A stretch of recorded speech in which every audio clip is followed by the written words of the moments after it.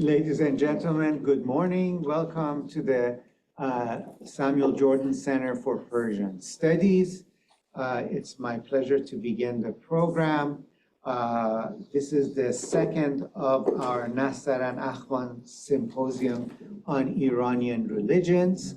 2 years ago, we had our first conference on the Iranian religions on Mithra, and we are planning to either next year or the following year have our third on Mazdak, and we hope to continue this on a fourth one that we're thinking about.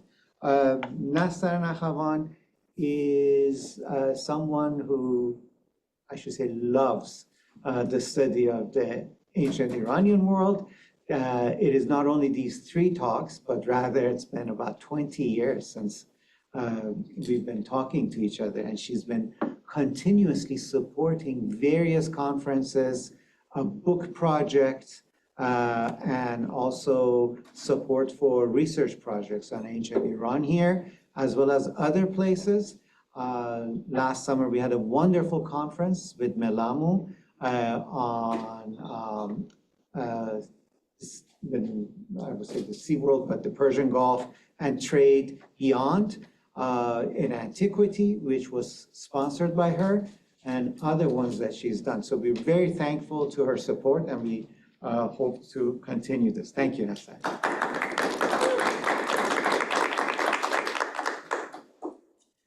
If you allow me just briefly, I'm going to switch into Persian just for, we have a lot of actually friends from Iran who have zoomed in. Unfortunately, they can't be with us for various reasons, as you may know, but at least since they're here and watching, and I should say a few words. خانم و آقایان به مرکز مطالعات ایرانشناسی دانشگاه کالیفرنیا در اروان خوش آمدید. باعث افتخارم هست که دومین سمپوزیوم مطالعات ادیان ایران باستان رو آغاز می‌کنم. پیرارسال اولین کنفرانس درباره میترا بود. امسال درباره مانی خواهد بود و سال آینده به احتمال زیاد درباره مزدک و ممکنه یک سمپوزیوم 4م رو داشته باشیم. این کنفرانس ها همچنین به همراه کنفرانس های دیگه‌ای به مانند دریانوردی ایرانیان که سال پیش برگزار شد به همت و پشتیبانی خانم نسترن اخوان انجام گرفت. من از نسترن عزیز بسیار متشکرم برای پشتیبانی، برای مطالعه و در تحقیق درباره ایران باستان. باعث افتخار ما است. متشکرم. Okay, so now I've done my Persian bit. I am not going to say much more. We are going to have my colleagues, Matt Kanipa and Carlo Ceretti, who are going to give a proper introduction to our symposium today. Thank you.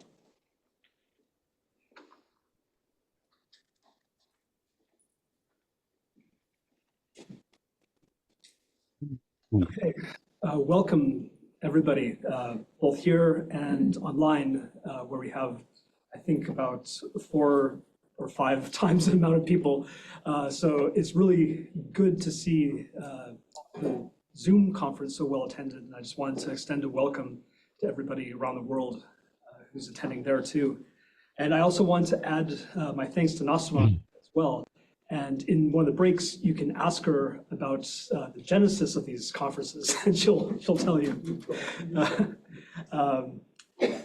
And also want to reiterate what my colleague Turaj said, that this is part of a series of planned conferences. We had an excellent one on Mithra, and the proceedings of that are under contract and in process right now. And I just wanted to speak a little bit briefly about the general conception of this. So when we developed this, the idea was to investigate non-Zoroastrian religions that grow from Iran or have an Iranian background or affiliation that also had a great impact on the broader Afro-Eurasian world. And also part of our of our goal in this was to think critically about it, in terms of what it means to be an Iranian religion and how these religions become acculturated to new geographies and new cultures. So this conference on Mani and Manichaeism, this is, I think, fitting the larger goals of this conference extremely well. And this is a religion, as we're going to see, that stretched really from the Atlantic to the Pacific, across the Afro-Eurasian world. So we hope to, or we will, have a conference on Mazdak, and then the fourth will be on magical traditions in the Iranian world and this broader cross-cultural or transculturation, I guess is a better way of putting it, between the broader cultures of the ancient world. So that is an introduction to provide the context for this conference. And with that, I'm going to turn the podium over to my colleague, Professor Carlo Ceretti, who will say a few more words about how this relates to broader scholarly initiatives. And I'll just turn it over to Carlo now.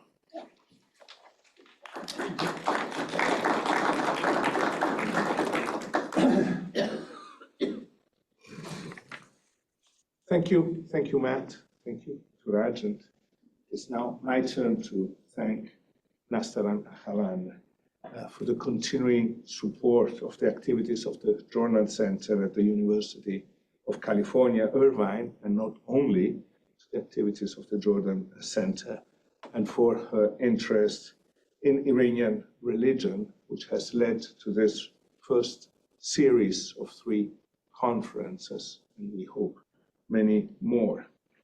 It is the first time I have taken part in organizing one of these conferences here at UCI, and therefore I must also thank Mert Kanipa and Turaj Daryai for guiding me through the complexities of the American system, which is complex, so not as complex as the Italian one. Today's program features several specialists from Europe and the US coming together to explore one of the most fascinating phases of the pre-modern world, an entangled religious phenomenon that bridges the Mediterranean and Asia. Today's focus will be on Iranian Manichaeism set in the wider framework of ancient Western Asia or the Middle East, whatever term you prefer to use. And this Middle East especially is used to include Egypt, that is fundamental for the study of Manichaeism. However, the primary research field of many of the specialists gathered here today is not Iran, nor the Iranian languages. Nonetheless, their knowledge of disparate neighboring fields throws new light not only on Manichaeism, which would be no surprise, but also on late antique Iran. Moreover, I believe that when compared with many other fields, Iranian studies suffer from relative isolation. On the contrary, the study of Manichaeism, much like the one of early Christianity or the late antique world, requires more than others interdisciplinarity. The first session, Manichaeism and Sasanian Iran, deals with the political connections of Manichaeism under the Sasanian. The second, Manichaeism between late antique Egypt, Iran, and India, will discuss Mani and Manichaeism in the wider context of late antiquity. Being the chair of Zoroastrian studies, I am particularly interested in Floriana Marra's presentation on the cosmic trap between Manichaeism and Zoroastrianism. And this, of course, is a bit of party-bazi, but which will be followed by a roundtable dedicated to Manichaeism and the Encyclopedia Iranica, a prestigious project now hosted by UCI, thanks to Turaj Daryai's efforts. Finally, the last session, New Approaches to the Manichaean Books, will deal with codices in their material dimensions, objects that play a role of their own in the cultic dimension of Manichaeism.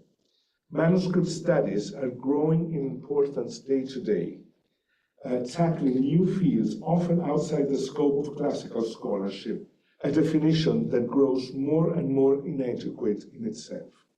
One virtuous example among the many is the Center for the Study of Manuscript Cultures at the University of Hamburg, which is conducting groundbreaking research and networking in many interconnected areas.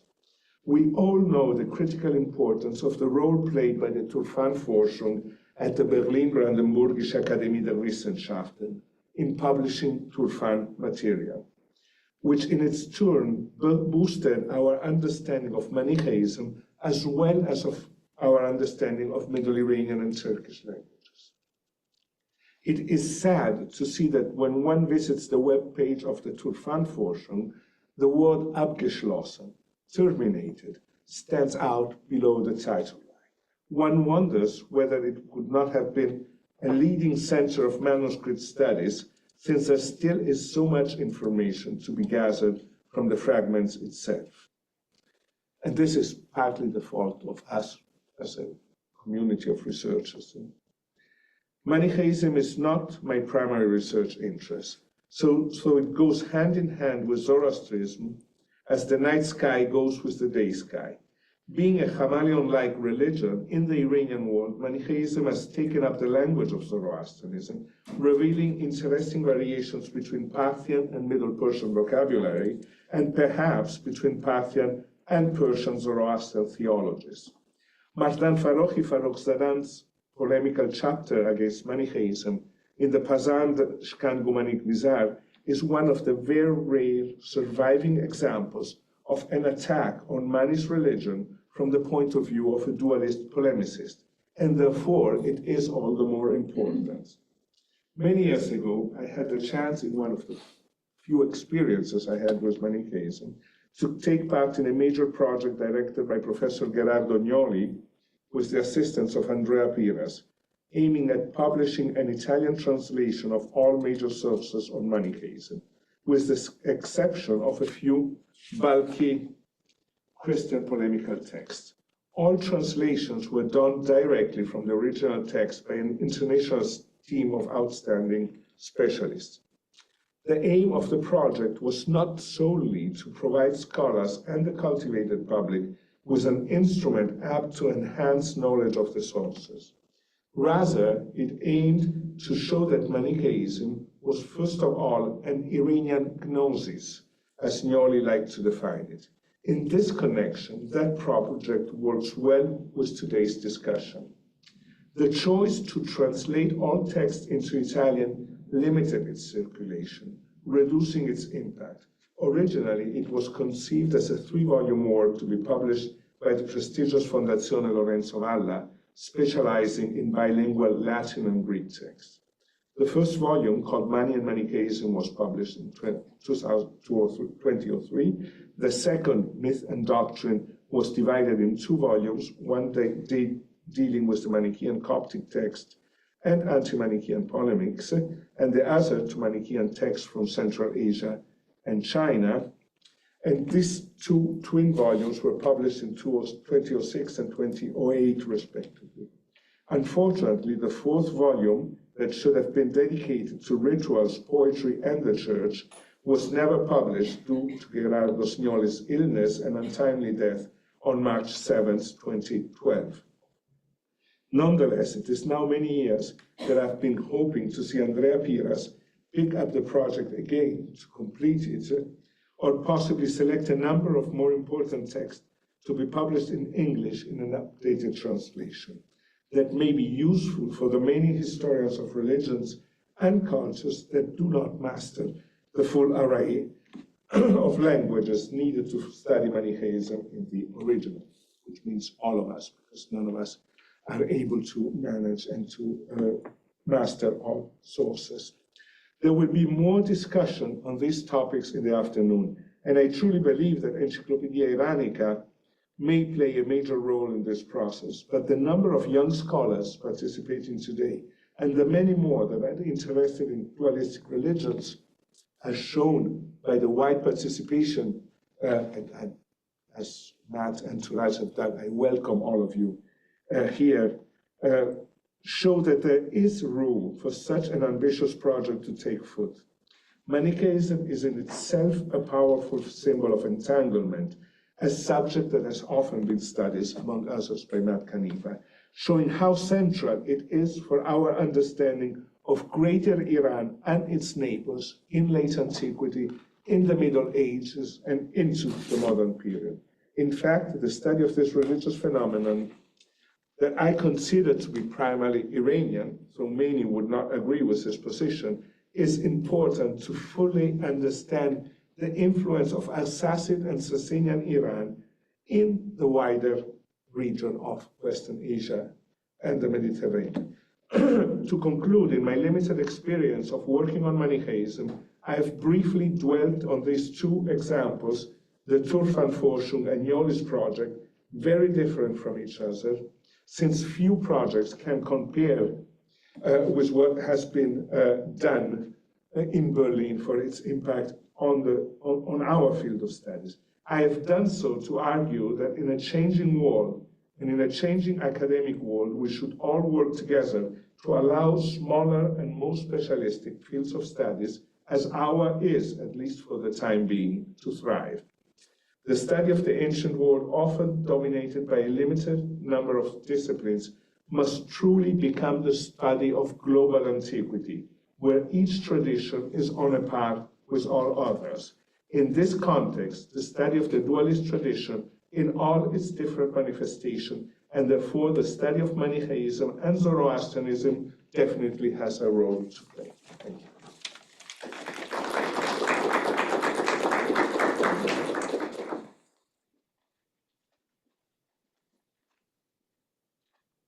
آقایان پنل اول آغاز میشه. The first panel.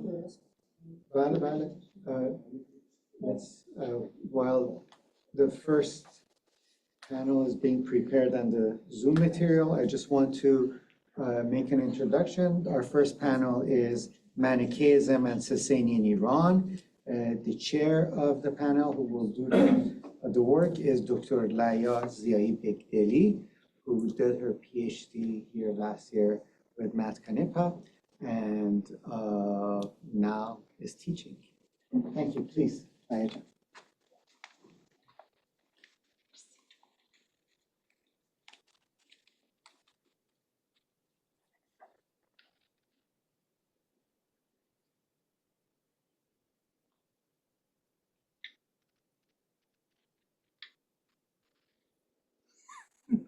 Yeah, that works.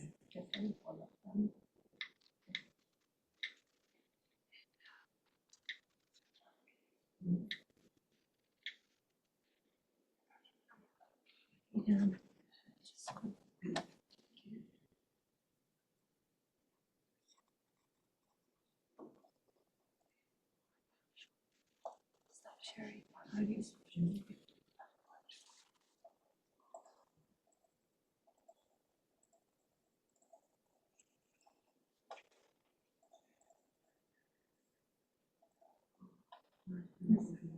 میتونی با هم اسکرینش رو شیر کنی.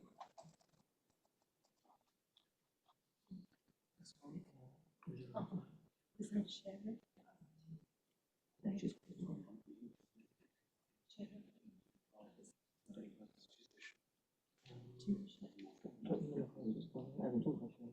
اینو به شیر کنی. اجتماعی زده. حالا شیر. Screens. It's not showing. من از اینجا طالب کنسولتیشن آره میتونی بس sorry my apologies for touching it. چیز هست گفتن این معنا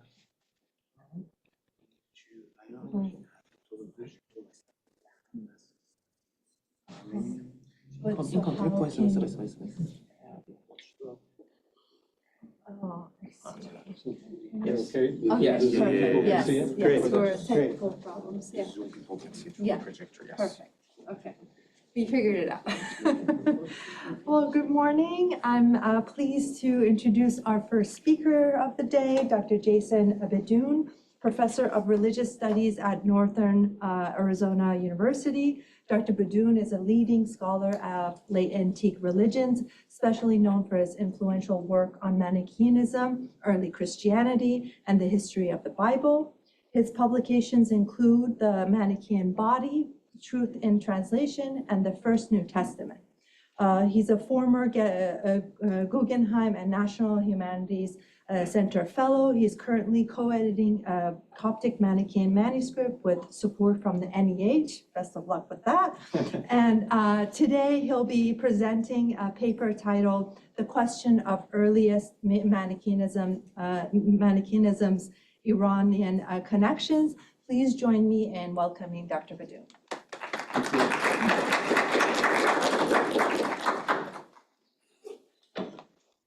Yes, I'm very pleased to say that we already spent our NEH money, so you can't take that away. Does it sound all right? Everyone hear me okay? All right. Well, it's a great pleasure for me to be here with you, and thank you so much for proposing this concept, and for Matthew and Touraj and Carlo to arrange it. And to be in the company of such great colleagues and friends is a very happy occasion for me. All historical study is subject to the streetlight principle, by which we can only see things that are illuminated by the sources we have, which may fundamentally skew the historical reality we are seeking to recover. Can I share that with the Zoom? Yes, of course. So Of course. It's not-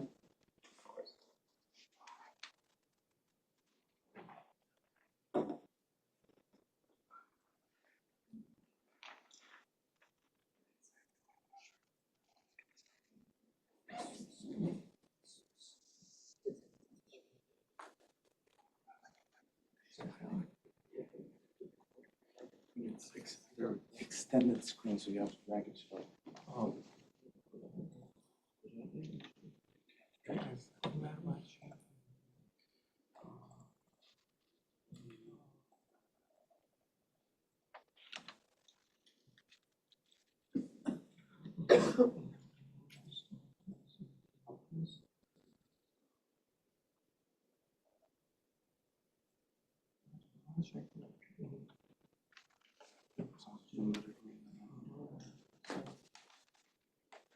I mean, as we have to you have Zoom. No, I could sign into a Zoom account, but there's no way to. We can. What if we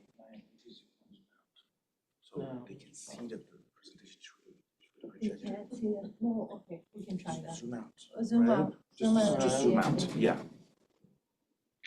Something like it was before. Yeah. That's. Yeah. It's blurry, but it's. Well, it's going to enlarge, so Okay. it's going to get Yeah, better. it will okay. fill most of So, it. Right. but unshare the screen. Yeah.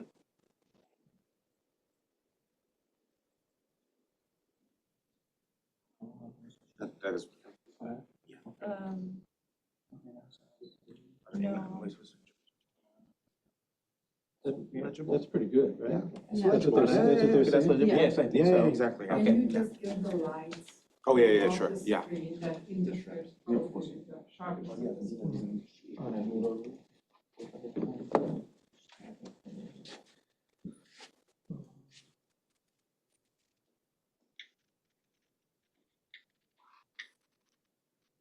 That's any better or? Let's choose. Yes.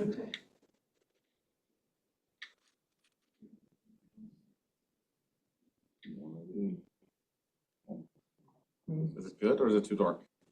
It's good. Yeah. Better than the video light. You're right. Yeah, yeah, yeah.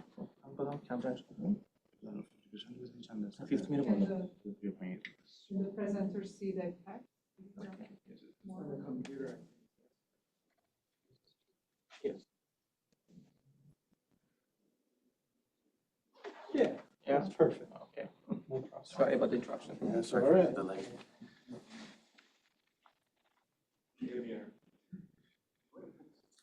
I was talking about the streetlight principle. Can you speak up? Jim? Yes, I was talking about the streetlight principle. Is that good?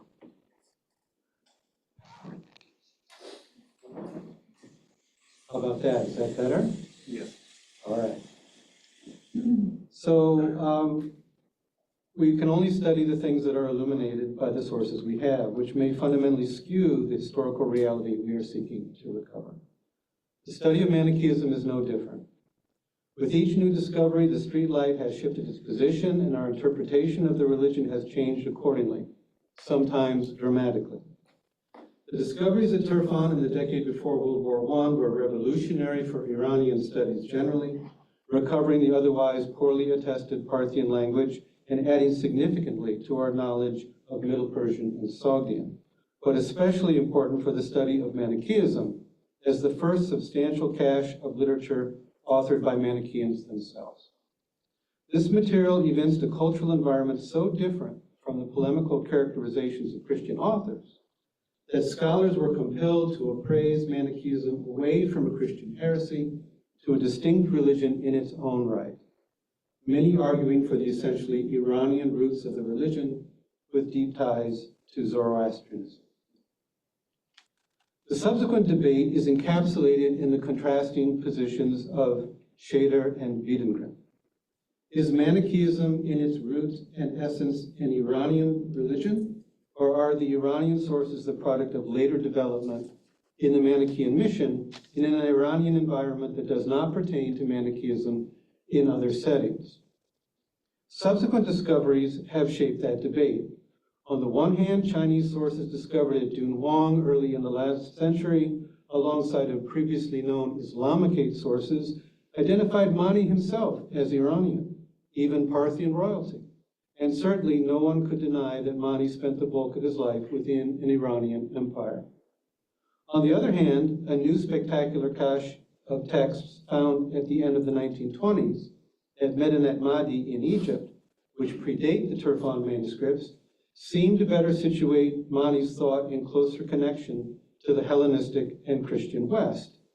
And for many researchers, the unveiling of the biographical Cologne Mani Codex in the early 1970s placed him securely within a Christian-Jewish context.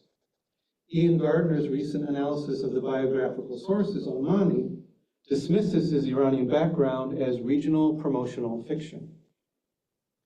Since the discovery of the Cologne Mani Codex, Schaeder's view has generally prevailed. The Iranian Manichaean literature from Turfan does not give us access to the earliest Manichaeism of Mani and his Babylonian-based community, but pertains to a distinct mission to Iran and Central Asia. There is no doubt that Manichaeans took to the Iranian environment fervently, adopting Iranian religious terminology and adapting Manichaean teachings to resonate with those of Iranian heritage. Many of you are familiar with my article on the co-emergence of Manichaeism and Zoroastrianism, published in the journal Entangled Religions, which outlines the elements of Iranian religious culture that adherents of both religions shared, each within different interpretive frames. My argument there does not depend on Mani being the one to initiate this Iranian cultural engagement. All of it could plausibly be attributed to the developing Iranian mission of second, third, and subsequent generations of Manichaean leadership. But let's nudge the streetlight a little. We are still in the process of editing the Coptic codices from Medinet Mahdi more than 90 years after their discovery, and they are offering a few surprises. The second volume of purported oral teachings of Mani, the Dublin or Chester Beatty Kefalaya, includes a remarkable amount of Iranian reference points. Some of these have already been published, and there is more to come. A large part of the manuscript is devoted to tales of Mani in and around the Sasanian court, discussing questions related to Iranian religious culture and invoking details of that culture himself to make his arguments. This exciting material provides a window into 3rd century Iranian religious culture, including practices around fire temples and fire ritual, festivals, ritualized killing of bad animals, as well as legends of Zarathustra and other figures of Iranian tradition, such as Kai Khusraw. This material is of the utmost importance for Iranian studies, and also for our understanding of the ongoing Manichaean engagement with Iranian traditions in the generations following Mani. Now from a source that we can say is not in the least invested in an Iranian mission. Yet even though all of this is portrayed as happening around Mani or discussed by Mani, that setting must be regarded as a literary construct of the collectors and redactors of the material in the first few generations after Mani. The Kephalaya have been worked up to supply authoritative answers and positions on issues that have arisen within the Manichaean community after the death of Mani and unaddressed in Mani's writings. The growing Manichaean mission within Iranian society would have ever more specific elements of that society to address, and that is the scenario in which the Iranian cultural elements discussed in the Kephalaya enter the tradition.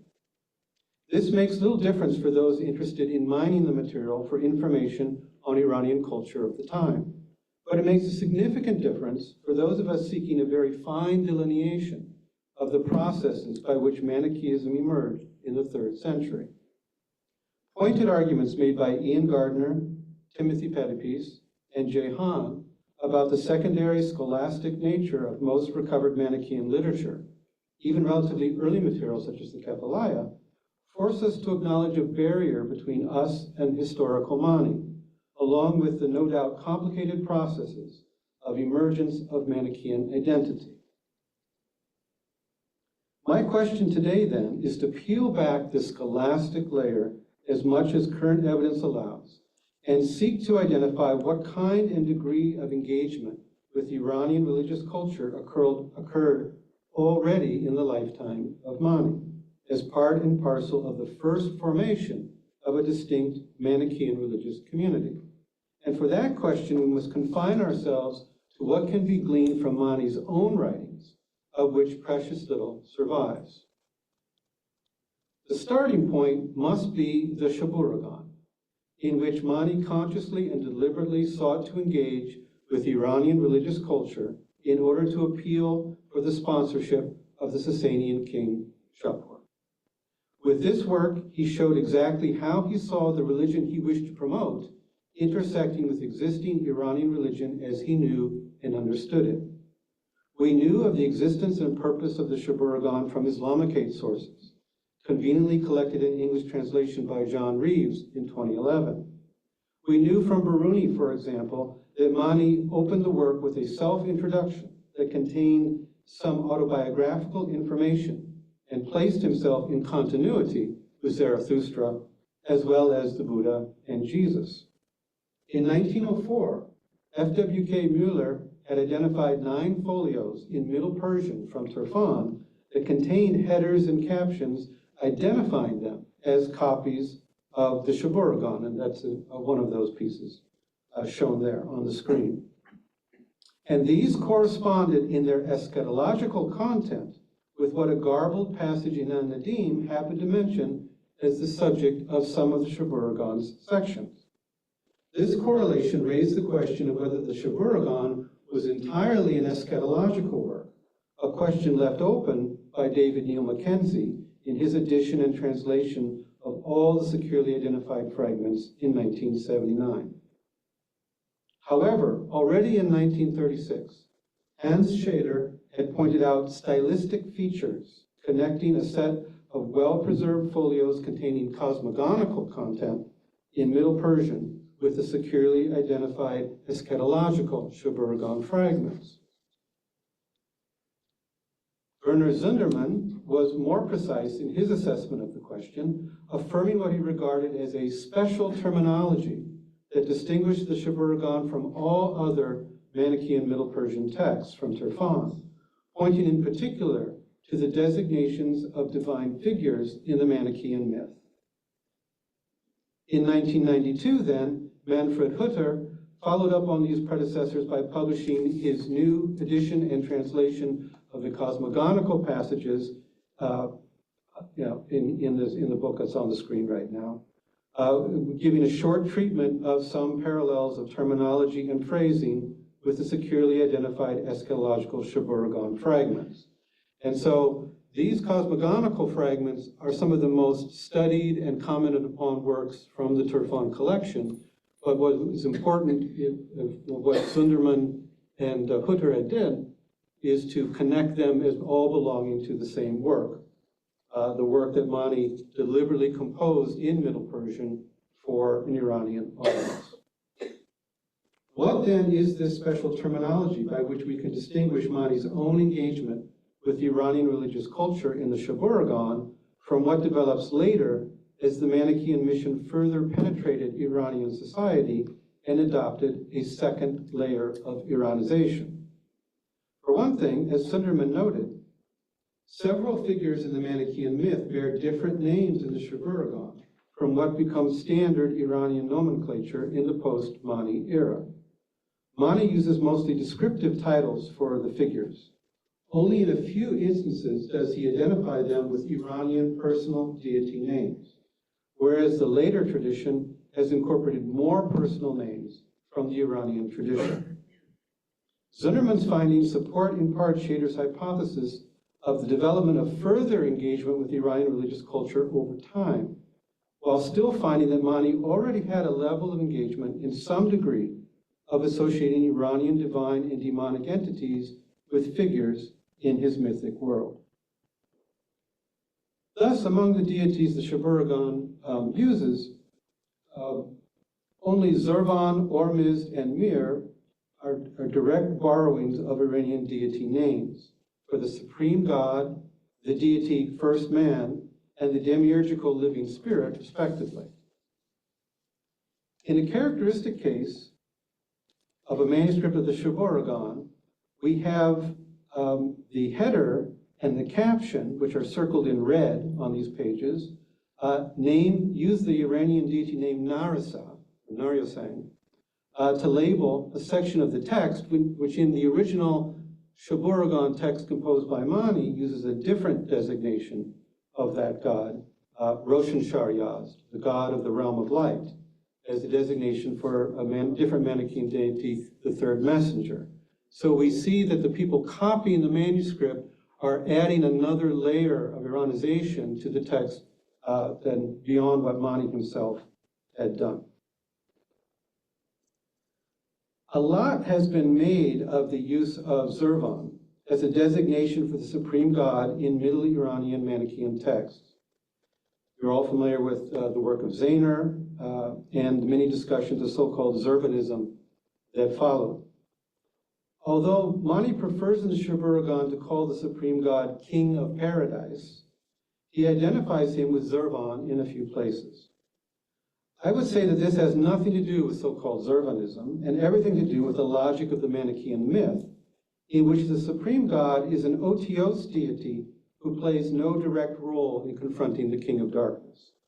The primary confrontation of good and evil is enacted instead by the supreme god's son, the deity first man, who descends to combat with the king of darkness, and that scene of primordial combat makes Ormizd and Ahriman logical parallel choices from the world of Iranian myth. That is not to say that Mani's king of paradise does not have certain qualities ascribed to Ormazd in Iranian tradition, such as prescience to know the right course the cosmos should take to achieve the ultimate triumph of good. But Zurvan, both in Mani's own writings and in subsequent Manichaean literature, is the name of the father of Ormizd alone, not, it must be stressed, the father of Ahriman. Thus, there is nothing Zurvanite, as that term has been used, about Manichaeism. There is no moderation of absolute dualism in Mani's religious system. Good and evil do not have a common transcendent source, and Ormizd and Ahriman are said to have absolutely nothing in common. Mani's identification of the demiurgical living spirit with Mithra in the Shoburagan is carried forward only in Middle Persian Manichaean literature, which plausibly took the Shoburagan as its starting point. Parthian and Sogdian-speaking Manichaeans instead identified Mithra with a different Manichaean deity, the third messenger, who has solar characteristics, and is called Roshan Shar Yazd in the Shoburagan. Whereas Middle Persian-speaking Manichaeans identified the third messenger with Narisa, or Naryosang, as you saw in that demonstration that I showed a few slides ago. For Parthians, the demiurgical living spirit retains a descriptive name, Wajibanda, literally living spirit, while in Sogdian this designation comes to be replaced with the personal name Wishbarkar, reflecting a regional pantheon of the Sogdians. Now, these differences have very real implications for Manichaean practice when it comes to programs of worship, prayer, hymn singing, and so forth, because people would be invoking different names, and they couldn't really meet together in common around those designations. Thus, there was not a single Iranian Manichaeism, but rather regional and linguistic divisions that mattered. And this fact reflects a deliberate program to communicate Manichaean teachings in regionally relevant vocabularies and cultural references. Puzzlement has been expressed about Mani's identification of Mithra with the demiurgical living spirit in Manichaean myth, since Mithra does not usually have a demiurgical function in Iranian tradition, where that role belongs to Ormuzd. A couple of observations may lessen the puzzle. First, the living spirit is first and foremost a warrior who carries out the martial victory that first man prepared by allowing himself to be temporarily overpowered by evil. With evil weakened by its absorption of good qualities that are toxic to it, living spirit slices and dices the forces of evil and constructs the cosmos out of their corpse. That sort of violent handling of evil beings is indeed part of Mithra's character, as described in the Mir Yasht, where he crushes demons with his ox-headed mace, and his coming moves all material demons and evildoers to fear. And this role was specifically invoked in the annual Miragon festival, as reported by Biruni. I want to mention here that the Chester Beatty Kephalaya that I mentioned earlier depicts Mani observing and interpreting Iranian festivals. And even though we cannot affirm these depictions as historical, they are a useful reminder that Mani's exposure to Iranian religious culture would not have been only or even primarily through texts, but from such direct observation of the lived tradition. And since we do not have much access to these lived traditions from that time, Manichaean sources should be turned to in order to fill out our information.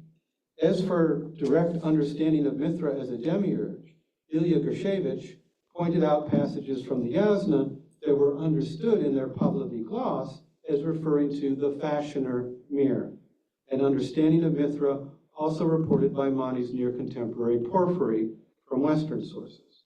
Gershevich sees this late ancient development as part of the groundwork for Mani's identification of Mithra with the demiurgical living spirit. Through identifying the living spirit with Mithra, Mani in the Shaburagan also adopts epithets of Mithra, listed there on the screen, as designations of the 5 children of the living spirit.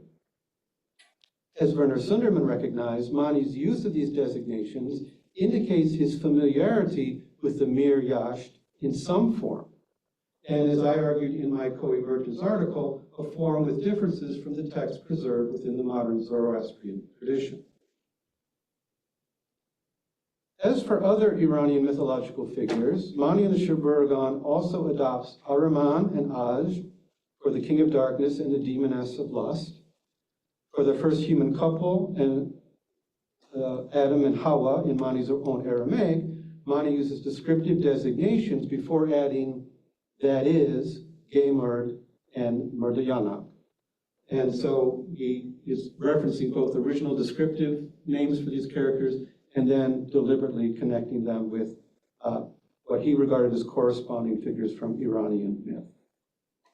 2 other key terms from Iranian religious culture also appear in the Shaburagan. Mani identifies his concept of the 5 divine elements mixed into the material world with the Iranian concept of the Maraspanden, Ameshaspentas, and Mani adopts the term Frashagerd to describe the positive resolution of the mixture of good and evil at the end of time. The prevailing view of Mani as a product of Aramaic Christian Jewish culture would lead us to expect that we will not find much in the way of connections with Iranian religious culture beyond the Shaburagan, in which he undertook a unique outreach to an Iranian readership. But such an expectation ignores the evidence of the Shaburagan itself, whose opening sentence articulates a clear statement of Mani's program of universality. So what I wish to highlight in my remaining time is an important piece of evidence that Mani also brought his Aramaic Christian Jewish culture into connection with the Iranian traditions in another work of his, the Book of Giants. This composition of Mani, already known from both Christian polemical and Islamic aid sources, has received the most reconstructive work next to the Shaburagan, beginning with W.B. Henning in the 1930s and 40s, then set on new footing by John Reeves in the early 1990s, following discoveries among the Dead Sea Scrolls that helped to clarify the Enochic Jewish source material behind it.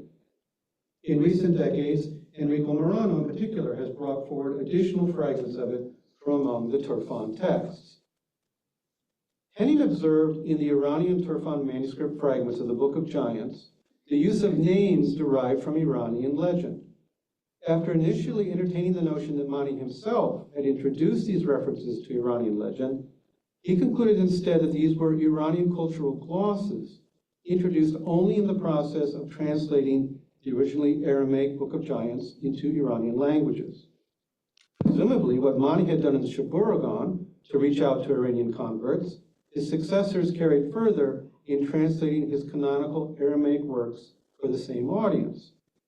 The question remained open whether this was done already in Mani's lifetime and under his supervision, or represented a progressively deeper acculturation, as we have seen in the adoption of more Iranian deity names in later Manichaean literature than the few Mani had made in the Shaburagan.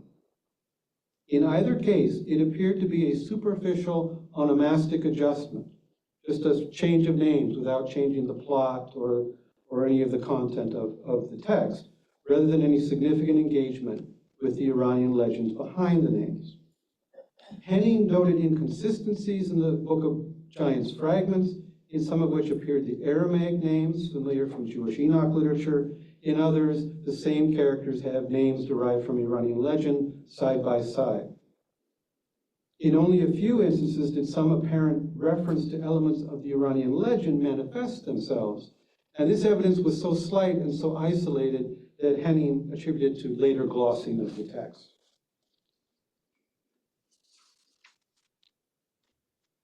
Henning's proposed explanation that the Iranian cultural references in the Turfan remains of the Book of Giants was best explained by later Manichaean adaptation of the book to Iranian language and culture made very good sense, given the state of the material, and has been the prevailing interpretation applied to all subsequent evidence until now. Hence, Dr. Shervo could write in 1995, there is no evidence that Mani depended upon the Iranian tradition when he first composed the book. Instead, like most of the allegedly Iranian elements in Manichaeism, they can be explained as secondary Iranization. But there was one anomalous piece of evidence. In one of the canonical lists of Mani's writings placed in the mouth of Mani in the Coptic Kephaliah, in place of the expected Book of Giants, occurs instead this phrase, the writing that I composed, Ntalaicha, on account of, because of, for reason of, the Parthians, and Parthos. Puzzle over what this could mean has led to some pretty fanciful and desperate propositions. But a special connection between the book and the Parthians is attested in accounts of early Manichaean missions collected by Werner Zundermann, which show Mani organizing missionary activity into Parthian inhabited and speaking territory. And in these accounts, specific mention is made of producing copies of the Book of Giants, the Koan, for use on these missions. Whether the book was to be orally explained to Parthian audiences or had already been rendered into Parthian language version, we cannot know. But taking the designation of the Book of Giants as written on account of the Parthians at face value, what possible reason would Mani, or the redactor of the Kephaliah passage, have to suggest that a reworking of Jewish parabiblical stories of fallen angels and their giant offspring would have particular interest or relevance to Parthians? The answer came in a new fragment of the Book of Giants, identified and published by Enrico Morano in 2009. M8131, and one is the page on the left. It's a different text on the other side of this bifolio from a different part of the codex. M8131 is a Sogdian homily that quotes passages from the Book of Giants in Parthian. This arrangement of the text is very important to my argument. Because of its dual language format, the reader can clearly distinguish the words of the Book of Giants in Parthian from the comments of the homilist in Sogdian. So the text underlined in red is quoted Parthian, directly quoted from the Book of Giants, whereas the non-underlined text would be the Sogdian commentary built around those quotes. Since the Sogdian commentary represents later discussion, further acculturated Iranian Manichaean context, any reference to those passages to Iranian legend could be understood, right, as further Iranization of the tradition. But the Parthian quotations embedded in the Sogdian text are direct quotes of Mani's Book of Giants. Parthian had become a kind of church language among the Sogdian-speaking communities, no longer a living language, but used for especially sacred texts, such as Mani's writings. So one of these underlined passages reads as follows.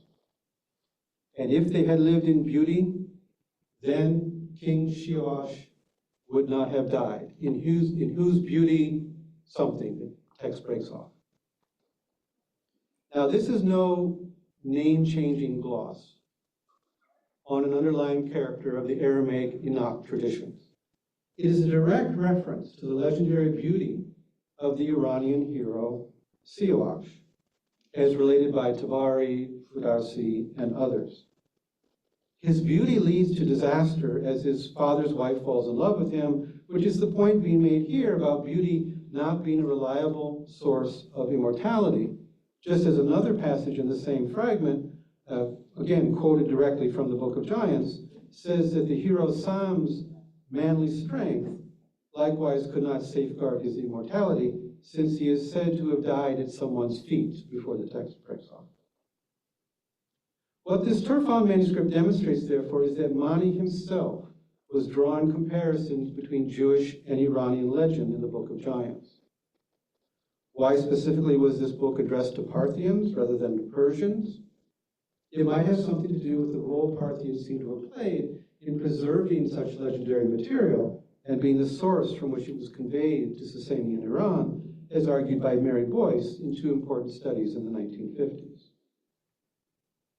Mani's engagement with Iranian culture, therefore, was not limited to the one project of the Shaburagan and the few deities and religious concepts evoked there. It extended at least to one other of his writings, the Book of Giants, and to legendary traditions that, while not religious in the narrow sense, were still dear to the hearts of Iranian people. And in connecting them with Jewish traditions about fallen angels and their giant offspring, Mani brought them within the circuit of religious concerns, just as later Zoroastrian literature would do in a different way with the same legendary characters. These two compositions of Mani can even be seen as serving a tandem purpose, with the Shaburagan reaching out to Persians, while the Book of Giants reached out to Parthians. But this was not a one-way relationship.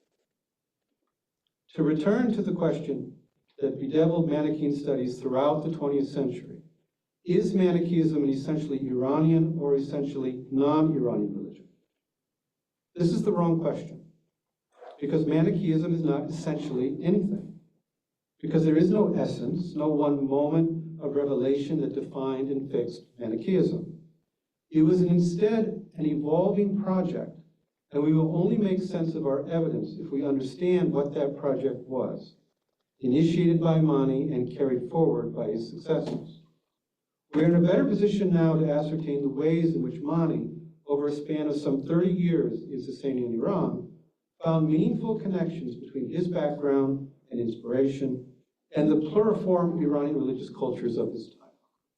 Interacting with texts, with oral culture, with sacred rites and festivals, he pursued his universalist project to discern common points between what had been distinct traditions, convinced as he was that they all went back to messengers of the same God. He did not simply clothe his prior ideas in Iranian dress. He learned from his Iranian contacts new ways to develop and refine his ideas. And in a similar vein, later Iranian Manichaeans continued to bring new elements from their culture to their further interpretation of the meaning of Mani's teachings. Thank you very much.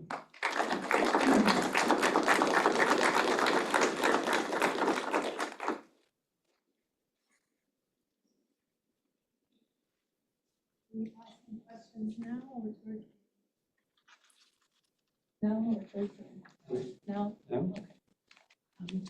Let me shift the screen.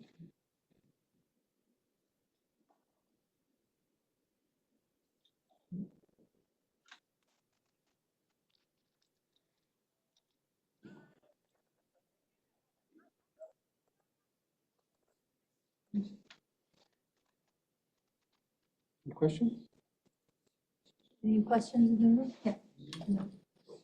Thank you very much for this. If you can speak up a little bit. Thank you because very I much for think- the speech. Wonderful speech. So, this question comes on the side of the Iranian studies, like the role of mayor, right? What what we can infer from Mani's text with regard to like differences of religions, let's say, on the side of Parthians, Persians, especially Mehr is one of them. The other one is the book of Akhavan. Like the name itself is very important. Why he chose like that name, considering the name as well as like they have controversy on the name as well. Yes, thank you for that question. What's really important, I think, is that the Manichaean material fills a historical gap, right? Because we have the Avestan literature, and then we have the later Zoroastrian literature. And, of course, where to place the original compositions of Zoroastrian literature, the later non-Avestan texts in time and in place, offers all kinds of challenges.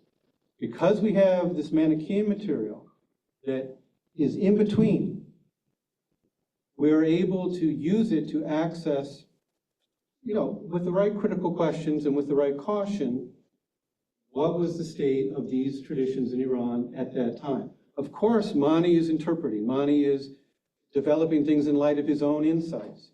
And keeping that in mind, if we look at what is actually just informing us and reporting to us about how the deity was viewed or how a term was understood in that context, we can, form research partnerships between experts in the Zoroastrian tradition and the Manichaean tradition to debate and discuss and figure out how to use this information and what it tells us about that. So that's what I'm hopeful for, is that the Manichaean material will be taken seriously, that it won't be treated as if any difference it has from later Zoroastrian ideas is a Manichaean manipulation or change or distortion of the material. And this is what I was arguing in my co-emergence article, that we have to put them on an even playing field, that both the Zoroastrian and Manichaean tradition are looking at the same Iranian religious culture and interpreting it in a developmental way, in a progressive way, as time goes on and things change. And so, like tracing back the stemma of manuscripts, right? What is the common original from which these copies come? How can we work back to an understanding of what was going on in 3rd century Iran in terms of Mir, in terms of Akhavan? The Manichaean evidence has a lot to tell us, but obviously bringing in expertise from those who work in Iranian studies and Zoroastrian studies to help, sort out what we can take away with confidence that the material is telling us. 2 questions online, but I'll do it online and then back to you. So how was Mani impacted by Syriac Christianity? Was his father a Syrian Christian? Well, Ian Gardner's recent book on Mani has called into question everything we thought we knew about Mani's parentage and family. So there's a later construct of Mani in a particular way in later Manichaean material, but we really don't know much about Mani's parentage. What we do know is that he was raised in what's called the Elkosite community, which is a Christian Jewish community of Mesopotamia. And so that would have been his starting point. But clearly, based on what he wrote, Mani was a highly educated person. He had a contact with many cultures around him. And so he really comes from a kind of melting pot environment. And so to identify one particular background or one essential root of what he taught would, I think, be a mistake.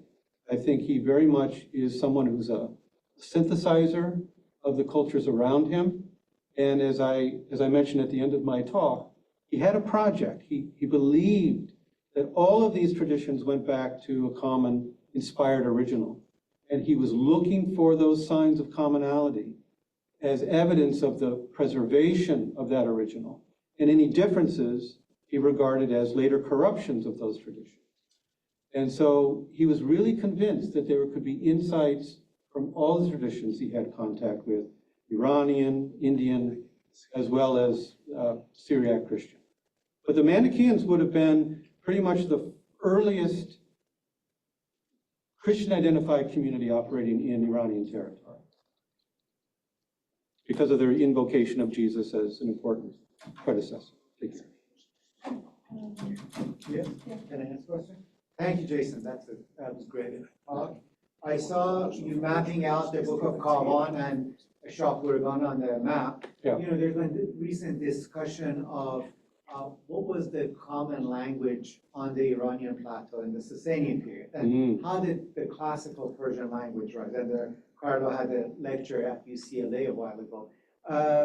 You know, this reminds me of these late Sasanian seals when the only two groups that are mentioned are the Parsi and the Pahlav. That is, there's only the Parthians and the Persians that are being mentioned. And it's interesting amongst the early, if these are the early ones, you have again the Persian Shahpuragan and you have the Parthian kind of Akhavan. Does that point you to an idea that these are the two powerful sort of people, or the reason that he's using these earlier on as opposed to Sakian? That seems logical to me. I don't pretend to be an expert of Iranian history and society, and I work with the language for the Manichaean text. But beyond that, what I hope for is bringing the Manichaean material forward. It will be used in discussions like this and questions like that. Certainly, in this early these descriptions of the early Manichaean missions, besides a mission to India, which was important to Mani. Certainly in terms of the larger Iran, it is the Persians and the Parthians are the only game in town as far as we can tell. And he deliberately, picked one of his disciples who could speak Parthian to spearhead that mission to the Parthian homeland. And that extended then, how far the Parthian culture extended into Central Asia at the time is a question that we have to look at many different sources. We're running a little bit behind. We push on forward. Thank you so much.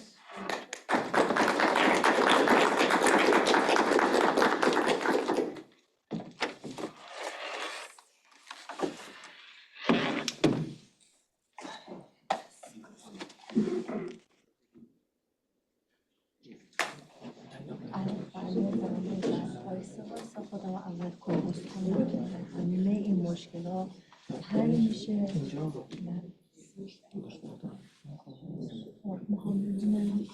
stop sharing.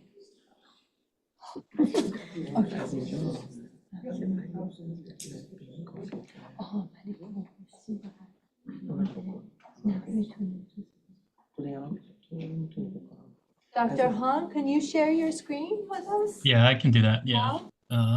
Let me. It says sharing is not turned on. You can request sharing for this webinar. Wow.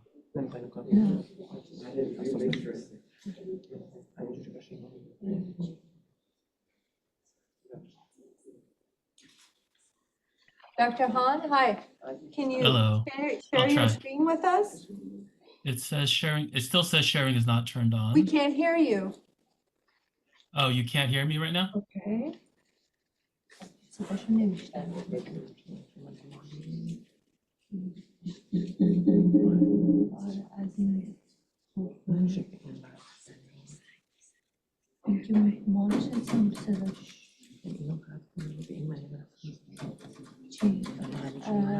says that sharing is not turned on, okay?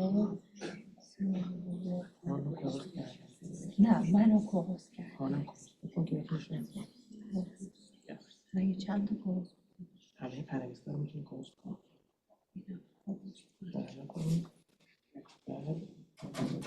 ولی صدای نمیشنم اوکی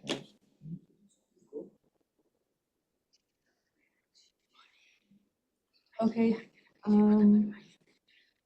Can Dr. Han, can you say something so we can see if we Yeah. can hear you in the room, please? Yeah, can you hear me?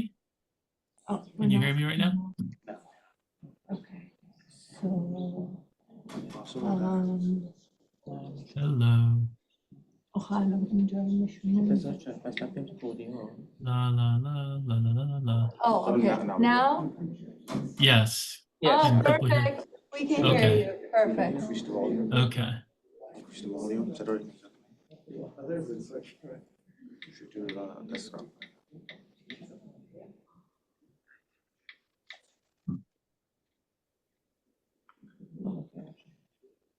Can everyone hear me? Yes. Yes. Okay, good, good. Make it full screen or not? چرا؟ خوبه دیگه. There's a thing at the top.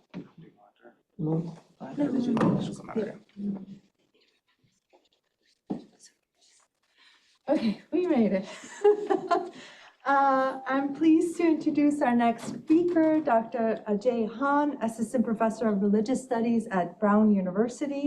Dr. Han is a scholar of ancient Syria and Mesopotamia with a focus on the religions and literacy traditions of communities such as the Jewish Christians, Manichaeans and Neoplatonists, and early Jewish mystics. His current research examines concept of prophethood and revelatory knowledge in late antiquity. Today, he'll be presenting a paper titled "Reassessing the Religions, Persecutions of Manichaean Church in the Sasanian Empire." Please join me in welcoming Dr. Han.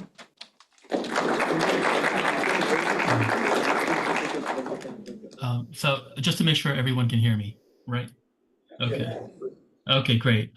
So thank you everybody for being there. I'm a disembodied voice just zooming into the conference room. Thank you for the invitation to present. I really want to express my deepest regrets not being able to be there in person. I got COVID and I'm still testing positive, so I think this was the right choice. So a bit of what I'm going to be presenting is new for me, both in terms of the languages that are used and the kind of argumentation that I want to try to make. Here I'm trying to put on a more historian's hat than the other kind of hats that I've worn before, and I really would appreciate some critical feedback, corrections, and things that's, what I presented on, what I will present on, things that might have sparked your interest.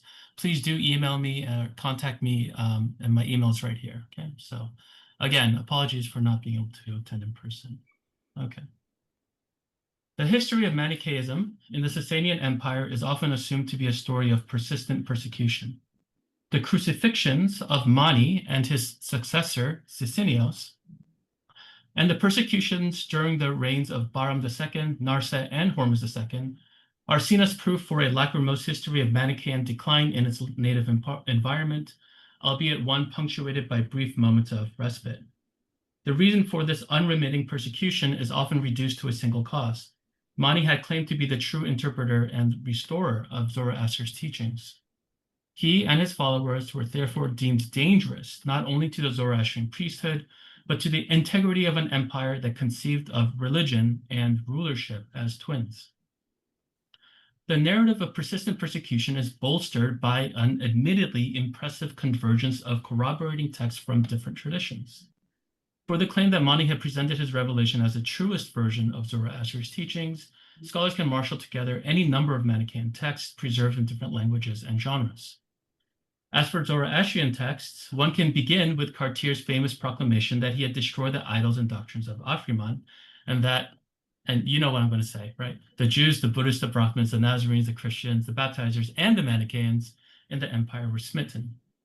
Later traditions, like the Shkan Gumani Guizar and the Zand, generally follow the same pattern of presenting Manichaeism as associated with Ahriman. When considered across a range of both Islamic and Christian medieval texts, that is, later texts, an impressive edifice of mutually corroborating texts emerges that reinforces the narrative of inevitable persecution and decline. This narrative, however, is often assumed rather than argued. As such, we can critique it from a number of fronts.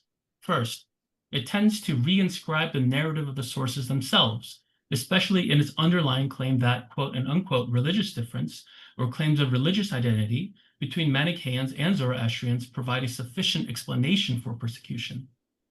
Yet, as Ian Gardner recently cautioned in relation to Mani's execution, quote, the question of any specifically religious dimension to these events need to be carefully examined, end quote. I suggest this critical attitude should apply broadly to the history of Sasanian persecution against Manichaeans as well. The religious dimension is necessary, but perhaps insufficient. Second, the narrative also tends to assume, even against textual evidence, that persecution was a norm.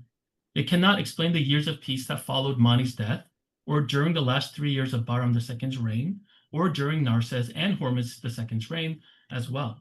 In fact, and I raise this as a question, this is a real question, especially to specialists here, do we possess concrete evidence of Sasanian persecution of Manichaeans after Hormuz II? Third, the narrative of persistent persecution does a poor job explaining the rapid growth of the church after Mani's death, not only in terms of its expansion, but also in the explosion of literary and liturgical creativity so clearly visible across the entire breadth of the extant Manichaean corpus. For these reasons and others, we required an alternative historical narrative that can explain both persecution and peace, provided that these are even useful paradigms, rather than seeing one or the other as the natural state of things. Following the sweeping reevaluations of persecution against Christians and Jews in both the Roman and Sasanian empires, scholars have recently begun to think about persecution against Manichaeans also in a more critical light. In line with these more recent approaches, this presentation tries to see persecution against Manichaeans not as an inevitable fact or as something hardwired into the ideology of the state, but as contingent events that emerge out of shifting circumstances. This presentation will focus on the vacillating periods of peace and persecution experienced by the Manichaeans between the death of the first Shapur and the ascension of the second. It proposes that the widespread persecution of Manichaeans reflects the rapid consolidation and expansion of the Manichaean Church as an institutional entity across the Sasanian Empire following Mani's death. That is, Mani's death marked the transition from Mani's church, that is, the church that belongs to Mani, to the Manichaean Church, that is, the church itself as an institutional fact. In this new Mani-less era, the church itself had to balance between allying itself with proximate regional powers and negotiating distant imperial interests. The growth of the church in terms of its geographic breadth and institutional heft made it necessary for it to seek allies among the elite. Who they chose as their protector had political consequences. Okay, in a longer version of this talk, I had hoped to make the following point in a more expansive manner. Okay? It was originally 50 minutes, but I cut it down. Okay? Here, I will try to flag these points as quickly as I can. The first point is that the Sasanians targeted Mani, and only Mani, during the time of his passion and crucifixion. There was no active persecution of Manichaeans at this time. Why is this important? It means that the Sasanians did not execute Mani for the same reasons that they would persecute his followers years later. Indeed, if we characterize the execution of Mani as an example of religious persecution, then why was it only Mani who was killed?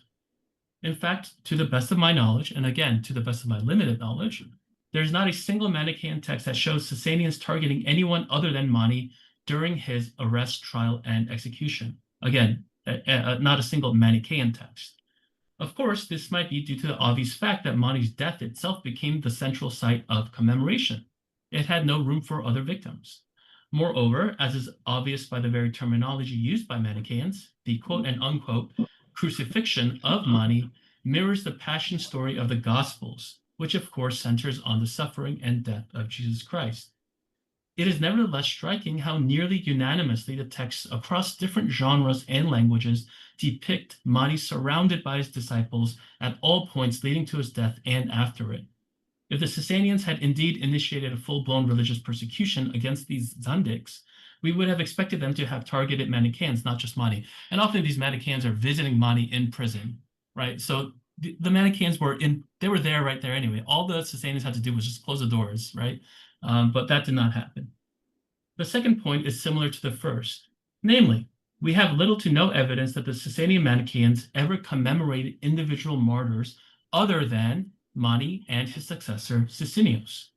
Sicinius was Mani's successor and is often paired with Mani as sharing in his crucifixion. Other than that, however, we have very little firm evidence of any other named victim of Sasanian persecution.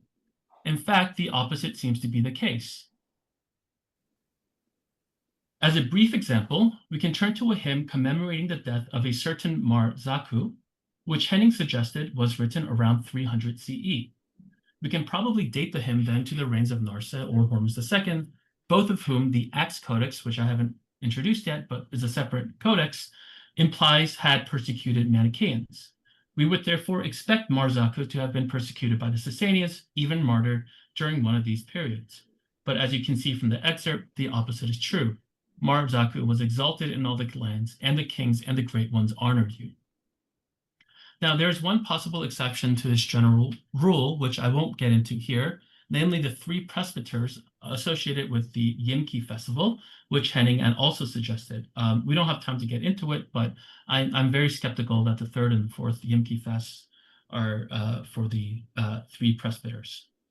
In any case, this is all just to say that for a church that was supposedly persecuted so relentlessly over such a long period of time, the nearly total absence of any named victim of the empire, aside from Mani and Sicinius, should attenuate our assumptions about the historical scope and severity of these persecutions. Okay, I'm not saying it didn't happen. I'm just saying that it should at least attenuate our expectations. Moreover, as the commemoration of Mar Zaku proves, the Manichaeans did commemorate the deaths of beloved leaders. Why then is there no mention of any leaders having been killed by the Sasanians other than Mani and Sicinius? Okay, we can now jump to the heart of the presentation. Why then did an empire-wide persecution begin? I argue that it had to do in part with the change of the Manichaean church itself. When Mani was alive, it was Mani's church. Following his death, however, Sicinius and the successor to Sicinius, whose name is Inaios, both Sicinius and Inaios pivoted to turn Mani's church into the Manichaean church. They built the church up on a regional basis by allying with other important first-generation leaders, thereby initiating a process of consolidation and expansion of the church across the empire, which led almost inevitably to entanglement with regional powers.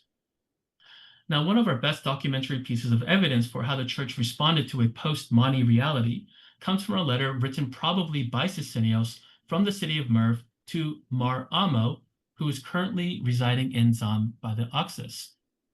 In actuality, I don't think this is written to Mar Amo, but that's another story. Contrary to expectations, there's no sense of despair in this letter, or there might have been a sense of despair if we had the full letter, but we don't. Okay, but what we have, there's no sense of despair. We see instead Sicinius promising to appoint bishops and teachers as protectors in every land and upper province, so that this religion of Mar Mani will find leaders and guardians from all sides. One wonders if there were no bishops and teachers here already, right? Since this is Sicinius writing, one wonders what was already there. In the rest of this letter, we see Sicinius dispatching disciples to nearby teachers, producing and distributing Mani's books, and assessing the spiritual health of the community at Merv. Sicinios is clearly building on the foundation that Mar Amo, that is the disciple who had been dispatched to this region by Mar Mani himself. That's who Mar Amo is.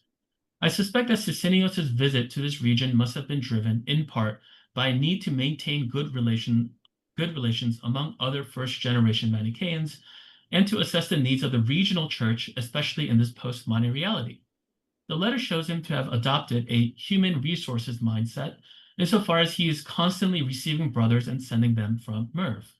Sicinios is particularly anxious to ensure that the brothers crisscrossing the region will receive a fitting reception.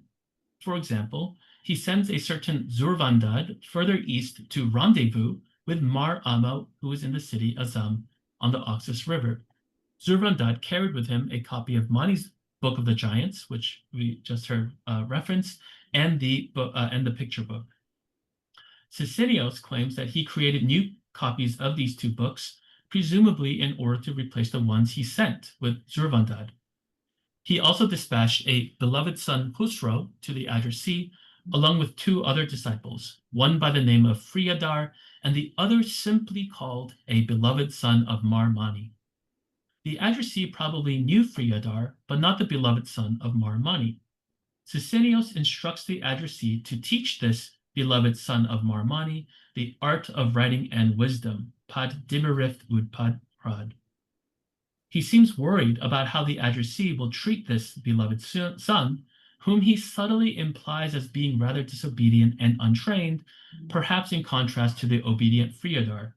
This may be why he calls him by the euphemism beloved son of Mar Mani, as if to stress that this troublesome but gifted student is still a child of God. Now, Sicinios seems to have been rather successful in building a robust church hierarchy in this region. We can see the fruits of his activities in later hymns that were performed specifically in honor of the church hierarchy. These hymns praise the offices of the church, not the individuals who occupy them. Again, to the best of my limited knowledge, such hymns are completely missing in the Manichaean Psalms from the Roman Empire, which suggests that they are either a distinctly Central Asian or perhaps broadly Sasanian development. Now, an early example of this type of hymns for the hierarchy comes from M174, which contains a nomen nescio. I think that's how you say it. Okay.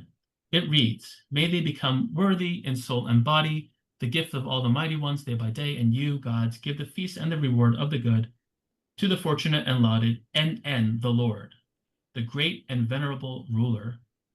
Now, clearly, as the NN indicates, what is important in this hymn is the office, not the individual identity of the person. It is the hierarchical structure itself that is the fundamental fact of the Manichaean Church, not the institutional personality. Now, there's a lot of these hymns and fragments of these hymns. Okay? There are even hymns that were sung for the occasion of the enthronement of a bishop or the elevation of a new teacher, as we see here, right? No hamozad, right? Again, to the best of my knowledge, we have no such hymns preserved anywhere further west. Such later developments must ultimately be considered in light of Mar Amo and Sicinios in Merv, who, as we saw above, had promised to appoint bishops and teachers in this region. These hymns encapsulate, I think, a distinctly post-Mani vision of the church. If Mani had been the face of his church when he was alive, following his death, the church hierarchy itself emerged as a fundamental way of conceptualizing ecclesiastical corporate identity. Okay, the next portion of my talk. Even if Central Asia provides a relatively constrained example, I don't think it is implausible to suggest that Sicinios was probably involved in similar activities in other regions of the empire. More than anything, as the first successor to Mani, he must have set the template for what the successor of Mani was supposed to do during their tenure, right? And what we see him doing is allying with other senior members of a regional church, in this case, Mar Amo, or another high-ranking member of the church. He's enthroning bishops, he's installing teachers, and he's funding the copying and distributing of Mani's books. That is, he was responsible for the maintenance and edification of the church.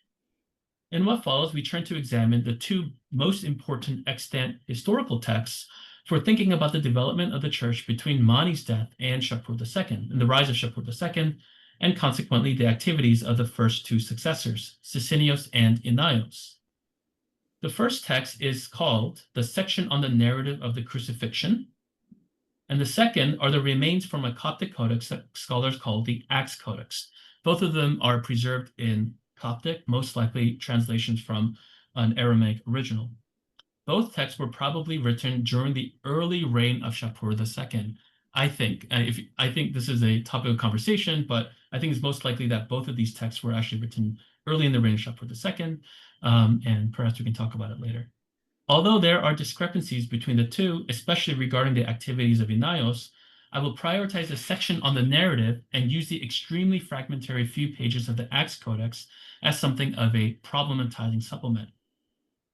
Now, the larger goal is to show that the persecution of Manichaeans involved a range of regional actors who at times collaborated and at other times competed with one another. As such, the Sasanian Empire not only facilitated the spread of Manichaeism, but this spread also made Manichaeans susceptible to competing regional interests, which they interpreted through the lens of religious persecution. We have already seen above, or at least I've gestured above, that the Sasanians targeted Mani for execution, not his followers. There was no generalized persecution until the year 280 or 281 CE, 3 years after the death of Mani and at the beginning of Bahram II's reign. Thus, the section on the narrative reads, 3 other years passed, and no one sinned against his people.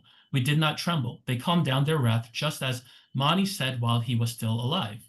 However, then, after the crucifixion of my Lord, it began to creep. It gathered his wrath in its place below. It began little by little, namely in land by land. Blah, blah, blah, blah, blah, blah. Okay. Fame was spread in every land about the crucifixion, in Fars, in Meshan, in Ctesiphon, in the land of Khuzestan, in Babylon, in every city. Okay. The claim that a generalized persecution against the Manichaeans began in the 3rd year of Bahram II's reign is probably accurate. Probably. This is because the author is trying to explain why 3 years of peace followed Mani's execution against expectations that there should have been persecution. The author and his audience are surprised by this period of peace, and they're trying to explain it away by citing a vague prophecy, right? And also, by the way, this kind of divinatory divination of Mani speaking about certain events in the future is very, very unlike, I think, Mani's own conceptualization of what he of his own revelation, which tends to be much grander, much more cosmological, and yeah, okay. This means that the persecution began a few years into Sicinius's tenure. Okay, after the death of Mani, now this is Sicinius's time. Furthermore, the text states that the persecution did not begin as an imperial decree from above, but it began little by little, land by land, from below. Interestingly, it also notes that the fame of Mani's crucifixion had begun to spread across the empire, especially in the regions of Mesopotamia, Khuzestan, and Fars, right? It says fame, but it's more like infamy, right? I suggest that Sicinius's letter in Merv, discussed above, provides one key for understanding the bottom-up nature of these early uncoordinated and regional persecutions. There, we saw how Sicinius acted regionally in developing the infrastructure of the church. It is not difficult to see how all his activity would cause both the fame of Mani's execution to spread across a region and how it might stoke up new and already existing local opposition to the church. Who would want to be neighbors with a ranking member of an organization whose leader the empire had recently executed, and in a very public manner, no less? If so, the spread of Mani's fame into the provinces and local opposition are two sides of the same coin. This pattern would then repeat itself across the empire as Sicinius and later Inaios traveled region by region, appointing bishops, teachers, and so forth, that is, building the church. First, however, we should note that there is a strong discrepancy in representations of Sicinius's successor, whose name is Inaios. There's a strong discrepancy in representations of Inaios between the section on the narrative and the Acts Codex. In the section on the narrative, Inaios is able to secure protection for the Manichaeans from Bahram II during the last 3 years, Oh, there we go. During the last 3 years of the emperor's reign. Having done so, the text says, then after these things, he came up to Belapat and died, and he rested at that time from the world. Okay? This text therefore gives the impression that Inaios died shortly after Bahram II's reign in 293 CE. It says nothing about Inaios' time during the reign of Narse, nor of Hormuz II. These parts of Inaios' career we only learn about in the fragmentary Acts Codex. The reason for this discrepancy comes down to a tendency of the section on the narrative to portray Sasanian persecution as something in the past and as something particular to Mani and Sicinios. In fact, it portrays Sicinios as a second Mani, as someone who, quote, who drank from the cup of his father's crucifixion and came forth after him, end quote. The Acts Codex, in contrast, provides evidence for Inaios' time as the leader of the church all the way to the reign of Hormuz II.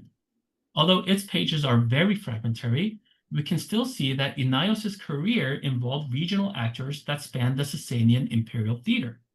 For example, a mysterious land of Anajit, Azerbaijan, Armenia, Bithynia, Fars, Khuzestan, Queen Tadmor, whom scholars have identified as Queen Zenobia of Palmyra, and King Amaro, perhaps the founding king of the Nasrid. These are all mentioned even in this very, very scattered text. Even from the scattershot view of this fragmentary text, we see that the stage for the Manichaean Church during Inaios' tenure involved multiple regional actors across the imperial stage. Now, these actors naturally collaborated with and competed against one another for greater access to the imperial throne. We should not be surprised then to see Inaios working actively with these actors to secure protection under both Narse and Hormuz II. During a time of persecution that sprang out supposedly under the reign of Narse, Inaios petitions King Amaro for help, who in turn writes numerous letters urging protection to King Narse and to a powerful noble named Shapur, and to quote and unquote many nobles. If Shader is correct in identifying this King Amaro with the same Amr ibn Adi, who had acclaimed Narse as the rightful Shah at Paikuli, it makes sense why Inaios would have reached out to someone who had helped Narse win the throne. Swayed by Amaro's letters, Narse issues commands to protect the Manichaeans. A similar scene plays out shortly after the death of Narse in 302 CE, and at the beginning of Hormuz II's reign. Hormuz II apparently nursed a personal enmity against Shapur, which jeopardized the Manichaeans because Shapur was their local patron. The text goes on to say, and as you can tell by all the dots, there's a lot of missing fragments, right? Concerning us that they persecute us, sufferings to us, and he spread his eunuchs everywhere, and the servants of fire, and they raised a great danger, suffering and a great persecution. And Inaios went to the palace at that time, and he went and he besieged him in order to obtain favor. It seems that Inaios, recognizing that his association with Shapur that had protected his church in the earlier Shah's reign now endangered the church, went directly to the palace of Hormuz II in order to prevent further escalation. It is likely that Inaios succeeded in this task because the section on the narrative states that Inaios died in Belapat, not that he was crucified. Unfortunately, these few pages are all that is currently available from the Acts Codex. Nevertheless, the degree to which both texts agree in portraying Inaios as deeply involved within larger regional politics is rather striking. The section on the narrative is particularly effusive about the unrealistically happy relationship between Manichaeans and the empire during Inaios' tenure. Again, can you really conceive of if the Sasanian empire was so relentlessly persecuting the Manichaeans, right, and the Manichaeans were writing from a position of utter persecution, then how do you make sense of something like this, which is just glowing with praise for how the Sasanians treated Inaios? Okay, the section of the what does it say? Right, Inaios received letters of protection from the king for each land, and he was feared. They were led to the table so that he would sit beside him. They gave him gold and silver, but he did not take it from them. He encouraged him to receive authority, but he did not. Blah blah blah blah blah. He received victory and grace. They wrote letters on his behalf to the kings and nobles by the river. Quiet came down. They became friends with the grandees and rulers. Okay. Now, although this passage is effusively hagiographic, it nevertheless reflects a vision of how Manichaeans imagined the ideal relationship between what we might call the Manichaean Church and the Zoroastrian state. In its wish for letters of protection for each province of the empire, it reveals a church that had already spread across much of that empire. In its polite rejection of gold, silver, and authority, it signals a recognition that the church must stand apart from imperial rule. At the same time, in its fantasy of Inaios sitting and dining beside kings and nobles, it already pictures Inaios as one of those nobles. Of course, this happy vision of harmony is only a fantasy. We have already seen in the Acts Codex how moments of imperial transition could threaten the Manichaean community, who sought refuge under local or regional authorities like King Amaro or Shapur. Both the Acts Codex and the section on the narrative therefore provides evidence for the church's entanglement with regional politics, which must have had consequences for their future within the empire. Okay, my very brief conclusion. In conclusion, clearly, there are many ways that we can develop this thesis if one wants to. One might think, for example, of the persecution alongside the development of the concept of Iran as an ethnic religious marker. Or we can go so far as to dismiss the paradigm of persecution peace entirely and see it, as Matthias Brand had called it, as an interpretive framework through which the Manichaeans saw the events of their world. At the very least, what I hope to have argued or suggested here is that whatever the case might be, we need to consider Sasanian violence against Manichaeans as historical events that need to be explained on the basis of shifting developments of both church and state, rather than something that emerged inevitably and naturally out of Zoroastrian intolerance for Manichaeism. Okay, thank you. I'm going to stop sharing now.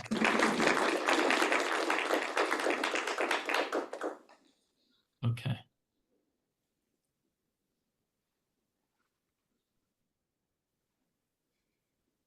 Should I take questions now? I'm not quite sure. Yes, any questions? Yes. Should I come to the microphone or I'll just work? You should.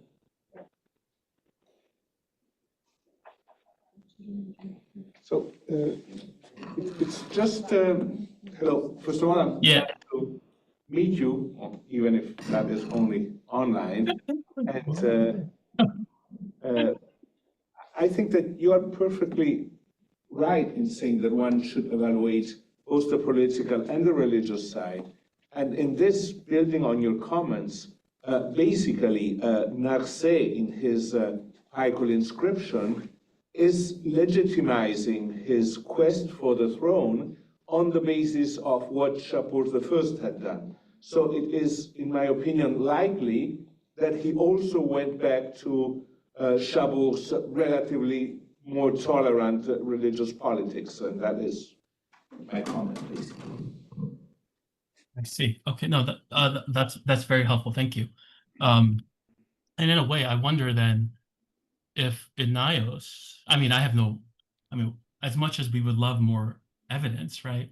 I wonder if Inaios knew that, and if he was trying to, and he took that into consideration when it was trying to figure out how to deal with these new emperors coming up.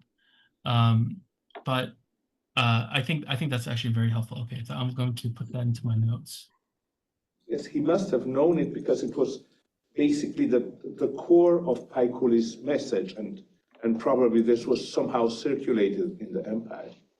Okay, thank you. We have one question online, and I think we're just gonna move on afterwards.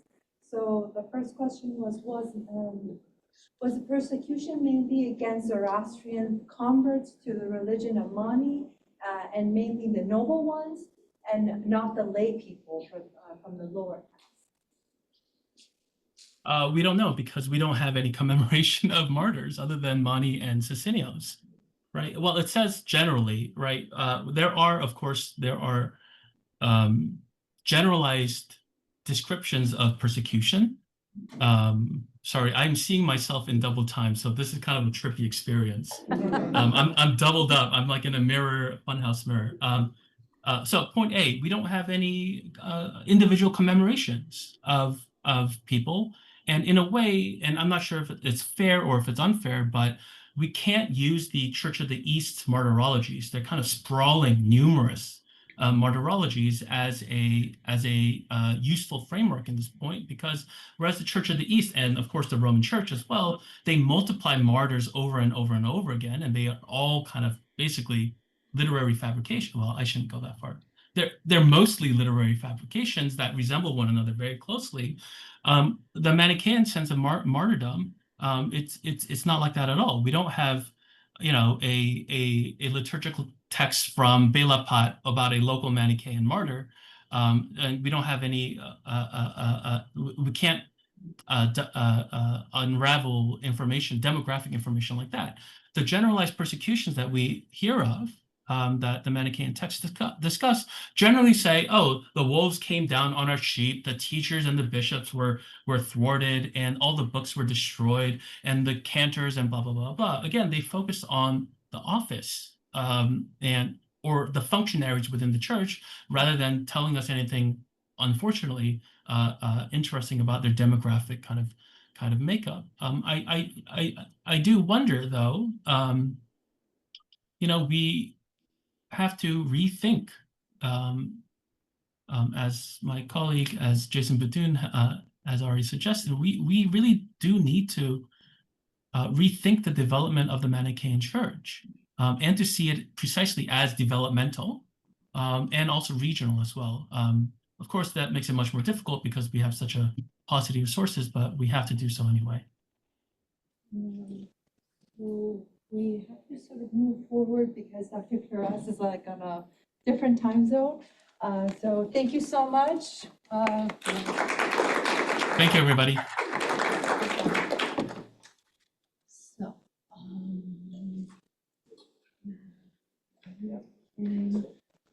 Dr. What's that? It's that one.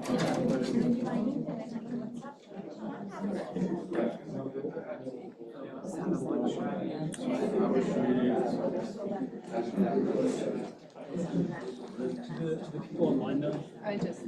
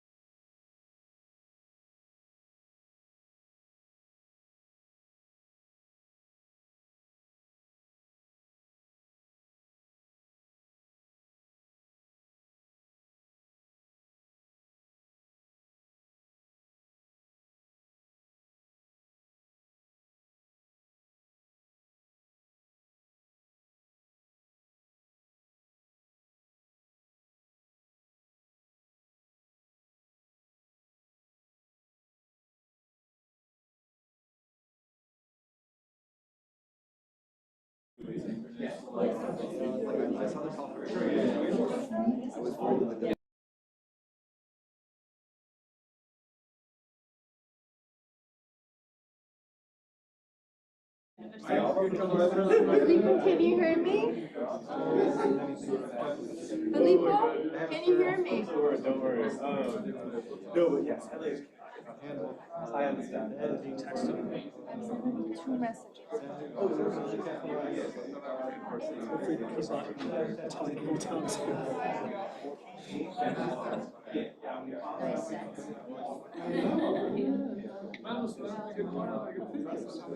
Filippo, can you hear me?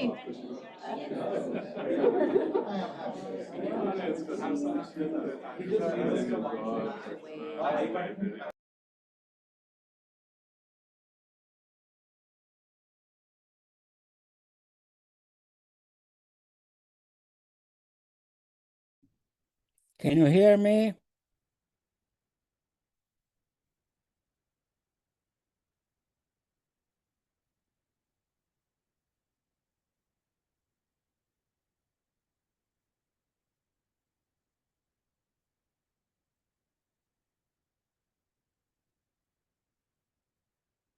Can you hear me?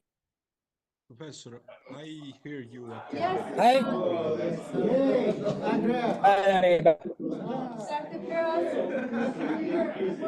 vanished.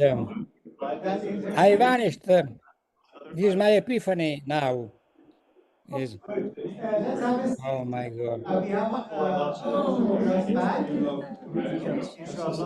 Okay, is Filippo here? Yeah, he's here. Is he? Filippo, can you hear us? Yeah, sorry.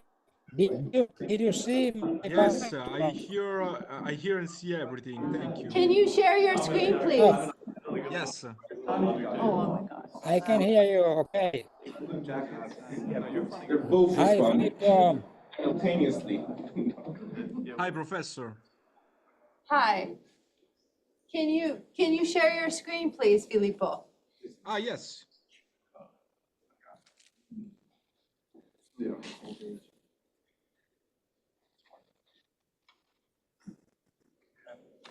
All right, so we're going to begin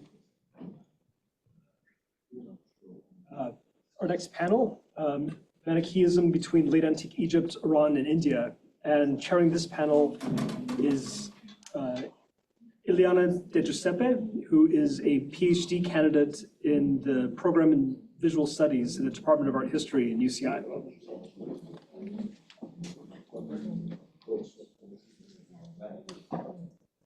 Hello. Filippo, I believe you are sharing. Yes. Hi, Filippo, I believe you are sharing a Word file. Yes. Oh, okay, perfect. Okay. I confirm. Yes, thank you. Okay, sorry. So without further ado, Filippo Gerace is a doctoral candidate in philology and history at the ancient world of the ancient world at the Sapienza University in Rome. Coming from a classic background, he works on Western Manichaeism.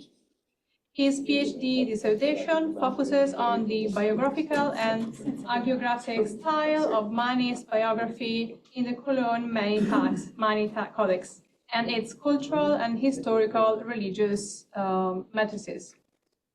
Today, he will present a paper titled The Conversion of the Unknown Kings between Syria, Mesopotamia, Persia, and India. Please join me. Just give me 1 minute to dim the lights. And could you make your screen a little bit bigger because the font is really, really small and we can't see it. Yeah. Better? More? More.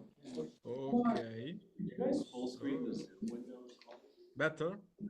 Better, yes. Okay, thank you.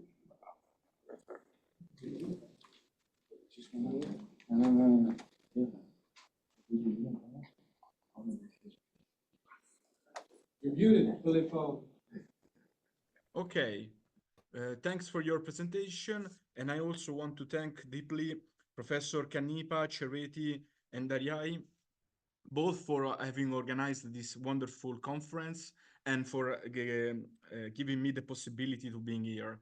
And also, I thank you both online and in presence.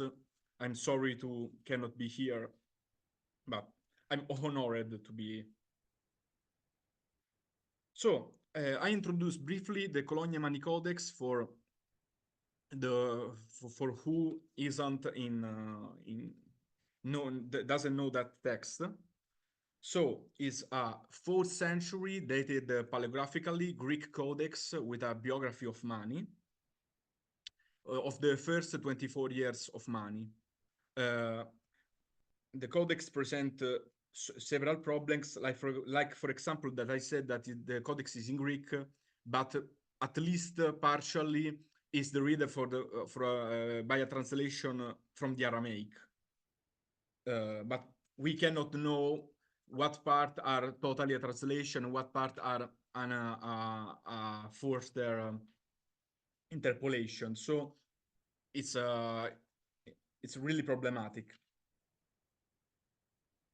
And the second part of this biography tells about the first missionary travels of Mani, the first missions that aren't attested in all other sources.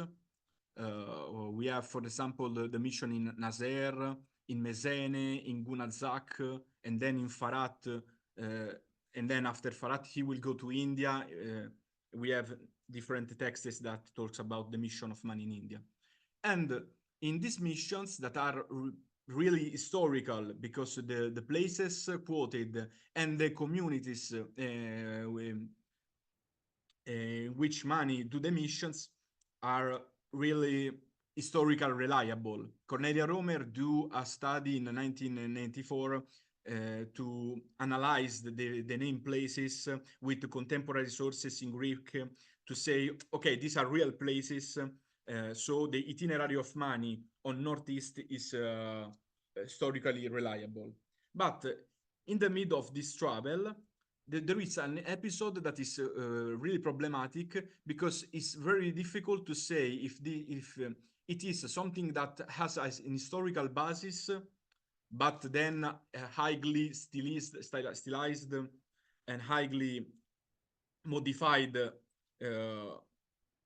literally modified, or if it is a complete invention. And this is the episode in which Mani converted a king, an unknown king, because we haven't the name of that king, in his reign. There are some common topoi of the mission of Mani and the conversion of kings that we have in other texts, like for example the conversion of Shabur, of the Mirsha, etc. For example, the question of the teaching of Mani. Here there is this expression in which he told the Manichaean doctrine, the two natures and the three times. And then the king that is astonished and he converts on the doctrine of Mani. And then the kings permit to spread the religion in the place. So it's a really generic tale because we don't have the name of the king, we don't have the name of the place of this kingdom.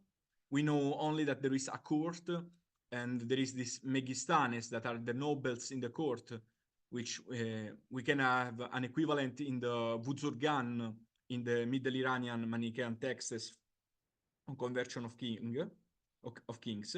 And my aim is to find if there is a total invention, a totally hagiographic invention, or if this text could have an historical basis. And the first thing that I want to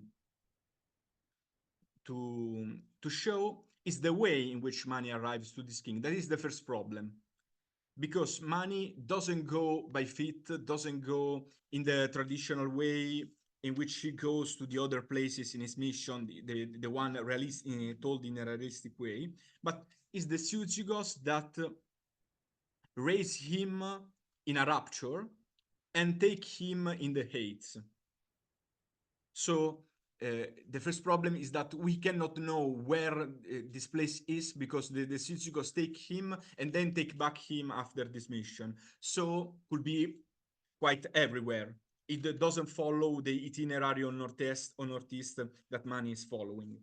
And then there is this locus amenus, so this paradisiac location that Professor Hahn, in an article, in a very interesting article, rightly says that this description shows the division between wilderness and civilization.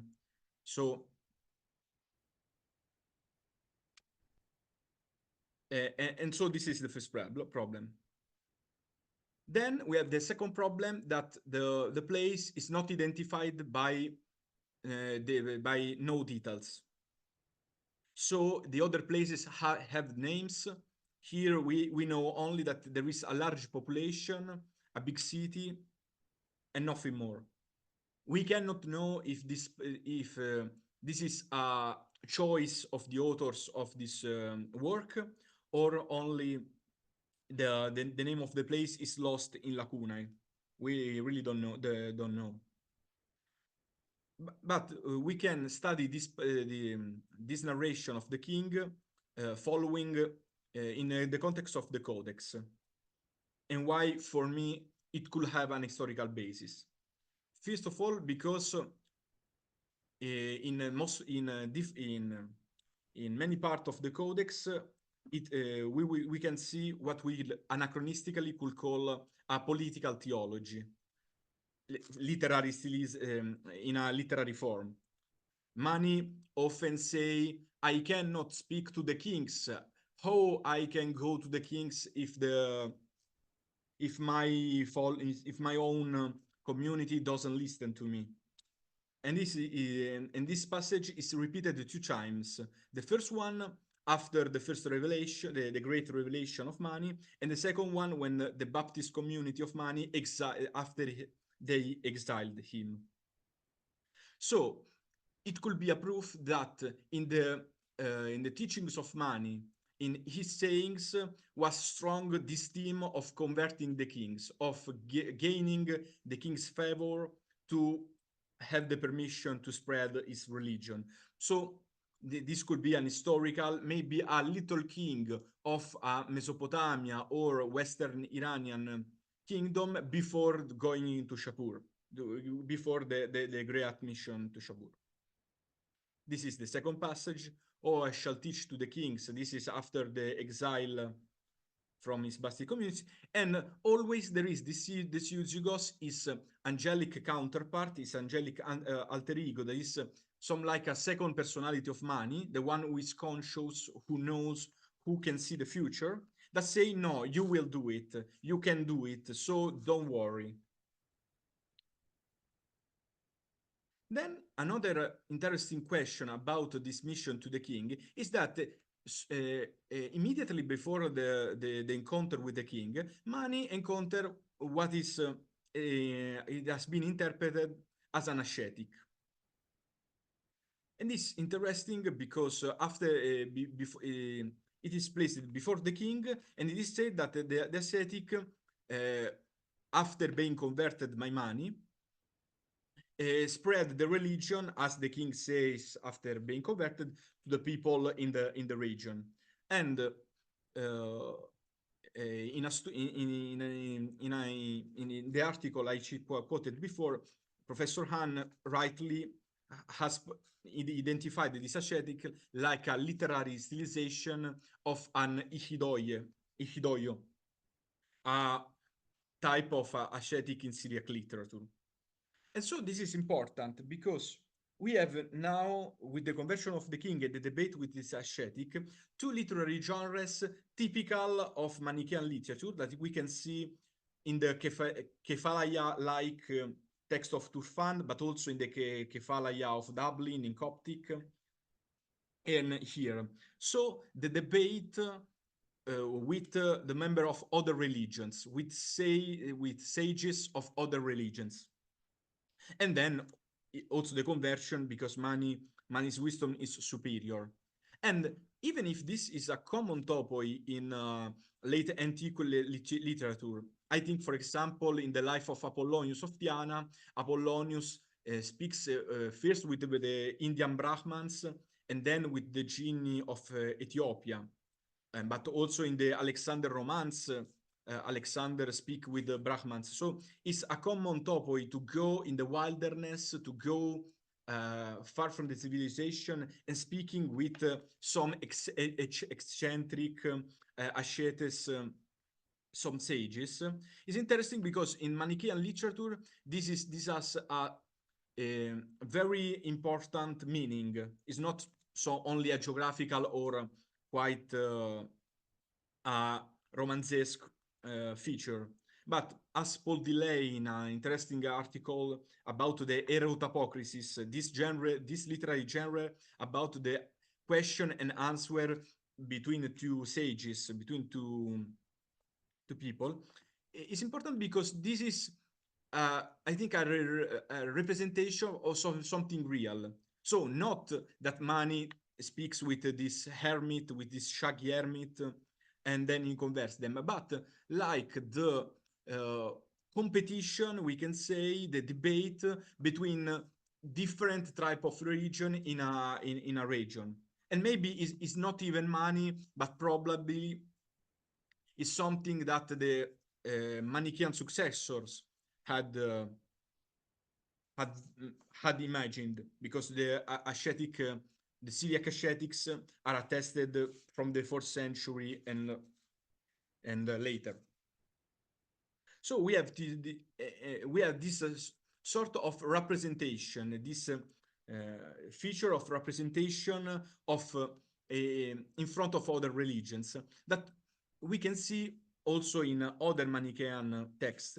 It is interesting because we can find, for example, the mission of Addas, which is situated in Palmyra, that say Addas fought other religions and wins, that is attested in Sogdian and Middle Persian in Turfan. And then we have the debates of, as it has been said, of the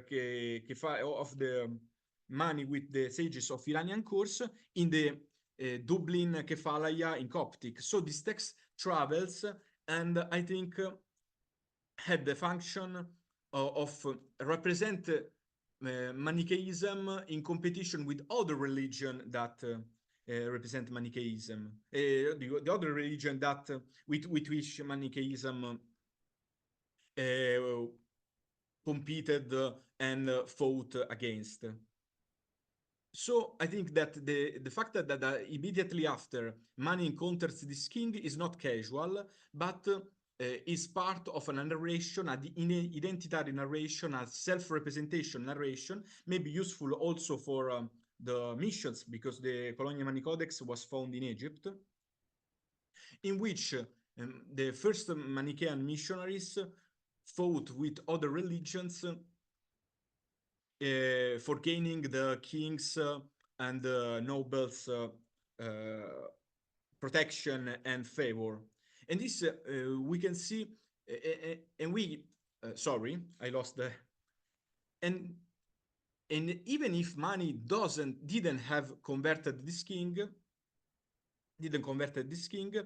could have an historical basis, because also Addas, it's said that converted Palmyra, but we don't, Palmyra and Zenobia and then the city of Palmyra, but we don't have other sources that say that Palmyra was converted. But maybe it's a trace of the presence of Manichaeism in that region. And the same with all the texts, the conversion of Mirsha, of Peroz, of the Turan Shah in the fragment M48 founded at Turfan. Mani fought with an Ardawan, a righteous one, in the court of this king. And then he converted both the Ardawan and both the Turan Shah, the king of Turan.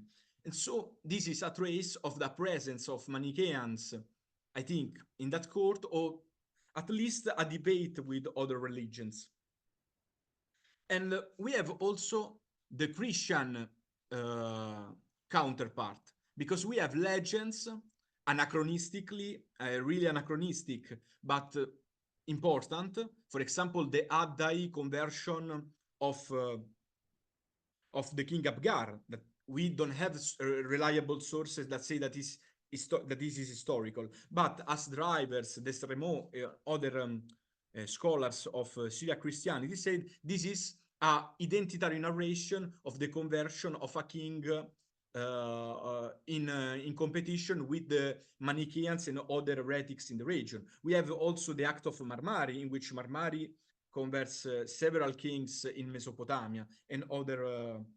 So I think that it could be a traces of an historical debate, an historical clash of religions in a city of Mesopotamia, even because the landscape described here, so rich waters and huge mountains, seem, for example, the landscape of Osroene.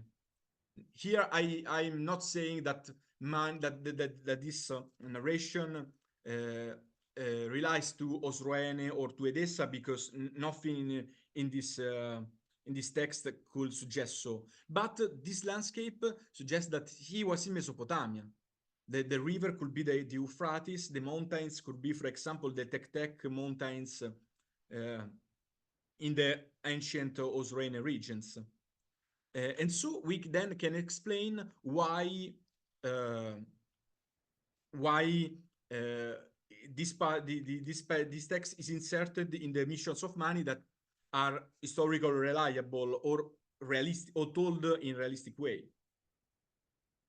I end it here.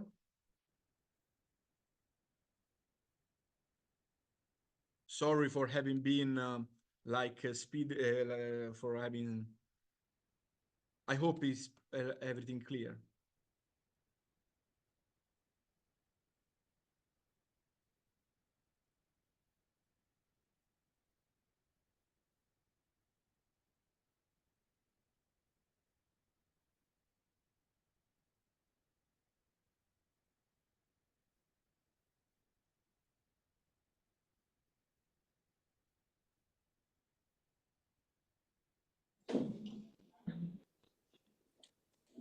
Thank you, Filippo.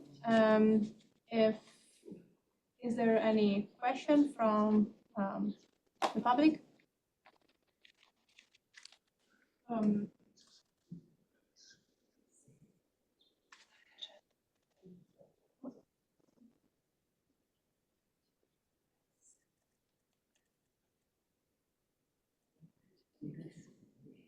I see that Professor Han Yes, please. raised the hand. Okay. So I have a question. Sorry. Can people hear me? Yes. Okay, great. So thank you, Filippo. Thank you.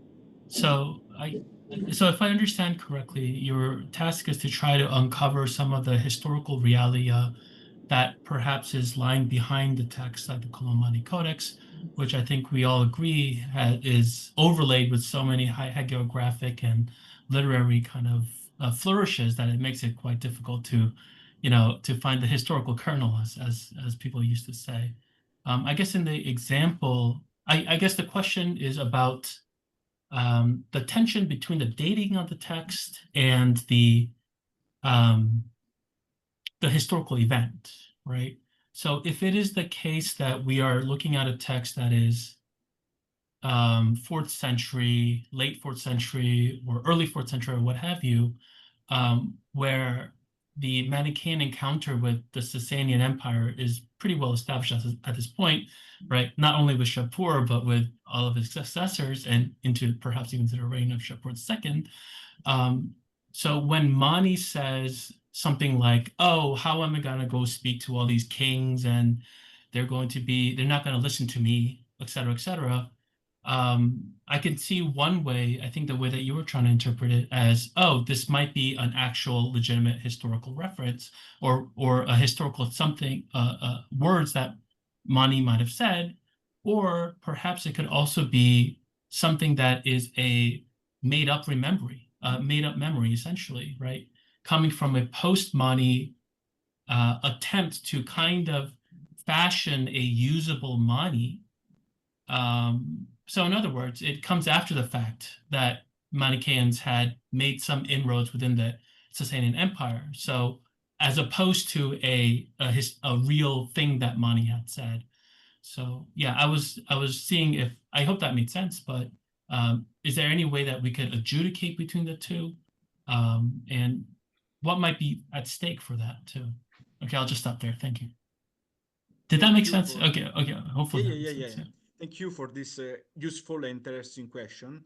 So the brief answer is no, we cannot distinguish the ipsissima verba of Mani in the Codex from the later constructed memory. So when I study the Codex, I study it as a literary text of the 4th century with maybe some earlier sources, but it's impossible. So this is a brief explanation. Then the fact, maybe I think is on a narrative point, narratological point of view, this is a prevision ex post. So we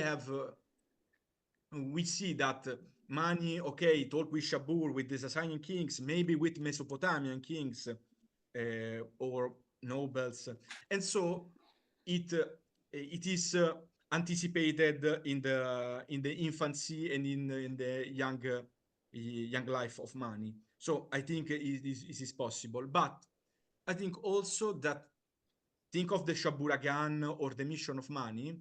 It is evident that Mani himself has a strong idea to go to kings, to go as a strong myth, a strong strong interest to talk with kings, to nobles, to the high class society of the Sasanian Empire.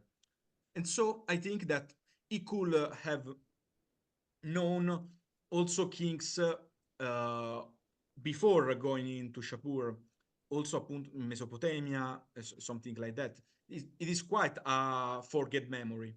It is even because we can see, for example, the case of other missions in which we know that it was used for like a self-presentation or a presentation to other religion to see, okay, this is my religion that can convert even the kings. Thank you. Oh, thank you too. I hope that I answered to your question. Yeah, thank you. Thank you, Filippo, for your presentation. Thank you. Due to time constrictions, we have to cut questions short. So thank you once more. And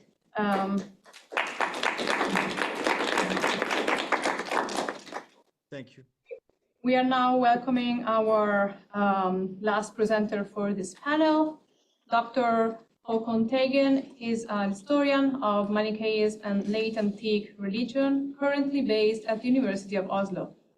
His research interests include Manichaean organization and cosmology in the Coptic and Manichaea, religious plurality in late antique Egypt, and intercultural exchange in the ancient world.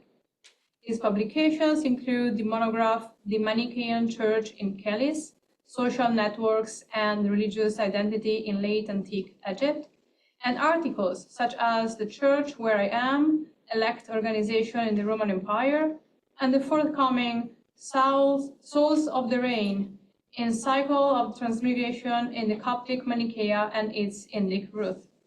Welcome, Dr. Teigen.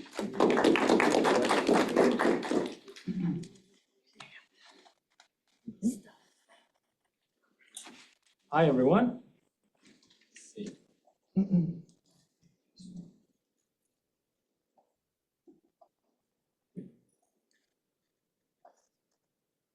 See how my jet lag handles this presentation.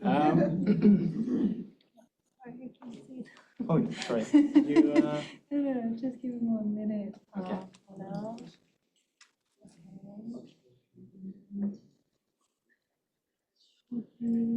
Okay. Thank you. Yes. Hello, everyone. And thank you for inviting me to this fantastic event and for hosting this paper. So my talk today has grown out of a larger project that I'm currently working on and hoping to get funding for, which will engage with the literary representation of other religious traditions in the Medinet Mahdi literature, the Coptic Manichaean texts.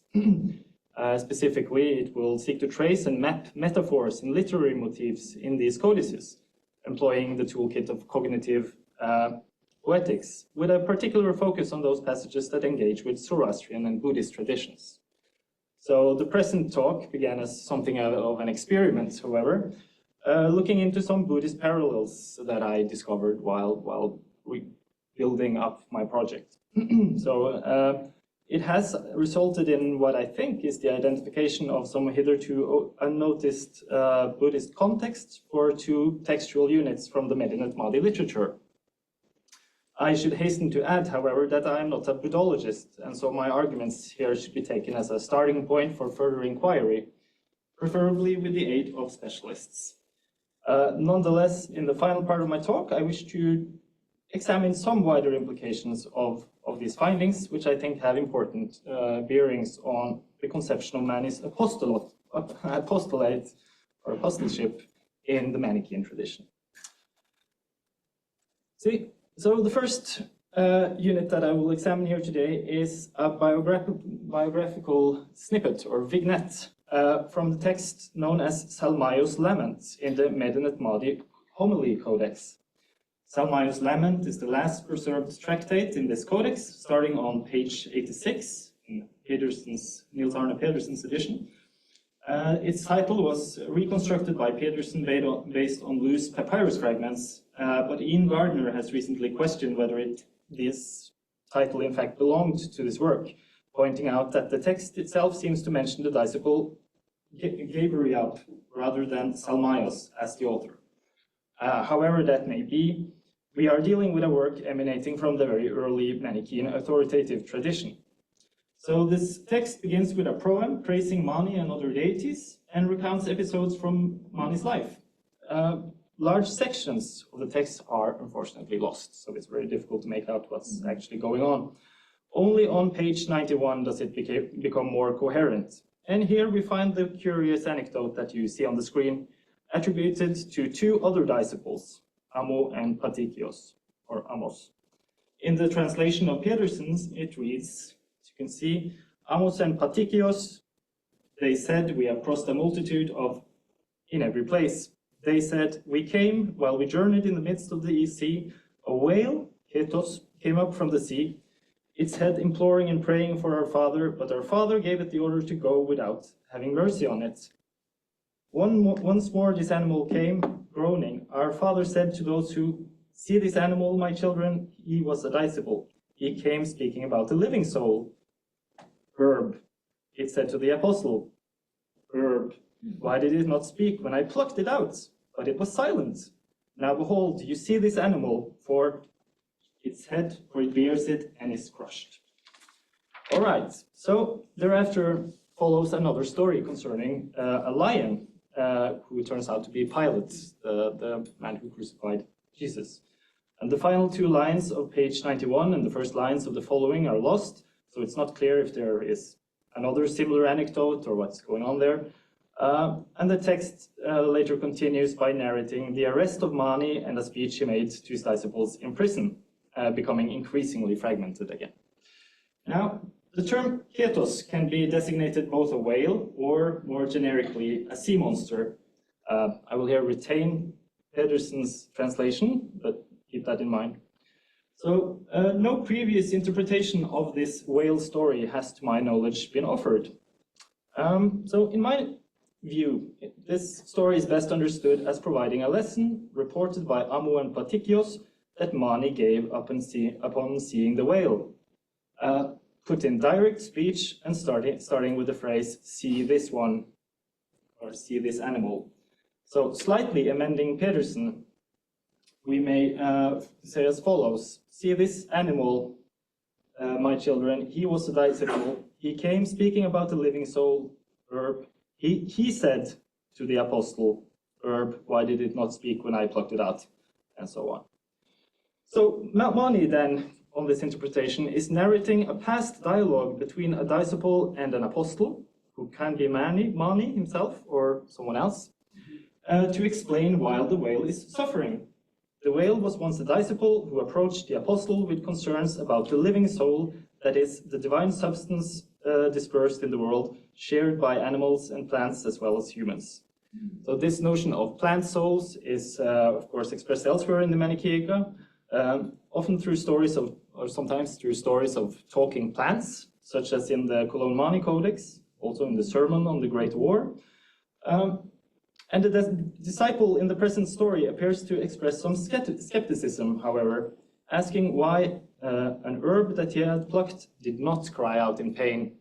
And this seems to allude to the famous scene in the Cologne Mani Codex, where Mani encountered plants that cried out with a human voice. So the story ends with Mani in the present.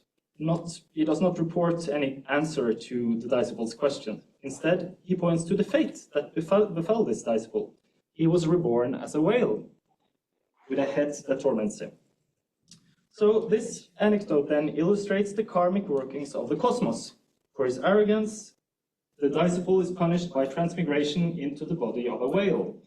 While purporting to report a biographical tale, the story bears the marks of at least some literary artifice, to say the least. So however, no comparable tale is, to my knowledge, found in the literature in the Greco-Roman or early Christian literature or in the Western sphere. Could maybe be seen as a subversion of tales such as Jonah and the whale, or the encounter with a sea beast in the Alexander romance. However, looking to the Buddhist literary tradition, the tale strongly resonates with the karma or past life stories, the so-called avadana, tales in which the Buddha explains a being's current predicaments by narrating events from a previous life.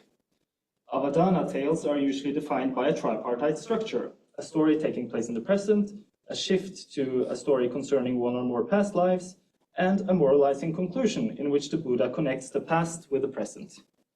This structure is, I think, clearly reproduced by the whale story. See? Oh, are we a bit in front of schedule? Yes. So, apart from this affinity, moreover, there are specific Avadana stories whose resemblance go well beyond genre. Among them, the most famous is the story of Dharmarushi, found in multiple different versions in Buddhist literature. So the most well-known is that from the Divyavadana, a collection compiled perhaps in the 3rd or 4th centuries CE from older material. The story begins with a group of merchants who encounter a sea giant, or a giant sea monster, but are saved by prayer to the Buddha. Out of respect for the Buddha, the sea monster abstains from eating living beings and so dies. It is reborn as Dharmaruchi, a man who eventually attains enlightenment. On that occasion, the Buddha reveals Dharmaruchi's prior birth as a giant sea monster. He later relates to his disciples how this was occasioned by sins that Dharmaruchi committed in 3 earlier lives, in which he was a companion and follower of the Buddha who misbehaved in various ways. So, while a multi-layered construct, this story preserves a basic motif that mirrors that of Mani and the whale. A disciple is reborn as a sea monster, whose sinful past is revealed by the miraculous knowledge of the sage. This motif is not restricted to the Dharmaruchi story, however. Indeed, the ascetic who is reborn as a sea monster appears to have been something of a stock topos. It is found in different flavors with different variations in stories from across the Buddhist world. For instance, in the travelogue of the 7th century Chinese pilgrim Huansang, in an Avadana collection discovered at Merv by Soviet archaeologists, and dated by them to the 5th century CE, and in the Pali commentary to the Dhammapada Atthakatha, guaranteed to pronounce these things wrong. So, for instance, this latter text, traditionally ascribed to the 5th century Sri Lankan authority Buddhaghosa, but the authorship is today doubted, contains the story of a learned monk named Kapila, who lived during the time of one of Buddha's predecessors, the last predecessor, Kashyapa. His learning made him arrogant. He began to question the discipline and so division in the Sangha, and so he was reborn as a monstrous fish. The fish is caught by fishermen, brought to a king, who then asks the Buddha to explain its peculiar character. And then the Buddha gives the following explanation. Here, however, the fish is not redeemed in opposition to Dharmaruchi, but instead hits its head against a boat and is again reborn in hell. So, none of these stories contain the specific vice ascribed to the disciple in Salmaya's lament, which is clearly tailored to a Manichaean audience. Yet the basic literary form, the preoccupation with a karmic punishment, and the stock motive of an arrogant ascetic becoming a sea monster are strikingly similar, and the more so as no such tale, to my knowledge, is preserved in so-called Western literature. So that was the first example. The second example is found in the Dublin Kephalaya, chapter 332. This chapter covers about 7 pages, making it one of the longest Kephalaya preserved, and is part of the narrative cycle involving a sage named Gundesh, who becomes the disciple of Mani. As the chapter starts, he and Mani are sitting, listening to a reading from Mani's own work, The Treasury of Life. Gundesh praises this work and remarks that it reminds him of a parable, concerning a king who had a wonderful precious stone that he has heard one day. The stone furnishes the king with 7 beneficial works, hob, or hof, the text says hof, but this should probably be hob, or thing, matter, or work, which Gundesh then describes. The text is full of lacunae, but the following works can be established with some certainty. I will show a slide of this a bit later. First, the king can bind the stone on his head in order to defeat all his enemies. He can bind it on his heart to discern the weakness of rebels and quell unrest. He can throw it into bitter waters in order to purify them and make them sweet. He can place them in the midst of his army to generate abundant food in case of famine. Now, there are several works that are mostly lost in the text, but these all involve his army camp, the fossaton, a word of Latin derivation. There follows a short dialogue between the king and his nobles, in which the king elaborates on the stone's character, and he concludes that the stone is indeed exceptional on account of the great works that it does. Now, having ended his parable, Gundesh has to admit that he does not really understand it. Luckily, and unsurprisingly, Mani does. The king, he says, is himself. The stone is his great wisdom of diakrisis, separation, discernment, or differentiation, as the editors offer. And each one of the stone's abilities represents an ability of this wisdom, which he then proceeds to describe. So, to summarize, his wisdom enables Mani to defeat opposing teachers, probably in debate, mediate disputes in the church, fortify persecuted elect, procure alms from the laity, calm or convert persecutors, and fortify their faith in hard times, the faith of his followers. So Gundesh then recounts another parable, and the chapter ends with Mani asserting that Gundesh has now received this great wisdom of diakrisis. Several aspects suggest that this parable is not an entirely original creation of the Manichaean author. The good king and his magical stone have a folkloric ring to them, I would say. Furthermore, in the text itself, Gundesh, as we saw, asserts that he has heard it from somewhere. Again, there are, to my knowledge, no good parallels for this set of motifs in Western sources. There is some parallels with the so-called Pahlavi lapidary, which I have not been able to explore in full, which I suppose from the Pahlavi Rivayet collection, which would be interesting to explore further. But I think the most striking parallels are again found in Buddhist literature.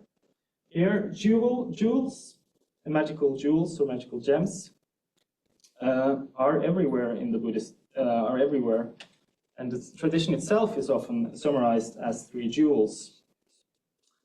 Now, yeah, and so one central motif is that of the so-called 7 royal jewels, the Saptaratna, 7 objects belonging to the mythical universal monarch, the wheel-turning king, Chakravartin. And each of these objects has a magical power. So there are 7 magical powers. In the Mahasudassana Sutta from the Pali Canon, these 7 treasures are the wheel, which enables the wheel, which enables the king to conquer all his enemies, the elephant and the horse, which both possess supernatural speed, the gem that shines and allows his army to march during the night, the queen, who is wholly harmonious and obedient, the householder, who generates wealth in miraculous ways, and the advisor, who gives perfect advice, especially military advice. So as we can see, there is a clear correspondence with regards to the first ability of the king's gem and the Chakravartin's wheel. And there are other parallels that, or similarities that can be noted. Significantly, moreover, the Chakravartin is understood as the worldly counterpart to the Buddha, just like the king is understood as the worldly counterpart to Mani in the chapter, the Kephalaya chapter. There are several texts that employ the king and his 7 treasures as metaphors for 7 powers ascribed to a Buddhist sage, usually the 7 factors or limbs of awakening. As in the Mahayana Sutra Lamkara, the ornament of the sutras of the Great Vehicle, an important Mahayana Sutra. Now, moving on, another related motif is the Chintamani, usually translated the wishing gem. Such gems are found throughout Buddhist literature, sometimes with distinctive names, and ascribed various powers. As summarized by Charles A. Miller in the Digital Dictionary of Buddhism, their powers include the ability to create treasures, clothing, and food, just as we saw in the fragment, the Kephalaya, remove sickness and suffering, and purify water. They are also often associated with the Chakravartin, as in the case of the shining gem that we saw in among the 7 treasures or jewels above. As an example of a text that makes extensive use of these motifs, we may turn to the Milinda Panya, the dialogue between an enlightened Arhat, Nagasena, and King Milinda, usually identified with the Greco-Bactrian king Menander I, in the 2nd century BCE. This text is thought to have been authored in northwestern India around the 1st to mid-2nd century CE, so in the environments that Mani might have been familiar with, or at least his disciples, where it was disseminated. It circulated widely, and there exists today a long Pali recension as well as 2 shorter interrelated Chinese versions. The Pali text, in particular, makes frequent use of jewel motifs. For instance, there's a central metaphor in Book 5 of this work that concerns a certain city of Dhamma, righteousness, or however you wish to translate that term, in which there is a jewel shop with 7 jewels. Each jewel is associated with a Buddhist virtue, and the 7th jewel is indeed a single jewel with 7 aspects that each represent the 7 factors of awakening of a Buddhist sage. Furthermore, in an early part of the work, in Book 2, we find a parable of a king who is marching with his army and wants to drink from a polluted river. He has a water clearing gem thrown into the water, which is then immediately purified. The gem, Nagasena explains, signifies faith, saddha, and its ability to clear the mind. The same motive is, as we saw, largely found in the 6th work or ability of the gemstone in Gundish's parable, and is given a similarly faith-oriented interpretation by Mani, although revolving around conversion of opponents rather than inner clarity. So to summarize, preserved Buddhist literature feature numerous combinations of the motives of a righteous king and a magical gem with its 7 powers, often enumerated as 7, used metaphorically to signify virtues of the Buddha. So these provide close correspondences to the gem of Gundesh, which would seem to represent, I think, an independent combination maybe of these motifs. Now, I'm not sure how much time I have left, but I have some more time. Good. So above, we have considered two different literary units, both of which ostensibly relate episodes from Mani's life, but neither of which seems likely to represent an accurate historical report. Instead, it seems to me, and I hope I have persuaded you as well, that they employ motifs drawn from the Buddhist literary tradition in their portrayals of Mani. If so, a number of new questions arise concerning, of course, any relation to Mani or his own writings, the historical Mani and his writings, concerning the place and manner in which the Manichaeans may have encountered and adopted these motifs. But in the final part of this talk, I will focus on a different question, namely, what role their inclusion, what motivated their inclusion, what role the adaptation of such Buddhist stories or motifs may have played in the Manichaean shaping of a usable Mani, as Professor Hahn memorably put it. My argument then is that they reflect the particular way that the Manichaeans constructed their notion of Mani's apostolate. Now, it is well known that Christ played a pivotal role in Mani's apostolic calling. His self-understanding as an apostle of Christ occur already in his own writings. Later traditions embellished on this aspect. They framed Mani's death as a crucifixion, adding details intended to resonate with the gospel narratives, in all likelihood, and occasionally made explicit comparisons between Jesus and Mani. So in contrast, influences from the biographies of the other two major religious founders in Mani's apostolic succession, Zarathustra and Buddha, are much less conspicuous. So is it that possible that Buddhahood also contributed to this blend? Now, the newly published material from the Dublin Kephalaya contains passages that identify Mani as Buddha, which should support the possibility that Buddhist material also played a role in the conception of his calling. In fact, it seems to be explicit in some texts, as in chapter 325 of the Dublin Kephalaya, in which Shapur, the king of Turan, twice juxtaposes the titles Buddha and Apostle. As has been pointed out by Jason in his article from 2015, Mani is not elsewhere described as the Christ or the Zarathustra. So these titles, or these and other passages, point to an awareness that Buddha originally functioned as a title, one that was identical with, or at the very least, analogous to that of apostle. Now, the question is whether there were more specific properties of Mani's apostolates that also carried over from Buddhist traditions. So this issue demands more attention and informed by more extensive engagement with Buddhist material than I can offer here. Still, I would like to venture a hypothesis suggested by the two pieces of evidence that we have considered above. It is, I think, not incidental that both stories depict facets of Mani's divine near-omniscience knowledge, his wisdom. So the whale story demonstrates his ability to discern the intimate history of individual soul particles, of individuals' fates. The same ability to perceive individual karmic histories is regularly ascribed to the Buddha. The gem parable presents Mani as adapting his wisdom to different audiences. He can use his wisdom to defeat opposing teachers, discipline followers, persuade lay supporters, convert persecutors, and reinforce faith among his preachers. It reflects a notion, I think also articulated in the framing chapter of the Berlin Kephalaya, that Mani would adapt his approach to his audience and speak in wisdom with each one according to their ability or character. This bears, I think, a resemblance to the Mahayana Buddhist concept of upaya, or skillful means, the Buddha's use of different devices in his pursuit of the liberation of all beings.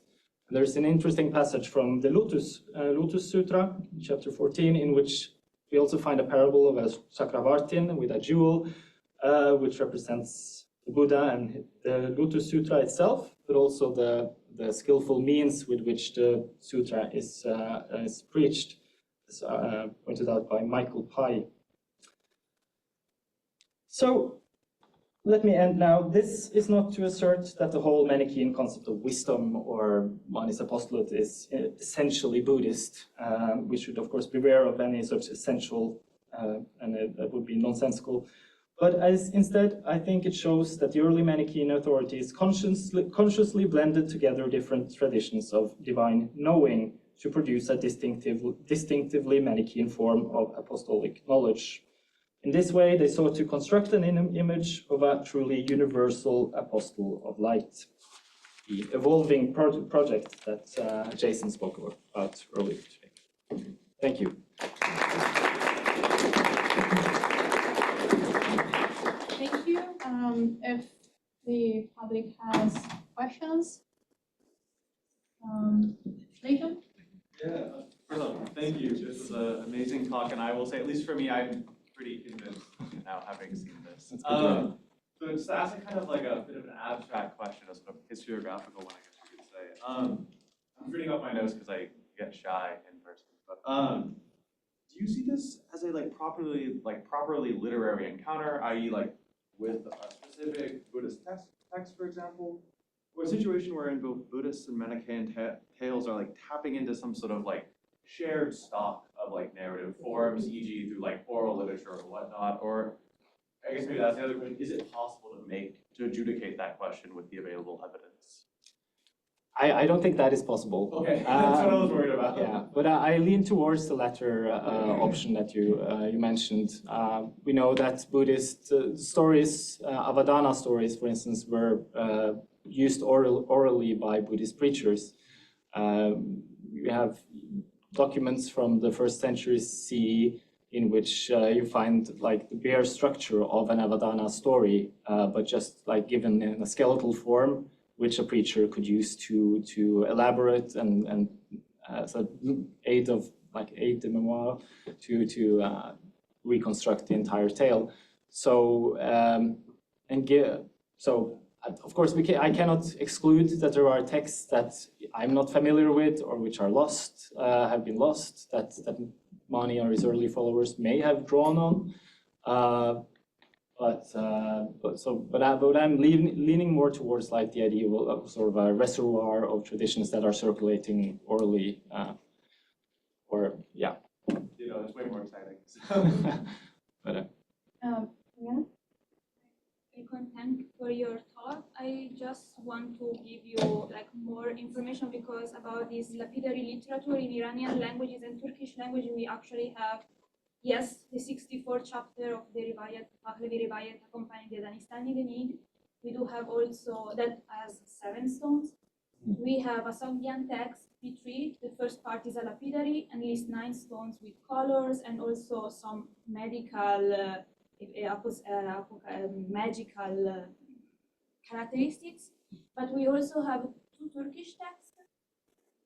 One listed 7 stones, but are left only 6. And another one that was edited lately by Time that is basically highly fragmentary, but he could recognize 4 stones. So maybe this is also some text you can look at it. Yeah, and this is of course an area which I'm not very familiar with, but I can easily imagine that such stories may have been shared in Indo-Iranian, have circulated in the Indo-Iranian sphere as well, and or within Iranian Buddhism perhaps as well. So I find this is areas of expertise that I hope others here with proper competence might also weigh in on. But those are very useful. Yeah, the references.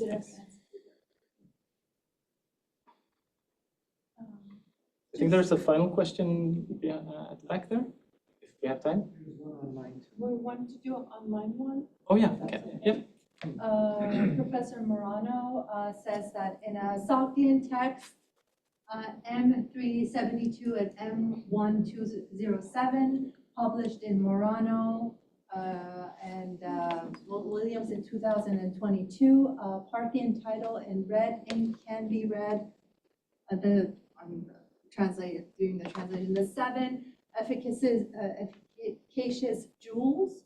The lines immediately preceding the reference to the 7 efficacious jewels refer to the gospel, no doubt Mani's living gospel, in quotes, which is said to be more valuable than a priceless pearl.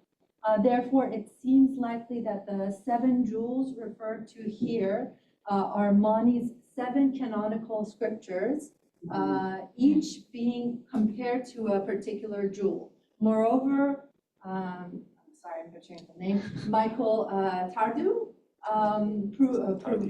proved that the 7 precious stones, which the followers of the messengers see shining brightly in the mixed city, in the Tranti, pointed to the, oh my God, heptactic of Mani. Could the 7 jewels be the 7 words of Mani? Oh, wow. I butchered the question yeah. drastically, but Just first, I have read his article. I had to cut it for time in the presentation, but it is I think he's correct in his assessment, and so I think, yeah, I will. That's a track I will definitely have to follow up on further.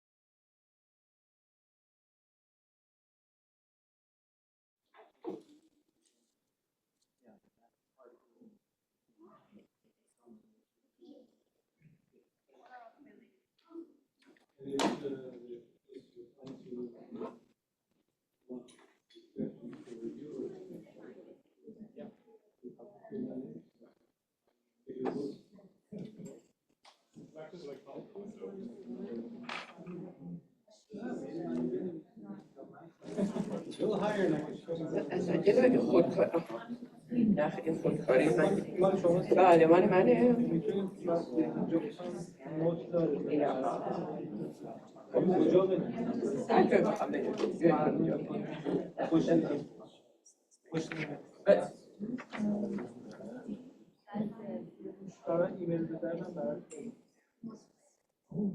Yeah, I do. Maybe remember this. Yeah, that's right. That's right.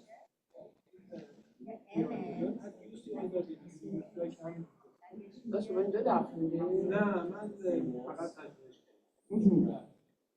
هست من خودم هم بریم من براتون Yeah, it's just on top of you.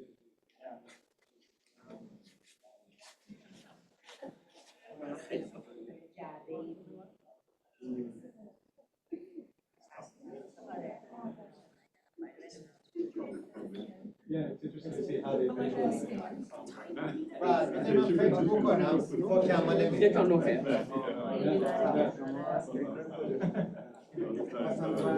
things.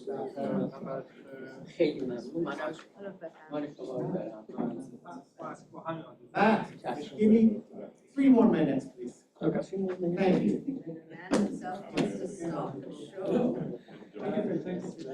Can you hold my hand? I'll be right back. Yeah.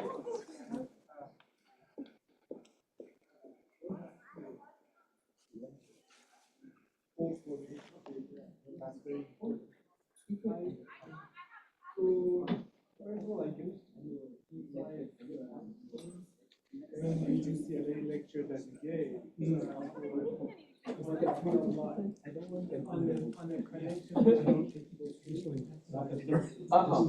Yeah. The lecture that you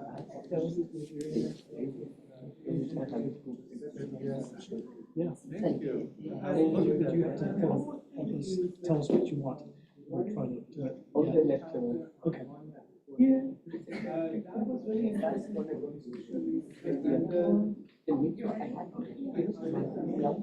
very few people. Yeah. And next time, I'm not going to do it. Okay. Sorry. Okay, thank you very much.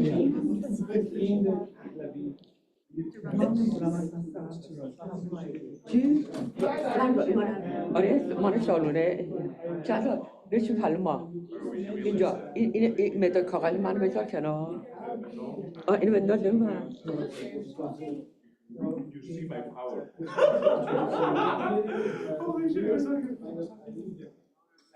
Right. So I have contact him.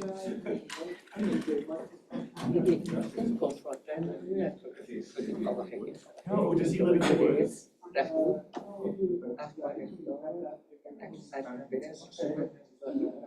You'd like to see your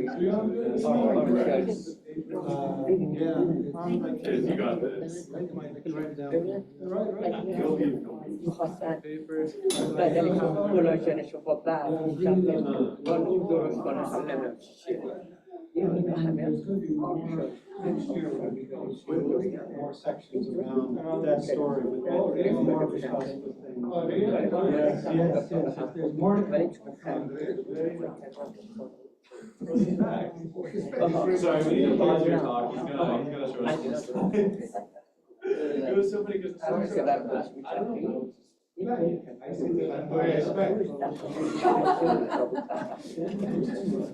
like he's running these county.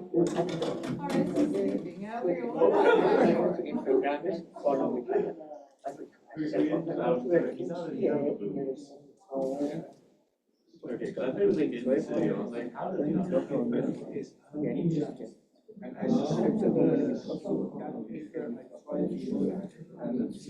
Oh, exposed to the boundary. Oh, so is that, okay, that type of long grass. I wasn't sure if you just meant like hay. You meant grass. us, yeah.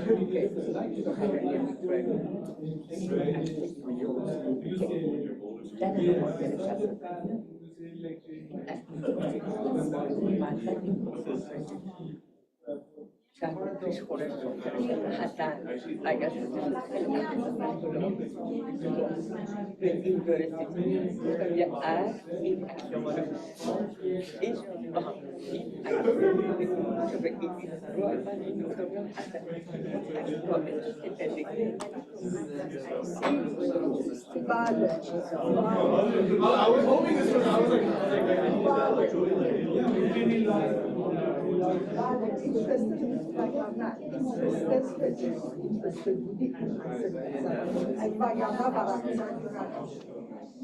نه من خانم دکتر میخوام حرف کنم. Oh, really? کنم یا الان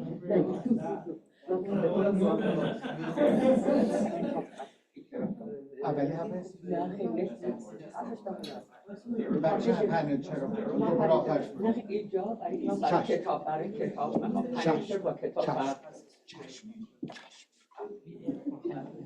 You know what I'm talking about?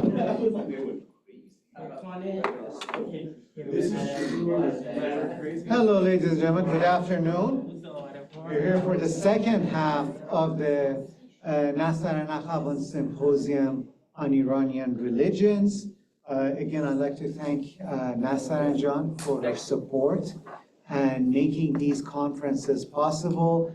As Matt mentioned, there may be a fourth actually on magic, and I really hope there would be a fifth on Zoroastrianism proper, as Professor Charity is here, but we're going to talk about that. Okay. Yes. Okay. Okay. So now we have our fifth conference on Zoroastrianism to keep everybody happy. Here. Make everybody happy. Yourself happy more than anyone. But magic is after Magic and Zoroastrianism. See, we're moving on. Again, Nastaran has made this possible. I thank her. I was thinking of Kurusha Bekur, who did the wonderful poster and the programming there. Kurusha, thank you so much. I'd like to thank Ibrahim Safi. You haven't seen his work, but you will see after today's event. He's a wonderful photographer. Thank you, Ibrahim. And of course, our graduate students, some who are presenting, and others have been working, and undergraduate ones. Is Erisa here? I don't see Erisa. Erisa is running around, Amir Ali is running around, and others. So I thank them as well as Arya Moknat. But the second panel, or the second half of the conference, is on Manichaean cosmologies. And the chair of this panel, who will make the proper introductions, is Simina Amini, who just passed her prospectus and written exams. So I called her Khanum Doktor just a couple of days ago, and she is going to take over.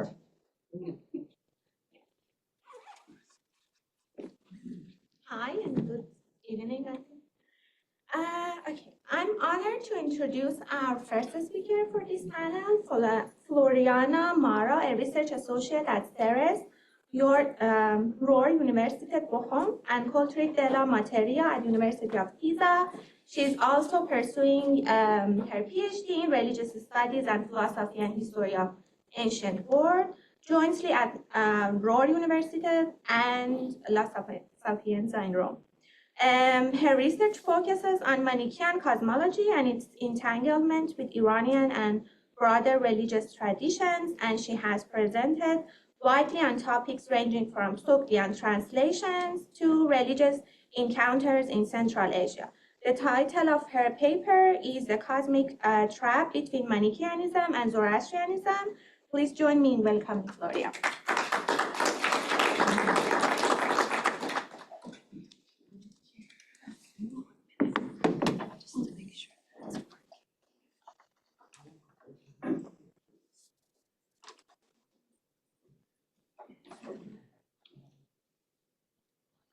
Can you use this? Yes. Okay. Good afternoon, everyone.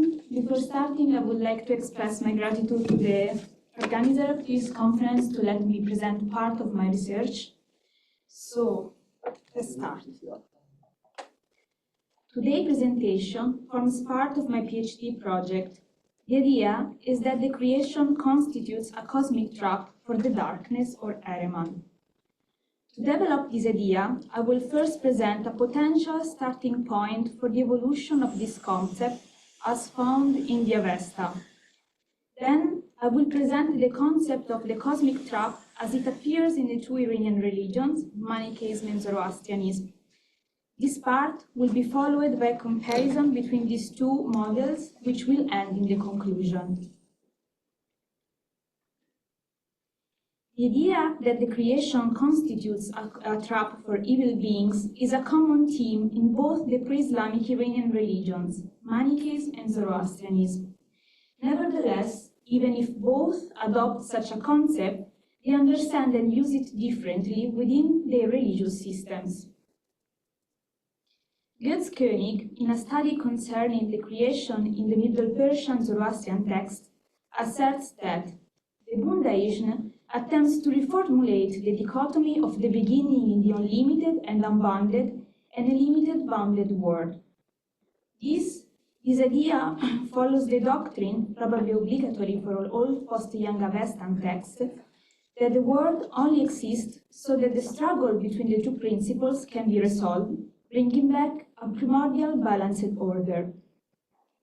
The creation of the world thus has one purpose: to entrap the darkness and its agents in a delimited space, to which Zoroastrianism adds also the level of time, so it can be completely defeated. In order to do so, the agents of both the Iranian religions need to prepare a cosmic trap. This trap requires two components. First, a seal or a closure in the place where the darkness enters the creation, a seal that won't let it out anymore, and second, a temporary space, the created world, where the opponent will be eventually annihilated. The new and temporal kingdom of darkness is located in the creation, hell, whose goal differs between these two religious systems.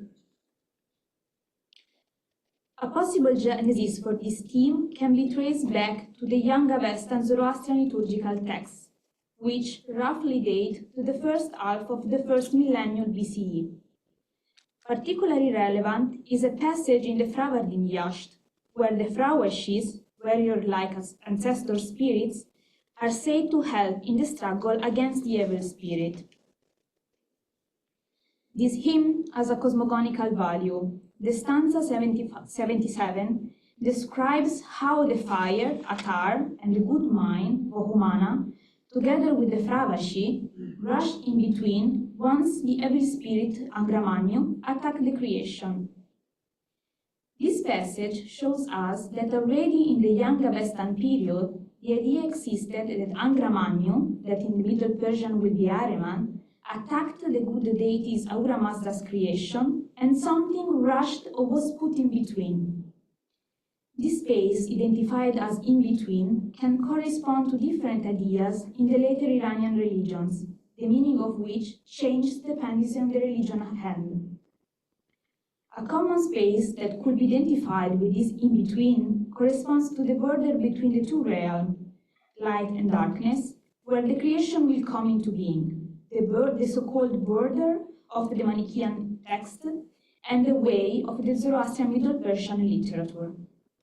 Zoroastrianism, border between the two spaces or the fortress, as described in the cosmogonical section of the Middle Persian Zoroastrian text, and Manichaeism, the wall built between the creation and the light paradise, which prevents Ahriman from reaching this location. This attestation in the Fravardi Yasht tells us two orders of things. There is a space where the evil spirit is bound and is probably limited. The evil spirit can leave from this space because the Fravashi stand there protecting it like a fortress. Zoroastrianism conceived the material creation as a trap for Ahriman since the beginning of the cosmogony. In fact, Ormazd knows a priori what Ahriman will try to do, so he plans the cosmic trap to limit the powers of Ahriman, his aggression, and his damage. Ormazd creates the good creation first in spiritual, menoi, then in material, geti form, as you can read here in the two passages of the Anthology of Zagzbram. In addition, the corresponding passages in the Great Bundaishan and the Smaller War are indicated in brackets, following the enumeration in the edition of Agostini Trope 2020 and West 1880. The first part concerns the creation of sky, water, earth, plants, cattle, man, and fire in spiritual form. The following part describes the creation of the same elements in their material form. Ormazd limits the period of the fight also time-wise to 9,000 years. You can see here another passage by Zagzbram which describes the creation of the time frame. In order to be called a cosmic trap, the Zoroastrian created world needs to possess two components: a space reserved only for the darkness, which constitutes its temporary domain, and a seal that does not allow the evil spirit to leave the creation once he has entered it. The temporal kingdom of darkness in this passage of the Greater Bundaishn, referred to as Hell, is created when Ahriman enters the creation. It corresponds to the area around the opening he creates once he arrives on the earth. In fact, in this passage here, it is located in the middle of the earth where Ahriman pierces the earth. The purpose of Hell is to collect the soul of sinners and the place where Ahriman's army stays when it doesn't engage in the war with Ormazd's creation.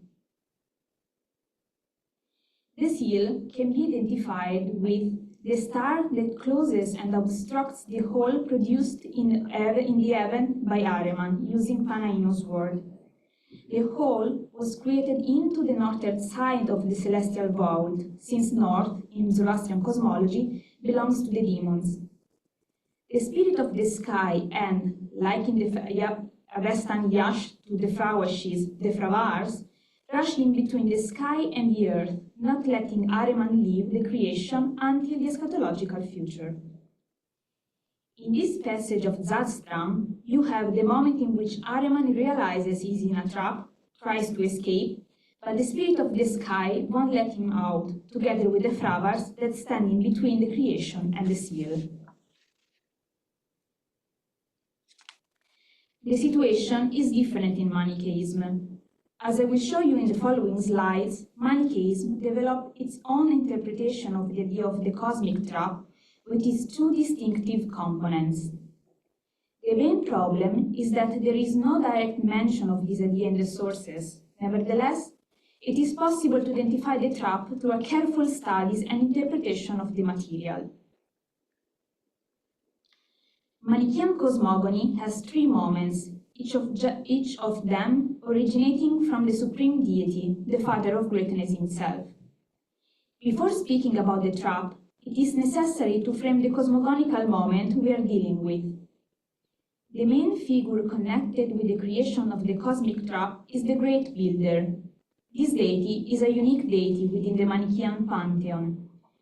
Differently from all the others, the Great Builder has to wait for a signal from the third messenger before being able to build the construction or new building over which he places the new paradise. What is important to keep in mind for the topic in the following slides is that the creative work of the Great Builder follows the creation of the cosmos by the living spirit and the mother of life and concludes the cosmogonic act. The new paradise is a temporal paradise built by the Great Builder. This cosmic layer is built by copying the light paradise, the primordial realm of good, whose same material is used to build the copy. The purpose of the new paradise are to collect the free light and to serve as a resting place for the deities acting in the creation. These deities, after fulfilling their task in the creation, wait here until the universal eschatological moment. In addition to these two functions, it is possible to add a further one, namely as the seal for the kingdom of darkness, imprisoning Ahriman and the demons in the creation. To fulfill such a task, the new paradise needs to be located over the kingdom of darkness. To prove the ceiling function of the new paradise, the first parameter to take into consideration is its location. The seal should be located over the gateway the darkness uses to enter the cosmos. In Manichaeism, the darkness enters the creation from the kingdom of darkness itself. For this reason, the new paradise is built over the dark earth, which is filled and leveled. It is not built close to the original paradise, as one might perhaps expect.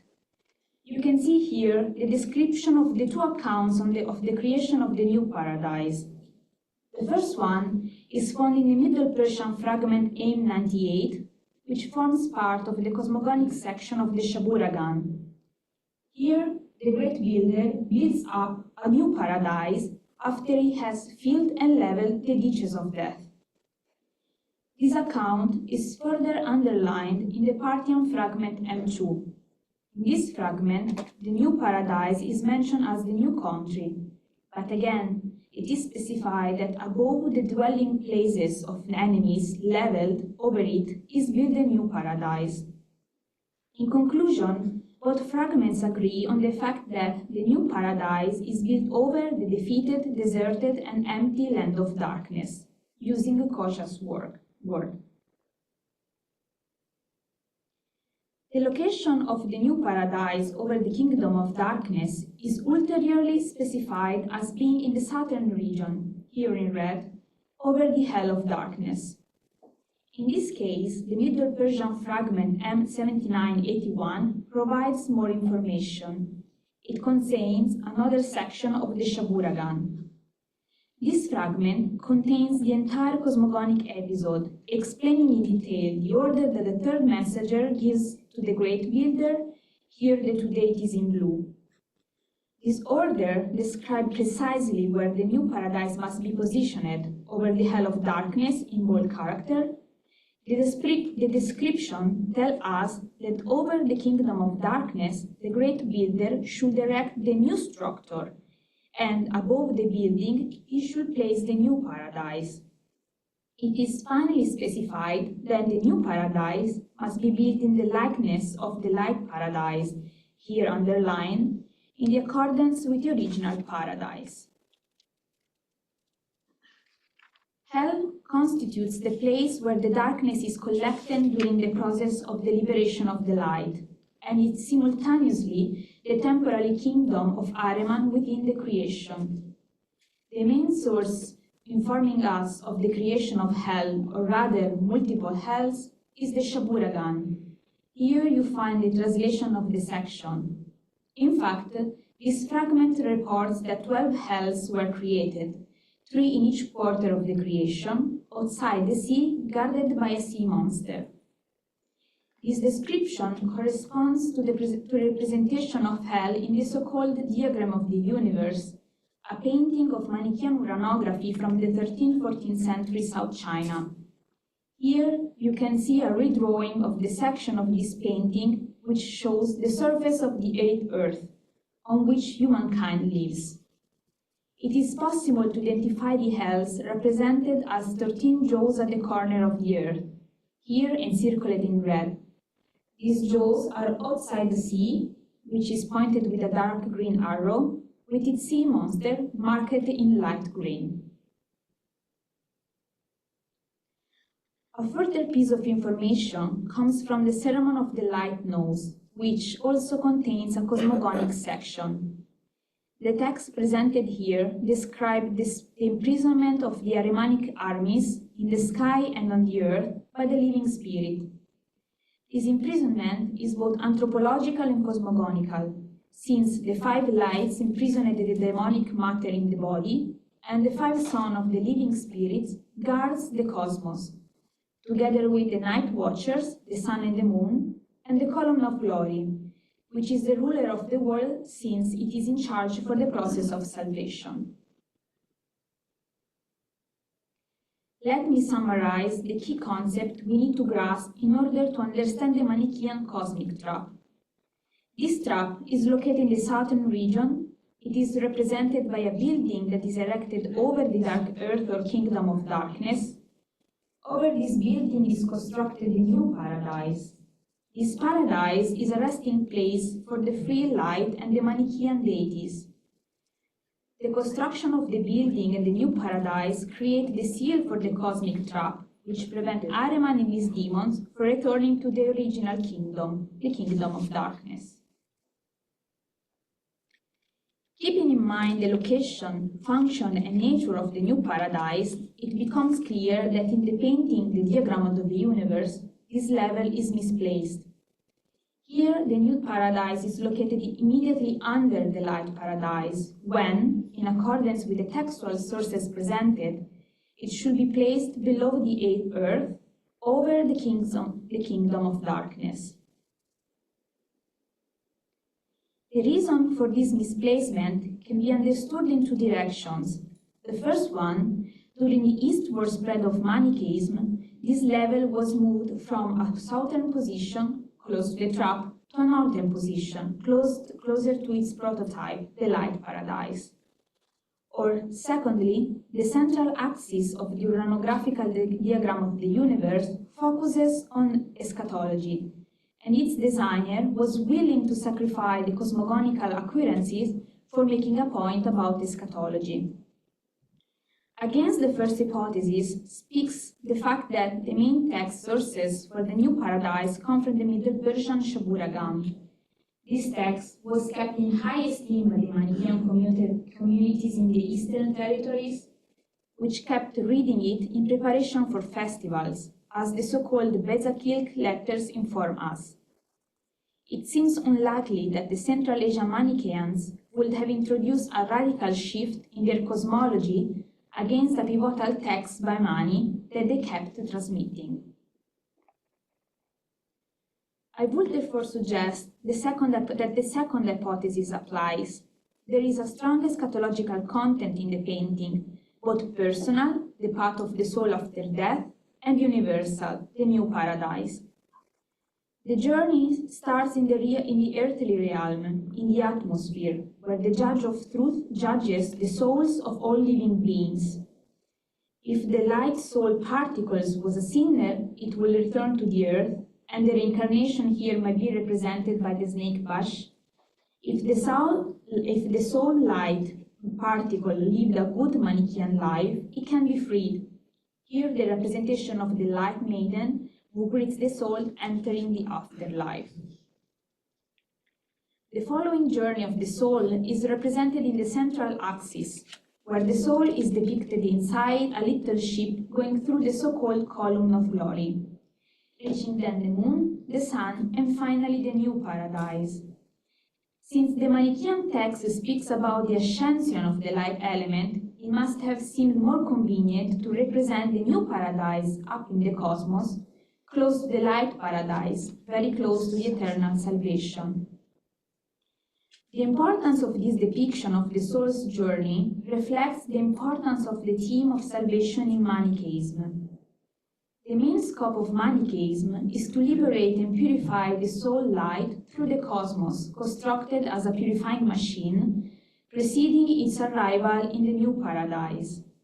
Here, it will be waiting for the events of the universal eschatology, when this level will be reunited with the original light paradise. Further evidence for the possible eschatological character of the diagram comes from the universal eschatological section of the Shaburagan. In the Middle Persian fragment M470, there is a mention of the deities who look from the new paradise into the conflagration happening at the end of time.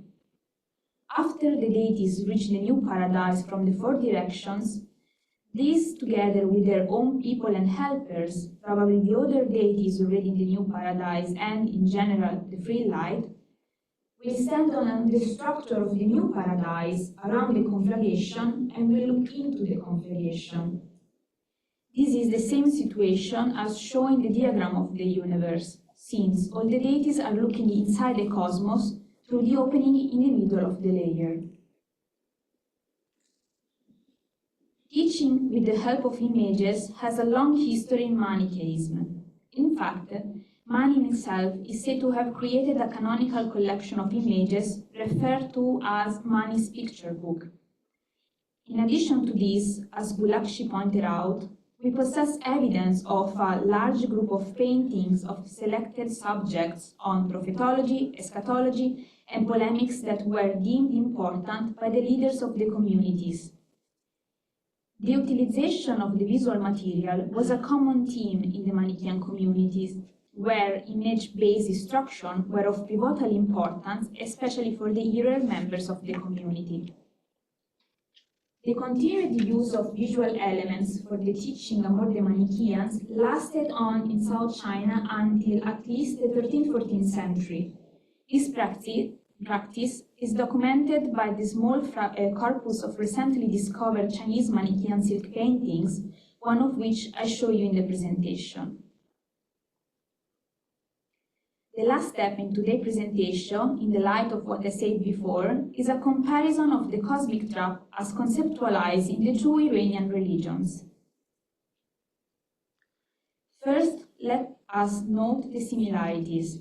The main deity, Ormazd in Zoroastrianism and the father of greatness in Manichaeism, stays outside the creation, in the eternal paradise, and delegates other divine beings to fulfill certain tasks in the cosmos.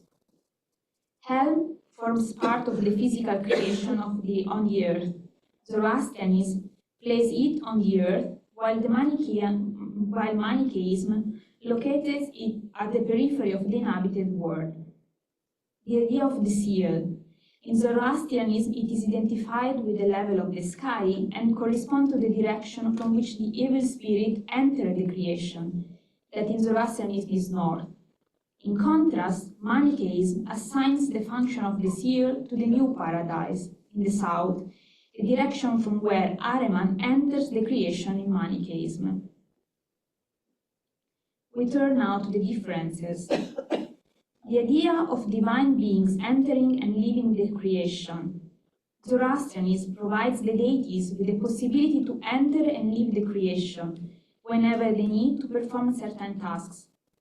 Manichaeism doesn't. Once entered, everything stays in the creation until the eschatological future.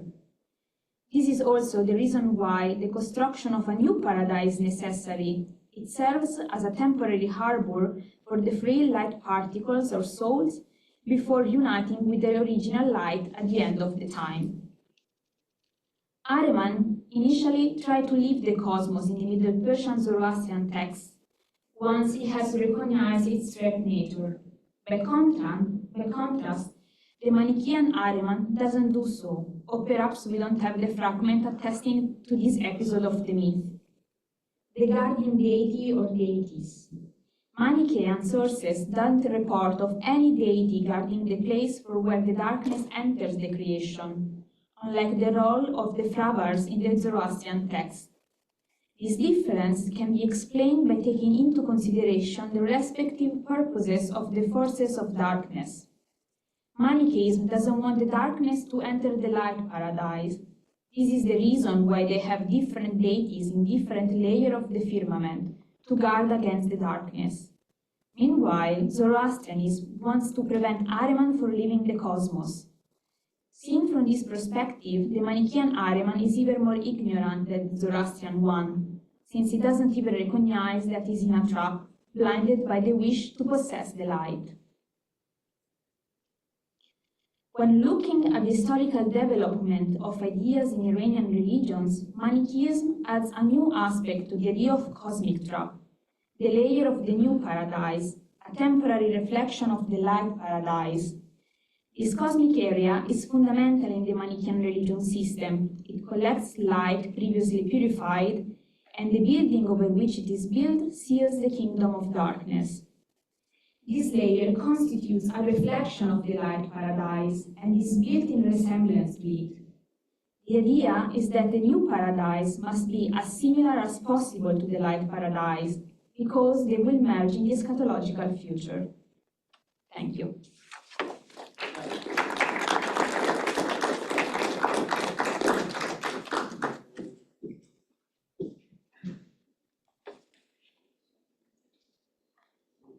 Thank you for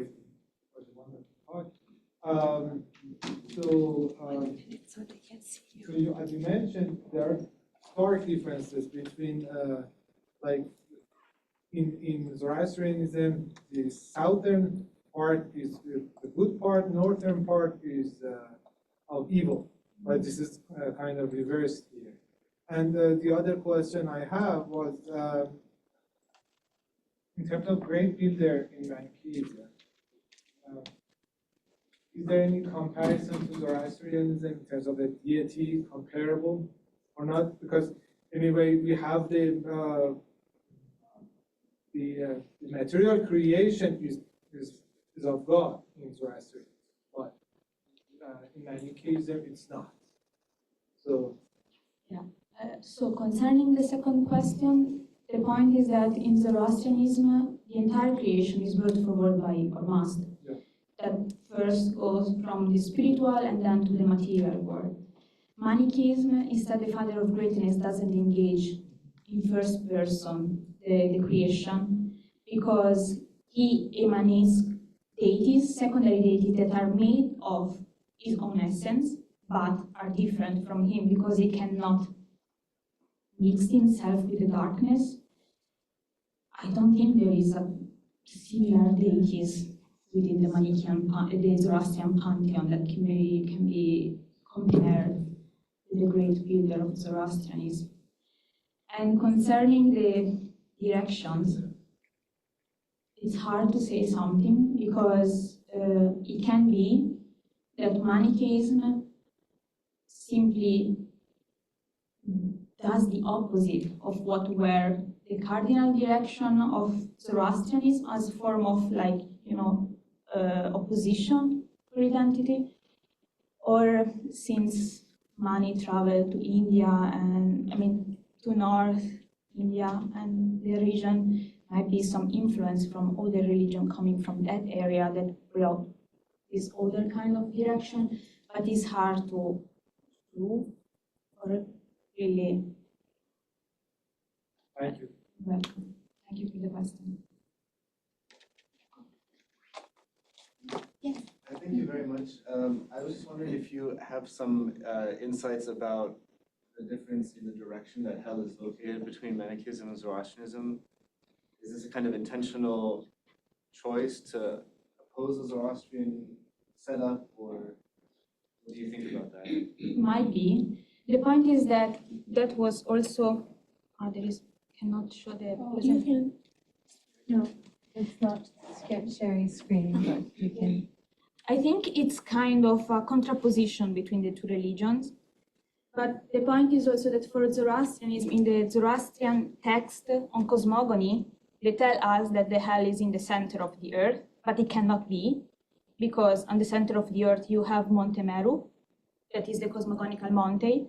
So the hell must be located in the center of the earth, but somewhere on the border of the mount and on the border of the Kishvar, the earth.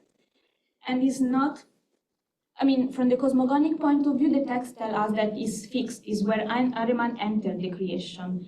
But if you read the Zoroastrian cosmogonical text, the hell is not in a fixed position. It appears under the Sinavad bridge once the soul crosses it to reach the paradise.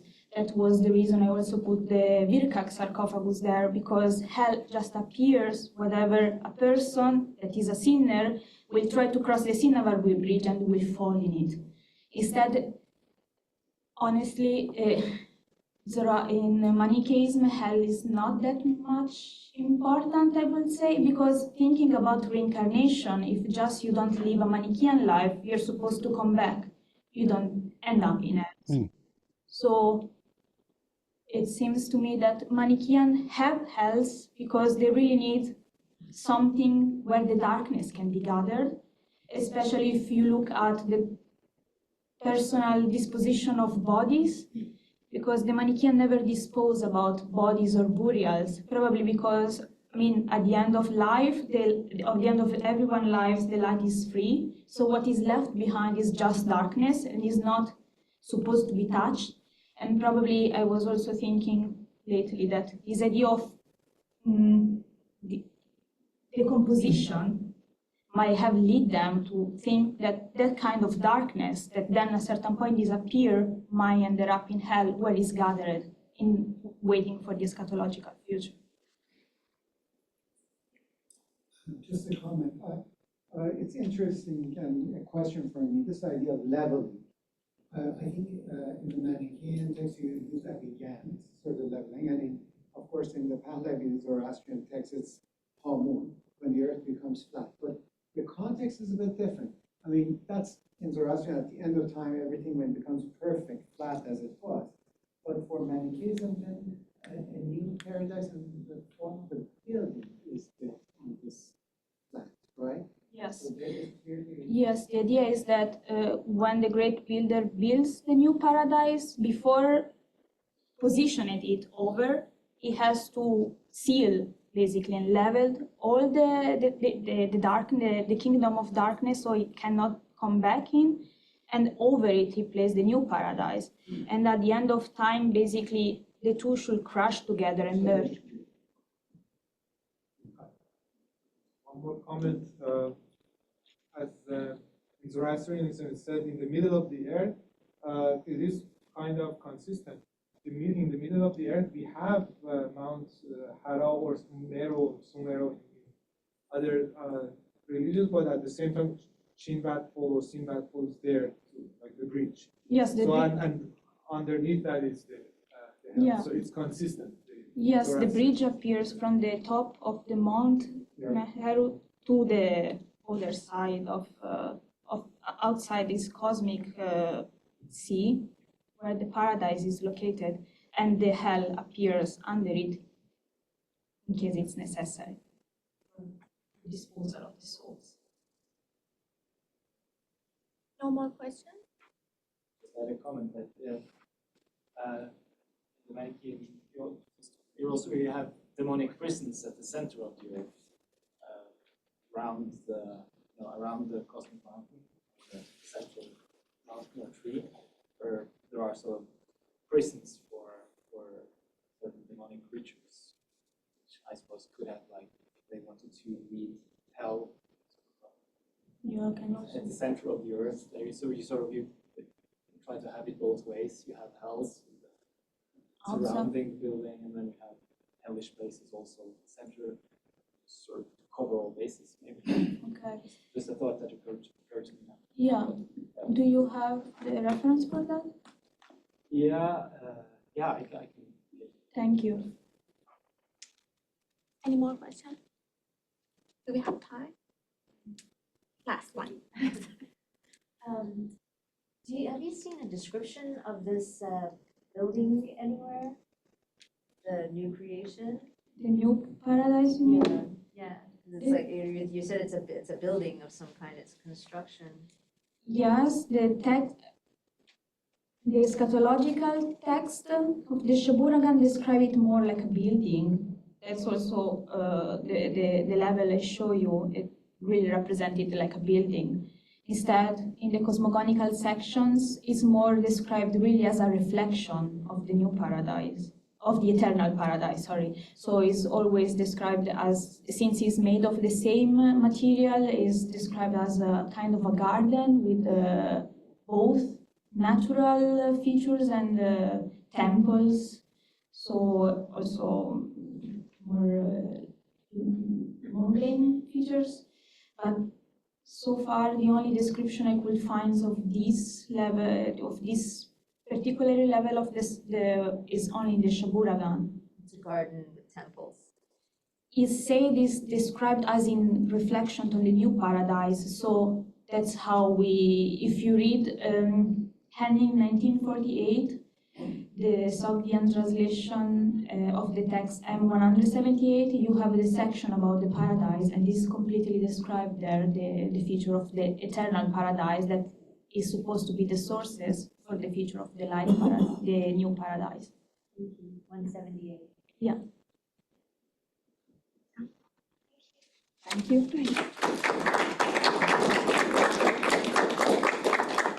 Now we have a round table, Manichaeism and Encyclopedia Iranica, New Ways Forward, a conversation by Professor Daryai, Professor Chereti, and also Andrea Piran. I don't know if he's here. And hopefully Andrea is here. I'm here. Yeah, I am. If you allow me, I will do a quick introduction. Yes. And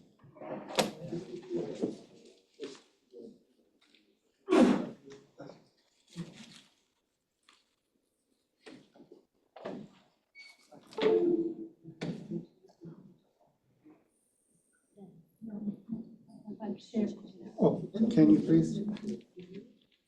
So we are going to each, I think, have a couple of minutes of talk, and then I think we can have an inner discussion, but also open this up. This has to do, of course, this is the Nastaran Akhavan Symposium, but I should also thank the Encyclopedia Iranica, which will partly now be involved as part of the Manichaean issue. And that has to do with the entries that we find on Mani and Manichaeism. If you look at this Encyclopedia Iranica, which is now housed at UC Irvine at the Center for Persian Studies. And the question is, well, we have some entries. And if we look at the entries, we know that one of the main authors of these entries, of course, was Werner Zundermann, who, although the printed version is up to K, already Professor Yarshater had asked Zundermann to write some of the major entries, and these are long entries, by the way, on Mani, Manichaeism. I'm giving you just 5 or 6 of these entries, which the long entry on Mani, which is more than an entry, was published online in 2009. And then the general survey, which Zundermann did, as well as the Manichaean pantheon, as well as the missionary activities. And there were others involved. Samuel Liu for China, obviously, and again, others who pitched in. There are more entries, such as the Chester Beatty entry on the Coptic Manichaean manuscripts in 1991. But these were a time when these things were being written at the end of the 20th century. The Codex Manichaeus Colonus, the Cologne manuscript, again by Zundermann, or the Coptic Manichaean text by Van Togrello, and the Kefalaya, of course, is the only one that is really recent with Ian Gardner. All of these that were written, including sometimes you find Manichaean entries within the larger entries, such as Oz, right? Lust, the menace of lust, and so on, which Asmussen wrote, the Manichaean sections need to be taken out. But since the end of the 20th century, and when Zundermann, of course, wrote these entries, the question was what to do. Of course, since then, if I just can rapidly go up, Ian Gardner, Jason Bedun, and Paul Dilley have published a number of important works on the manuscript of Kefalaya that they're working, and Kefalaya that they've been working in Dublin, that really has revolutionized, as I told them, our understanding of Manichaean history, but also Sasanian history, and really much more, as well as Zuzana's work. Gulashki's on as the seal that we have, of course, it's her find, as well as looking back to the Prophet's picture book, something that's still in the Iranian world has remained with us. I think we're one of the few groups that still think of Ardang or Arjang as this sort of byproduct of Mani, as well as Andrea Piras, who is going to talk about the Italian works on Manichaeism, as well as Carlo for, I think, the 3-volume. But of course, we have Adam Benkato, who has been working on Sogdian, among other texts, for Manichaeism after Zundermann has done his work, as well as, of course, the works of Dorkenmeister and Morano, who's probably Enrico is online, as well as Sims Williams. So lots has been produced, and now the issue is, having produced these, what is to be done? I just looked at Besobre, which, as far as I know, was the early father of sort of studies of Manichaeism. I'm not sure if there is an entry on it. Of course, Guy Strumsa has written an article on him, but of course, a major figure whose work seems to needs to be mentioned and be put on the encyclopedia. And of course, in the 20th century, what is being discussed today mainly are partly part of these finds in the Turfan material. I think for the modern studies of Manichaeism, again, we can look at Andreas Nachlass, which Henning used to begin his work. And I think Adam Benkato has published online the Henning Nachlass, which I went through, which is really amazing of all the work that I think there is and needs to be done. But something else that is far less discussed is the Persianate and Islamicate contribution to Manichaeism. We did a book with the lady Raja Afshar between Walter Bruno Henning and Sayyid Hassan Taqizadeh, an Iranist who had a clerical upbringing, but then he had this deep knowledge of the tradition and then had a Western education. And the letters demonstrates how both sides actually benefited from their discussion. That is, Henning, who is and was regarded as a giant, would actually ask Taqizadeh for specific things. And it was that knowledge, that is the knowledge of this Islamicate or the Middle Eastern or Persianate, that helped Henning at some times. And this is clear from the importance of Taqizadeh as an Iranian scholar. For example, his article on the date of Mani, obviously, which was important enough for Henning to have it translated. And of course, now we have the Italian translation of Taqizadeh's work about Mani and his religion by Cristoforetti and Piras, who are here. If he's important for another reason.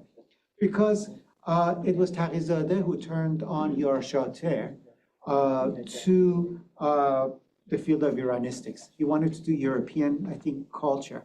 And he had listened actually to Taqizadeh's lecture on Mani and his religion. That had actually changed his sort of perspective and mind on what to do. And Taqizadeh had sent him to Henning. And he had told Henning, I know nothing, and I am here to learn. And this is what Henning writes in an early 1930s letter. So a young man by the name of Yar Shater has come to my office and says, you know, I know nothing, but I'm really here to learn. And I think he is really bright and he's going to have a great future. I think Henning was right.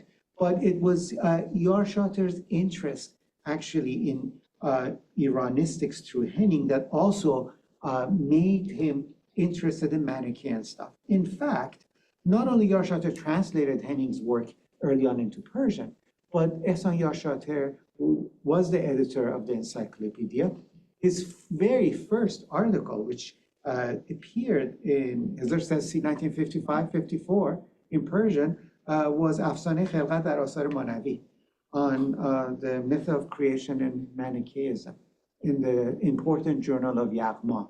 And from then, there has been spurts of studies of Manichaeism in Persian, and maybe Adam and others can talk about what's been done in Arabic.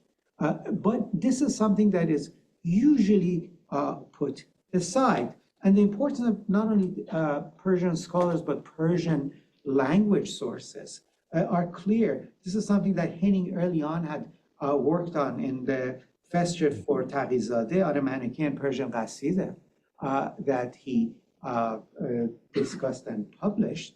But if you look at this important, old book, but important book of the 1950s, it included, which was published in Iran by Ahmad Afshar Shirazi, including Taqizadeh's article, a number of texts, 169 Arabic texts collected from the sayings attributed to Imam Abi Abdullah Ja'far Muhammad Sadiq, Imam Sadiq, from his attribution of what he said to about Mani until the 19th century. There's a huge corpus, and that is in the 1950s, and by no way it is comprehensive. Furthermore, in Persian, this book already includes 25 early Persian histories, but it obviously doesn't include a number of works that have been published now in terms of manuscript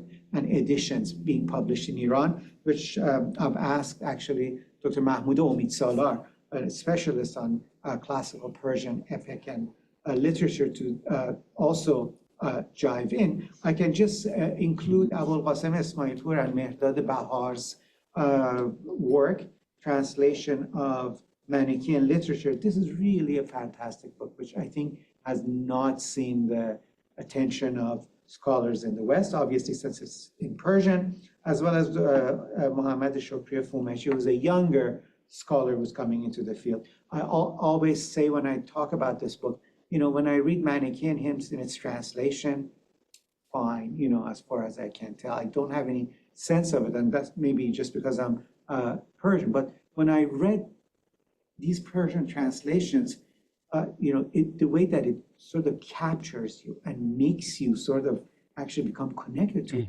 is really something special. And this is nowhere like what people started doing Manichaean, Middle Persian, and Parthian, like I did with the Mary Boyce, you know, dictionary and the editions of transcriptions. It gives you a very different, I think, idea of the importance and the depth of it. So obviously, if you look from Ferdowsi to Manouchehri, all of these have a reception and idea of money. If we were talking about the afterglow of money, there's much. I know one of my Italian colleagues did something similar for the Buddha, as it appears in classical Persian literature from Khorasan.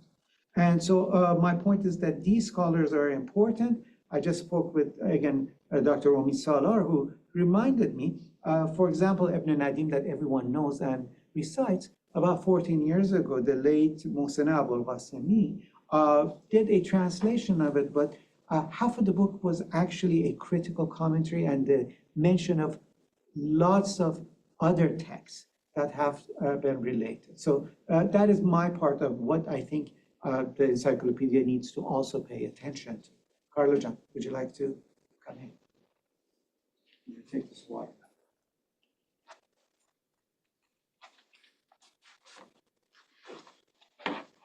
I mean, everything has been said by the general editor, so I will just add some more practical details or just pitch in a few ideas on how to do this and what the structure could be, at least of entries relative to religion. On the one hand, we will have a limited number of entries per letter because one of the indication by Turaj and the encyclopedia is that there should be a physical printed Encyclopedia Iranica as well. So that is, we need basically to build, slowly build and increment a list of entries. So any suggestions on how to do it, possible authors and so on, are welcome. And of course, as Turaj has underlined, this should be especially, I mean, one of the things that we should be able to include are what I term in general new perspectives on Manichaeism, which is an empty box, and we need somehow to fill this. There is an issue about entries that are in the idea of an encyclopedia, an entry such as we had examples with as, or even Jesus Christ and so on, that belong to more than one tradition. So how to structure it, to what extent, what comes first, and so on. And the last and the last thing I wanted to bring your attention to is that we are dealing with a tool that is now, first of all, an online tool. Everybody has access to that. And this is huge for the field of Iranian studies. I mean, we may not, the younger ones, may not perceive it, but to have an updated tool that can be seen in Afghanistan, in Turkmenistan, in Iran is something huge. So there is much responsibility with this. It is an online tool which has also a printed version. One of the things that we are seeking your advice on, at least a little, I'm concerned with religions and cult and history, is how these two things should go together. Is everything that is online, should everything that is online be printed as well, and so on. So basically, at least from my very limited point of view, as the general editor knows best, what should happen today is to try to sort of brainstorm on how the section on religion should include Manichaeism and also on more general themes. And I won't say any more. I think that Andrea could say things more specific to Manichaeism.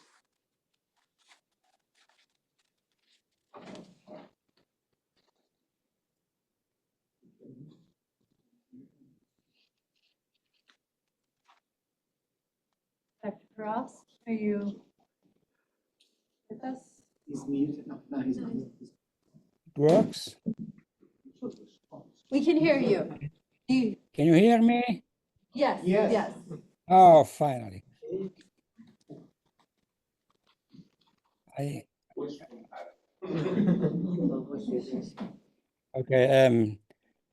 My congratulations to Raj for his shifting of the different point.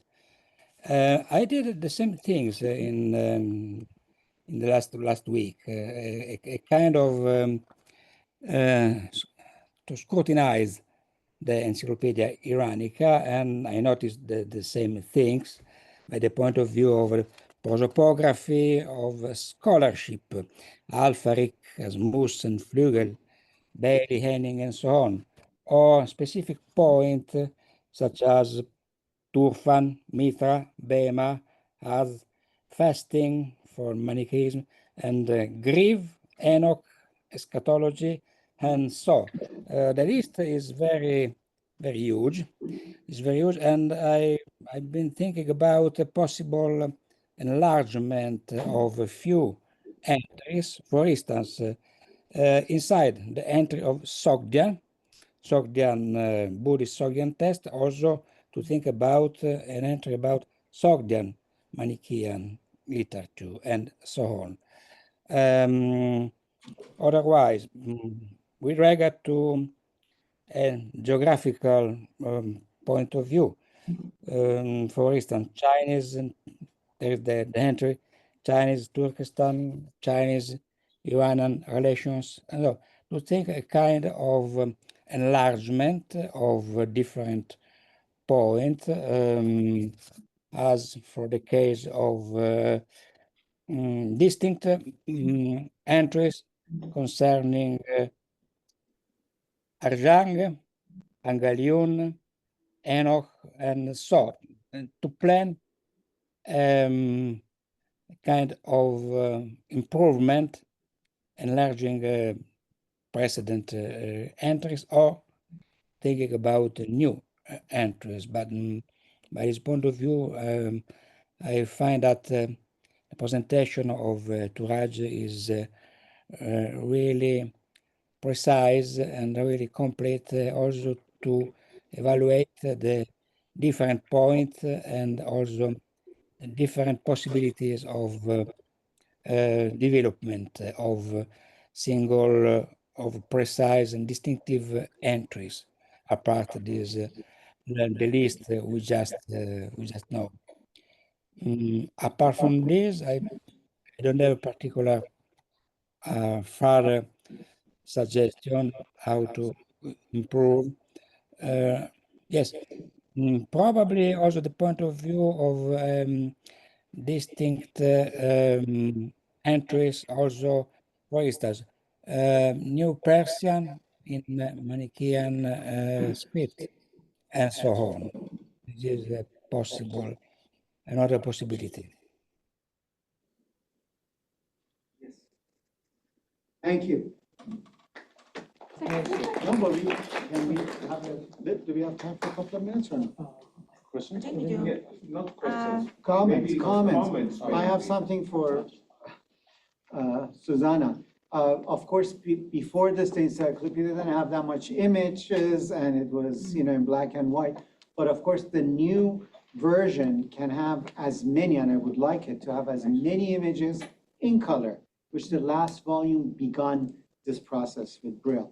I wonder what you think in terms of Manichaean art that can be included again. I was thinking that the Manichaean art entry is quite outdated. I think I was invited to write it in the very early part of this century. So much has happened in Manichaean art studies ever since. And the temporary kept saying, oh, probably should write to someone to update that. And I'm glad you raised it because images would, of course, make the content even more attractive and authentic to the source material. And what many of you mentioned is the access, the free access, the high quality of the entries,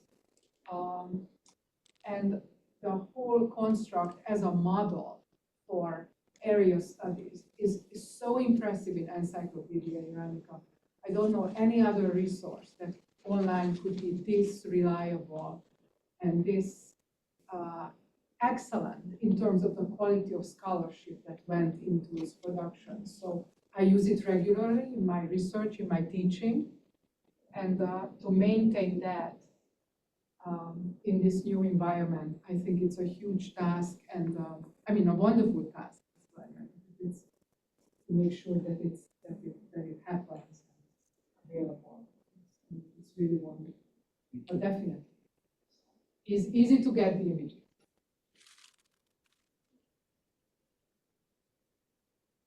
Would you like to say anything? We are sort of in the middle of an actual revolution with the opening of these libraries, especially in Turkey, and the availability of the digitized version of a lot of these manuscripts. And a lot of the texts, including things that were edited and published by masters of the editing, such as Bahar, for instance, the text that he relied on in order to publish Tarikh Sistan has recently been published in color by the Majlis Library. And so, he had access to sort of a Xerox copy or black and white copy. And those of you who have edited know that it's very difficult sometimes to read the text when it's not in color and you can't zoom on it, etc. So a lot of things are happening in terms of reassessment of the contents. And with regard to Manichaeanism, you have a lot of these historical texts that were edited by, admittedly, masters of the craft, but now they're available in much better resolution and easier to read, and areas that words that we couldn't read, now we can read. And it makes a lot of difference. That's one thing. Another thing is just the utter flood of the manuscripts coming out of the Turkish libraries, which we did not have access to before. And a lot of the material pertaining to Manichaeanism, you can find under the umbrella, sort of the title of Zandaqa, not only in religious texts where Muslims or others engage in debates, in religious debates with people who are called Zandiqs in general, but also in another important and very neglected genre, namely the Mirabilia. In the Mirabilia, a lot of the reports that you hear, and in such and such an area, and such and there are people who believe this and that and the other thing. When you look at, or those of us who have some familiarity with the Middle Persian accounts of various religious and heresies of the Sassanid period, you immediately see how these people are very similar. So that area has not been really touched yet, for the simple reason that these texts were not available until recently. And finally, there is the issue of later texts, namely texts that we have from the Safavid period. The texts of the Safavid period have a peculiarity in that all of the sources of the Ghaznavi, early Ghaznavi poets, the oldest manuscripts of their divans belong to the Safavid period. I have no idea what happened to the actual divan.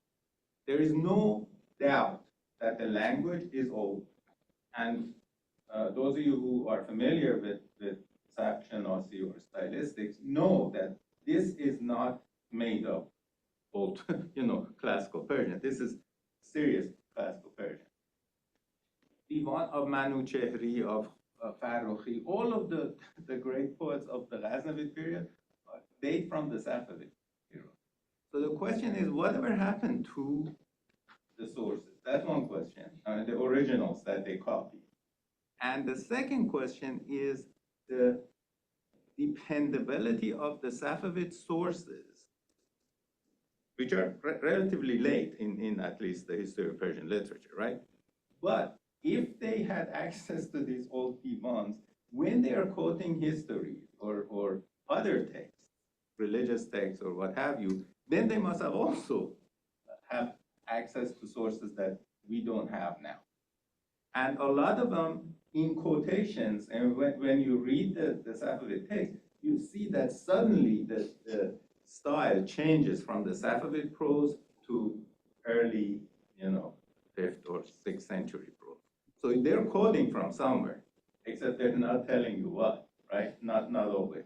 So I think those sources can also be reassessed with some benefit. Thank you.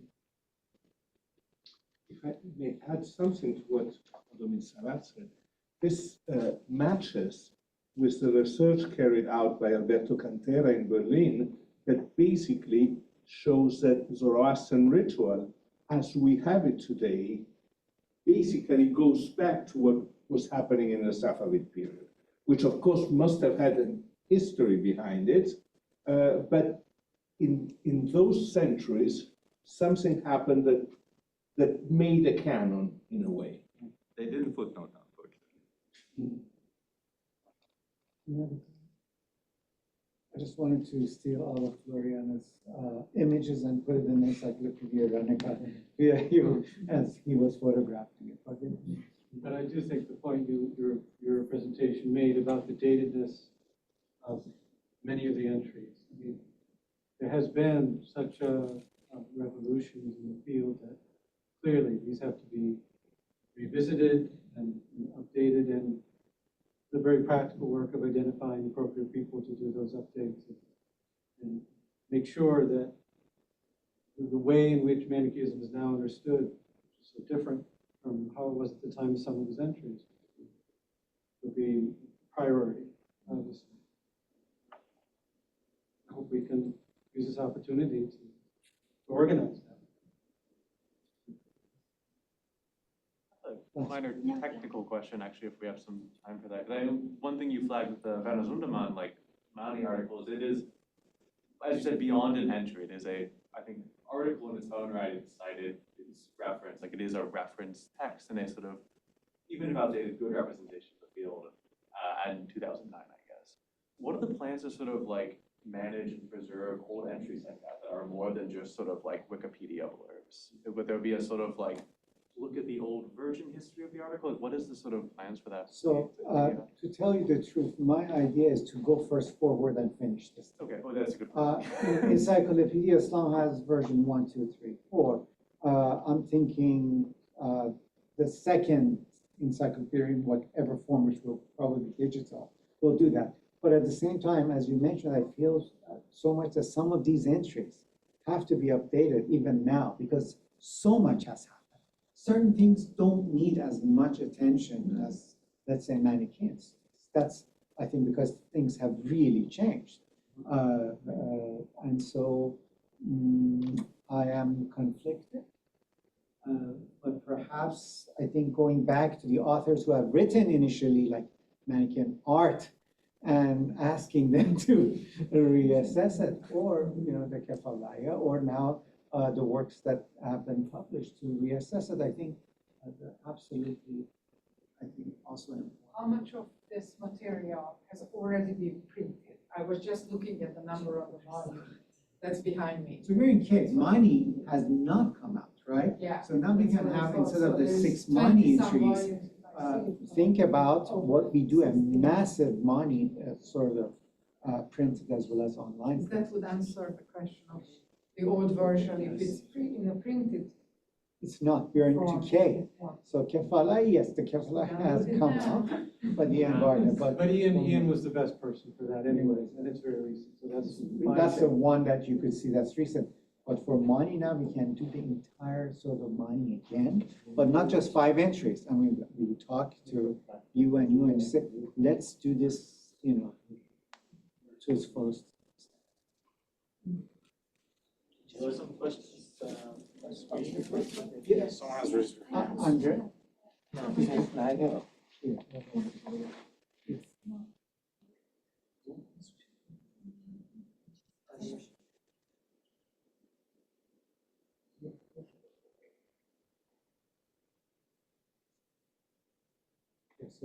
Interested in preserving the content, but was interested preserving something that was just written.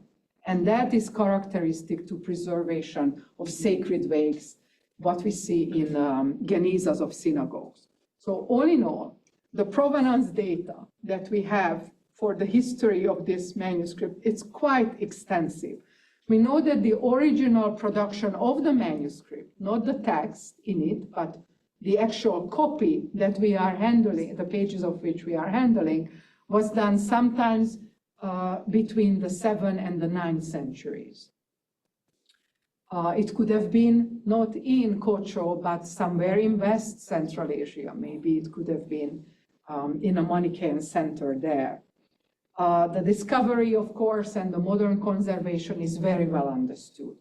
We also know that at one point, the Manichaeans abandoned this manuscript together with the Manistan, and then the manuscript and the Manistan was reappropriated in Buddhist context and used there until maybe the 13th centuries or so.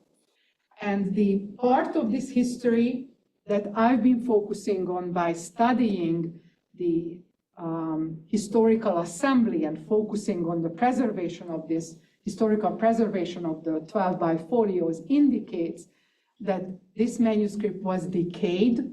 Some of the pages that were not saved were probably the ones that fallen apart, that could not be bound together as bifolios.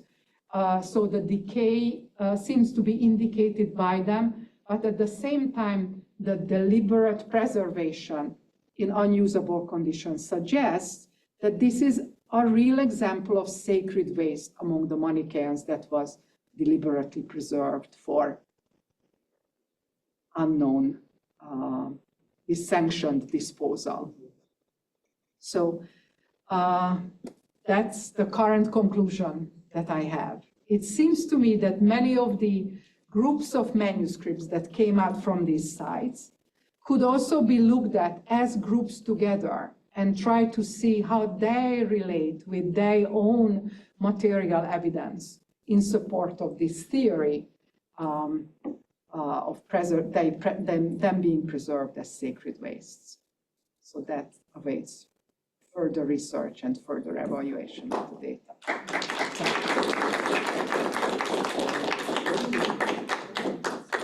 We have time for 1 or 2 questions. Thank you for the water, whoever rescued me. I don't know. Yes, Adam. Thank you very much. My question is actually about this point 2 to 4 in your sort of rough chronology here, which is very helpful. This one at the end? Yeah, right here. And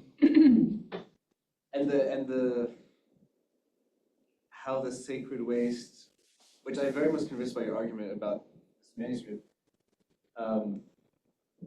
sort of what happens to those texts and what happens to the Manichaeans at this time where, okay, we know that there is this documented conversion of this complex to a Buddhist complex, you know, but what actually happened to is it just the same people and they say, okay, we'll say that we're Buddhists, we'll just keep doing the same thing, but we'll call it Buddhism because obviously there's a lot of, you know, things that are, I don't know, palatable to the local Buddhist context in the Manichaean setup there. Is it just the same people and they maintain the same facilities and therefore their sacred waste is not like intentionally destroyed by the people who come after them? Or, you know, like this transition period, what does it look like? What does it mean? I was looking for the slide that I cut out that looks at the Buddhist layer of the same sites.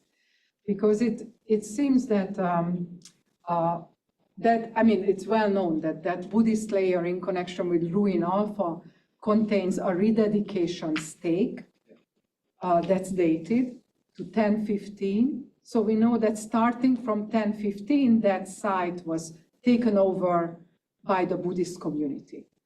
Other Manichaean texts that comes from the same time period lament the confiscation of parts of the Imanistan and the transferring their content to for Buddhist use. So I surveyed such texts in my Manis pictures in my Uyghur section because it mentions art that relates to teaching with images. But we have such actual testimonies by the elect and expressing their sorrows and, you know, they are crying because the Imanistan that they built by their own hand is now given to the Buddhists. And one of the phrases even mentions that they even took the red canopy over the Mani statue. Or they even took them, I think, they even took the Mani. I don't remember exactly how it goes, but you know, there's just dramatic details of what was taken and what was reappropriated into the Buddhist setting. So we don't have any evidence for persecutions per se, but we do have evidence in textual sources and in the archaeology about transfer of objects for continuous use in a new setting. But the Geniza, if this Geniza-like repository, right, that they had was just inherited by the Buddhists. That it could have been that they would use Manichaean manuscript fragments for whatever purposes they wanted to use them for, like to create a backing for a painting or to create a binding for a book or something like that. We might have evidence for. Did I answer your question? Yeah. Semi well? I mean, of course, So there is lots of data, and therefore, you know, for such a small 30-minute presentation, I couldn't go into such details, but definitely this is something that can be explored because we have rich evidence for it. Yes. Just adding to that, could it have been sealed up and just not discovered by the Buddhists who took it over? Or do we know that they made use of it? Well, Buddhist material was mixed in with the Manichaean, and they were found together. So for a long time, during the first expedition, the German field observations did not note that these are not Buddhist items.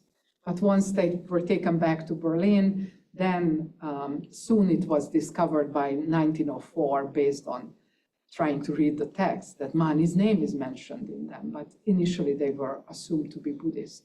We didn't even know that Manichaeism existed at that time, this far. I mean, the German expeditions did not expect to find anything like this. So these were the first evidence for Manichaeans pressing, all the way to China, the historical experience. Check the Zoom to see if we have. Check the any Zoom. questions. Yeah, no questions. We have someone that said.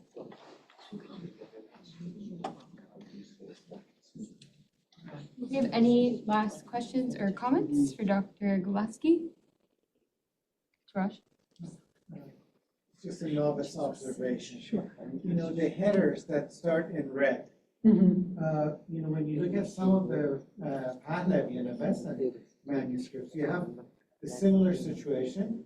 And even on Persian Zoroastrian texts, once in a while, like the Persian Revayat, you get, is this like a common feature or is this just a Manichaean feature? We do have headers in early Islamic manuscripts too, but I never did a comparative study. I never branched out, but definitely this could be a very fruitful subject for, let's say, a PhD dissertation, to look at how the Manichaean scribal tradition relates to early Islamic scribal tradition in Central Asia. Yes. Did I see two hands? Yeah.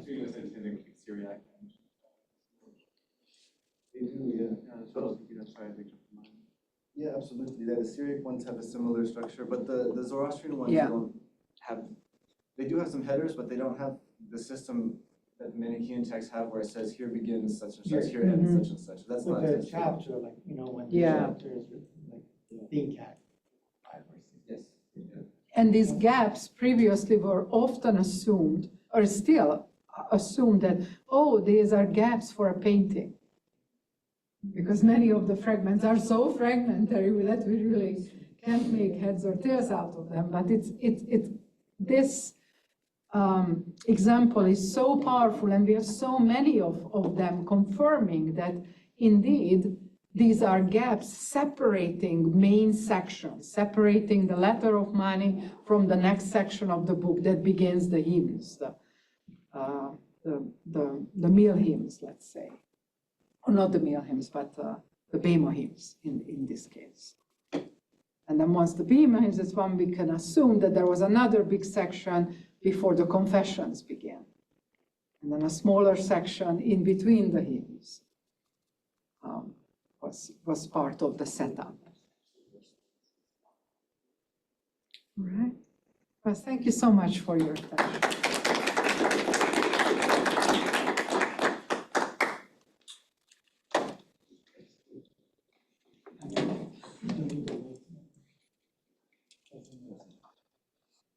You don't do the PowerPoint? No.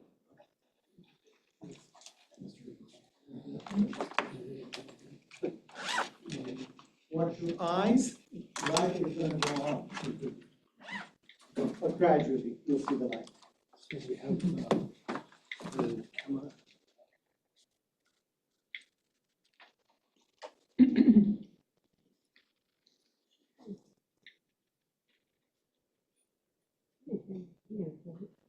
Can they see?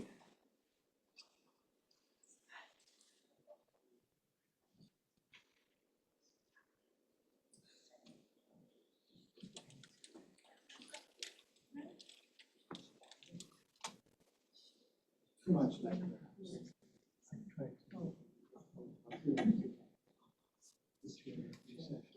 If they're even there. Let me see if they. There we go. Okay. Yeah. Good.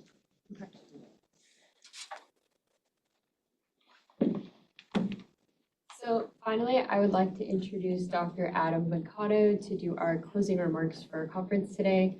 Dr. Bencato is an associate professor of Middle Eastern languages and cultures and the Bita Daryabai Presidential Chair in Iranian Studies at UC Berkeley. His research spans Iranian languages, Arabic dialects, and the historical religion of Manichaeism, with methodological interest in material philology, sociolinguistics, and oral studies. Formerly based in Berlin, he has conducted fieldwork on the Yagnobi, an endangered Iranian language of Tajikistan, and worked extensively with Sogdian, Middle Persian, and North African Arabic dialects. At UC Berkeley, he regularly teaches graduate seminars on ancient Iranian languages, including Old and Middle Persian and Soviet. Please welcome Dr. Adam Venkato.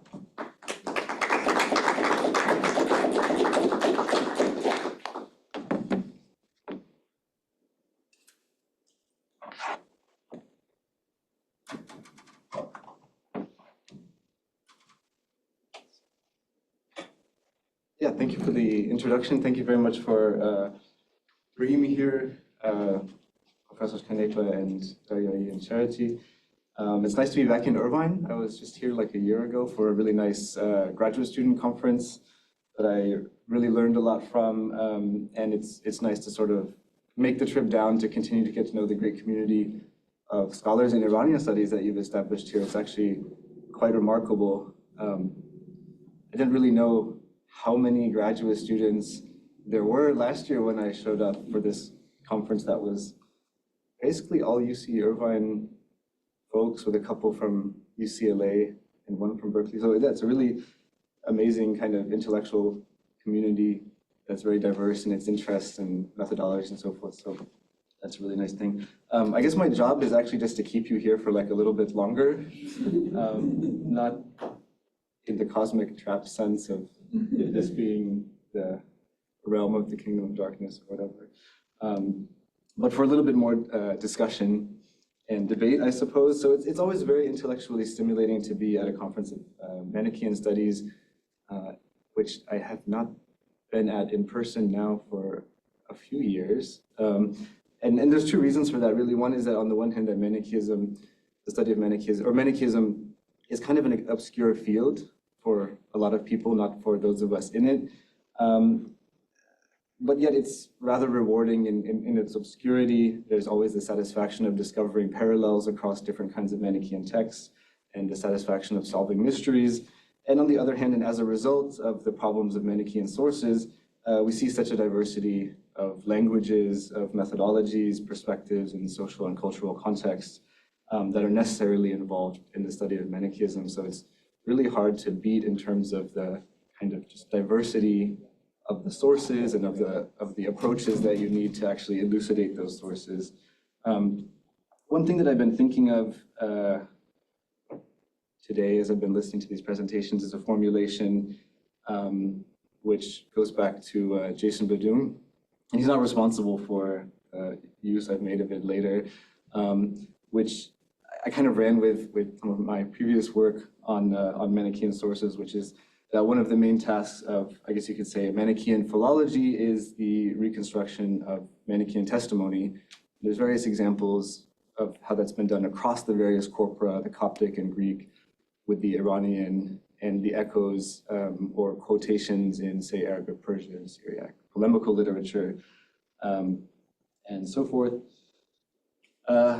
Right, so this reconstruction of Manichaean testimony from this very diverse and fragmentary array of sources, and I guess I could also add to that, although this is not something that he or I put in writing previously, the reconstruction of a kind of Manichaean life and lived experience, you know, with recourse to the textual testimony, or of occasionally hostile observers, you know, / former practitioners of Manichaeism. And this seems like a simple enough task, this reconstruction of Manichaean testimony, but it's actually a very complex project requiring a very careful sort of handling of the sources. And I think, you know, earlier when I, you know, spun up this formulation a little bit in my work on Manichaean parallels, I don't know if I really had in mind just the level of nuance that's sort of required. It's not a straightforward reconstruction of here. It's easy to show what the Manichaeans said and did and believed. And I think the presentations that we heard today really attest to this non-trivial work and the questions that we have to ask of the way the sources present themselves before we can really get to this kind of reconstruction. And of course, historical reconstruction always comes with a lot of its own problems. So we've heard these kinds of questions today that don't have answers that are yielded in a very straightforward manner by the text, and sometimes even kind of occluded by the assumptions of a few generations of scholars that we have to then work against or reveal. So these are some questions that are posed by some of the presentations today, and please correct me if I have mistakenly understood the gist of any of your presentations, right? So we have asked things like what kind of engagement with Iranian religious culture occurred already in Mani's lifetime and what came later? How should we understand the accreted narrative of persecution in and about Manichaean sources? Can we look underneath the hagiographic layers of a text to perceive reference to actual historical events? What kind of engagement with Buddhist frameworks and text occurred already in the early layers of Manichaean textual production, and what purpose do they serve? What are the parallels and that pun perpendiculars with Zoroastrian frameworks, and what does this imply for the formation of Manichaeism in its early Sasanian Persian context? How do we reconstruct book and text use by paying attention to genres which stretch across media and centering the materialities of book use? And can we infer anything about the afterlives of Manichaean books through careful consideration of specific examples? So as much as I would like to go on sort of summarizing the engaging presentations that we've already heard today, I'd like to turn this into a brief collective engagement. So I want to pose a few questions which are straightforward or even basic questions, but to the scholars who are presented today, but which I think, can tease out our different perspectives and even reveal our points of mild and hopefully not extreme disagreement. If you all consent to answer questions. So the first question is this: although we acknowledge the diversity of the local presentations of Manichaeism, we often resort to thinking about a kind of unified tradition, and there are many unifying characteristics in the various sources that we have at hand across these large temporal and regional swaths. But are we dealing with a Manichaeism or with Manichaeisms? This is probably a familiar question to people in the study of religion, but I open it up to the participants to answer. Isn't it, the question is, are we looking at this diachronically, or are we looking at kind of moments in time? And of course, there's multiple different Manichaeisms as we're looking across this broad expanse. But I think Jason's contribution really outlined the fact that we have Manichaeisms even in Iran within a relatively closer amount of time too. Did I understand what you were? Yeah.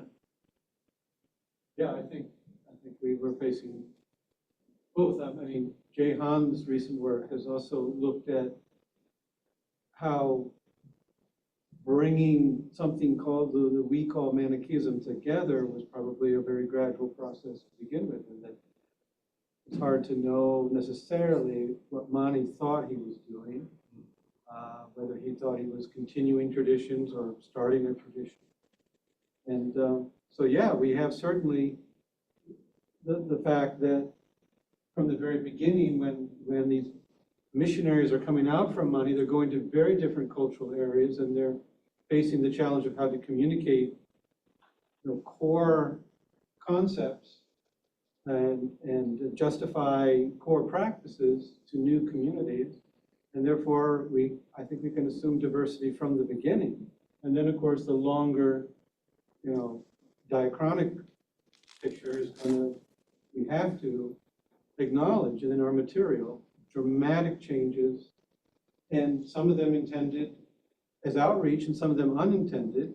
When you decide to identify a term from Aramaic with an Iranian term to a Chinese term, you're necessarily bringing in resonances of that term in the target culture. So all of a sudden, you think you're talking about a soul, but someone in China thinks you're talking about something else, mind or some other thing. And so each new community is going to be absorbing the Manichaean message in their own way based on their own prior religious culture. So inevitably, we're talking about Manichaeisms, but we're also, with any of the religions that we study comparatively, it's largely the same. Manichaeism is not uniquely diffuse, it's not uniquely ununified. Christianities have to be talked about, Buddhisms have to be talked about, different forms and fashions of Islam need to be talked about. So Manichaeism fits right into the history of religions, I think, in that regard. And it's only the challenge of reconstructing it as a dead religion that has made us kind of try to cram it all together into a single entity more than is just. Yeah, I guess I'm also just thinking beyond sort of questions like belief, doctrine, terminology, kind of sort of textual questions. Like, what kind of always has pushed me towards the Manichaeism's approach is the sheer diversity of institutional forms. Partly because I'm, I guess, in the history department, not a history of religions. Like, I'm forced to really contend with sort of like sociological factors. Like, they're just wildly different from Turfan to our sort of like farthest west. Evidence for the farthest west, like I guess North Africa with Augustine. That's always just led me to sort of thinking of these as very distinct, disparate moments, even if they share some sort of, let's say, textual canon. Again, I think here of like what we have to acknowledge is the oddity of, for example, the Manichaeism Augustine encounter, which looked incredibly different, it seems, whether from belief or form, from what we see elsewhere. If I may just jump in, I think that one of the issues is the diversity in languages. I mean, Zoroastrianism basically has a sacred language, and Christianity more or less. Judaism does. Manichaeism, I mean, Central Asian Manichaeism, I mean, the canon is basically already non-Aramaic anymore, so that changes a lot of things, I believe.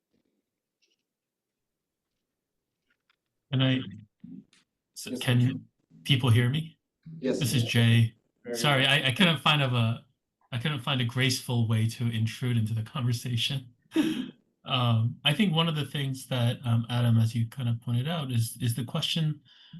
So not only what was Manichaeism, but what is Manichaeism for scholars, and the kind of the act of what does the category of Manichaeism do for scholars, aside from just constituting a field, with texts that, that people who are interested in, or a movement that we are interested in, that we can kind of center around. But, I sometimes I do wonder, what would be the difference between talking about Manichaeism as as a normal facet of Roman imperial life in the late 3rd and 4th century CE, right? Or and having that perspective as opposed to something like, oh, I'm going to study Manichaeism, the religion, right? And it's the larger question of, well, what is Manichaeism? Not only what it was, but what is its use as a category for us? And is it useful in certain areas, and is it not useful in other areas? I think that's one way that we could also consider it. I should also note that, it's not like people have a single mode of differentiation, right? Everyone has differences. Some communities, think in terms of Jews, Christians, and pagans, or something like that, right? That's not a natural framework, right? The framework that Cartier has in his famous inscription against, oh, I smote the Jews, the Brahmins, and et cetera, that's not a natural framework either. So we have to recognize the contingency and the constructed nature of all these categorizations, and in a way just kind of be able to work through that kind of mess in order to, I think, propose a plausible or a responsible historical account of what might have happened, or what these texts might be doing, and et cetera, et cetera. I hope that all made sense, but it made sense in my head, right?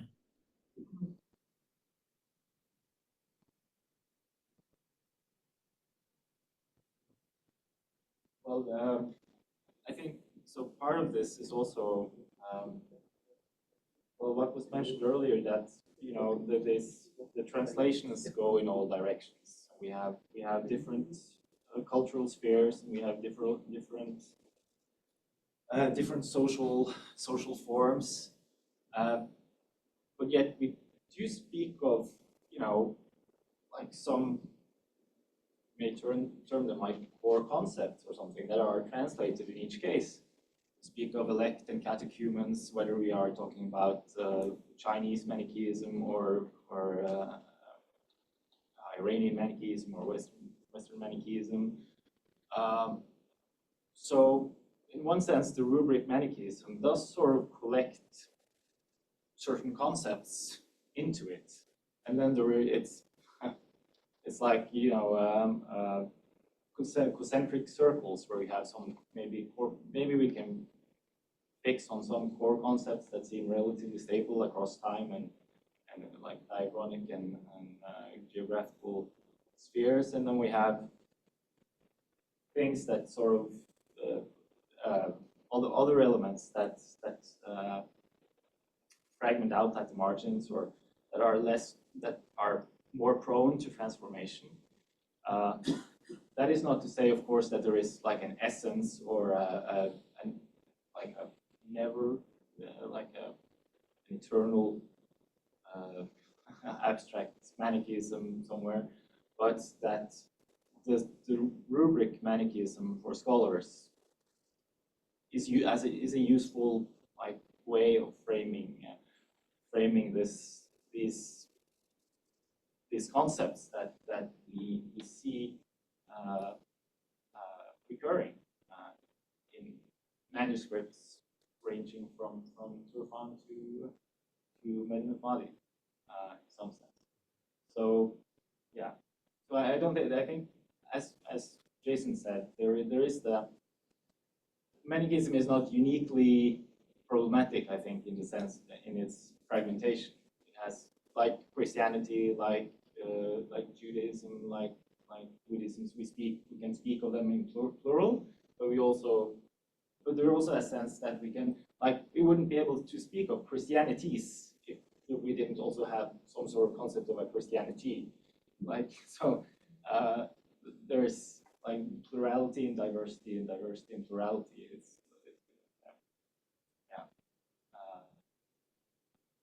It's a constant dialectic, and we have to be aware of the possibility that we should never maybe assume that things are always going to be the same whenever we look at a new source, that we can always presume that the concepts mean the same as in another. But we should also, I think, try to work out degrees of continuities as well.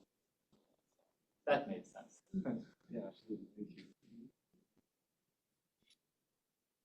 Any other things on that question? Okay. Yeah, like I said, I don't want to keep us here too long, but I do want to ask one more question, which I skipped a second question to move to my third question, which is more about our work as scholars of Manichaeism and kind of what we're doing. And I like to ask people this in general, and I'll just ask it here as part of my remarks to you all who have presented today. What is one major problem which you think should be addressed in the study of Manichaeism sooner rather than later, shall we say? I can volunteer an example, which is the trajectory of Manichaeism from Sasanian Iran through Parthia into Central Asia, where it somehow added Sogdian as a language of the Manichaean mission, and then went to Turfan. This historical trajectory is very unclear. The early parts of it, sort of are reconstructible, and then we just have the material in Turfan, and very few, if no reliable traces of what's going on in between. And there's this idea that, there was a Manichaean presence in Sogdiana and Samarkand and so forth, and that there's maybe even were relations between contemporary Manichaeans living in Sogdiana and those living in Turfan.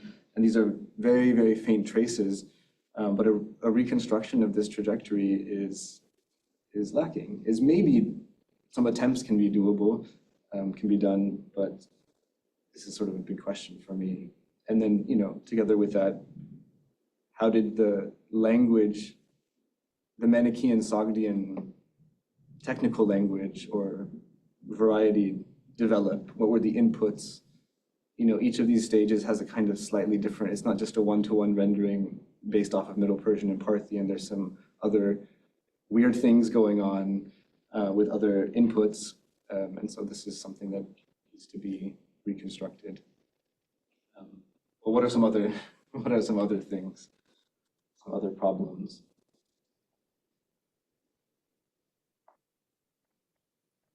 Well, we were discussing earlier during lunch about the tendency to pigeonhole Manichaeism as a uniquely syncretistic religion, and to always treat it as the latecomer to the religious world. And so it's assumed that that the Manichaeans are influenced by Buddhism, or Manichaeans are influenced by Zoroastrianism, rather than the other way around. And I think the whole sort of methodological reset is needed. For example, the example you brought up of Sogdian literature, right?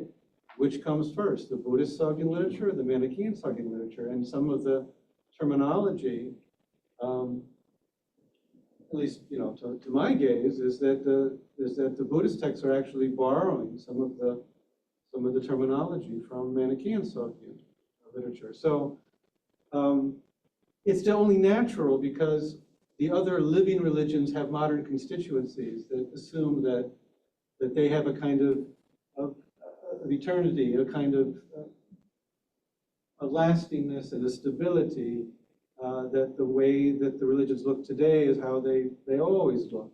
That's not how academics look at it, but that's how a lot of people look at it.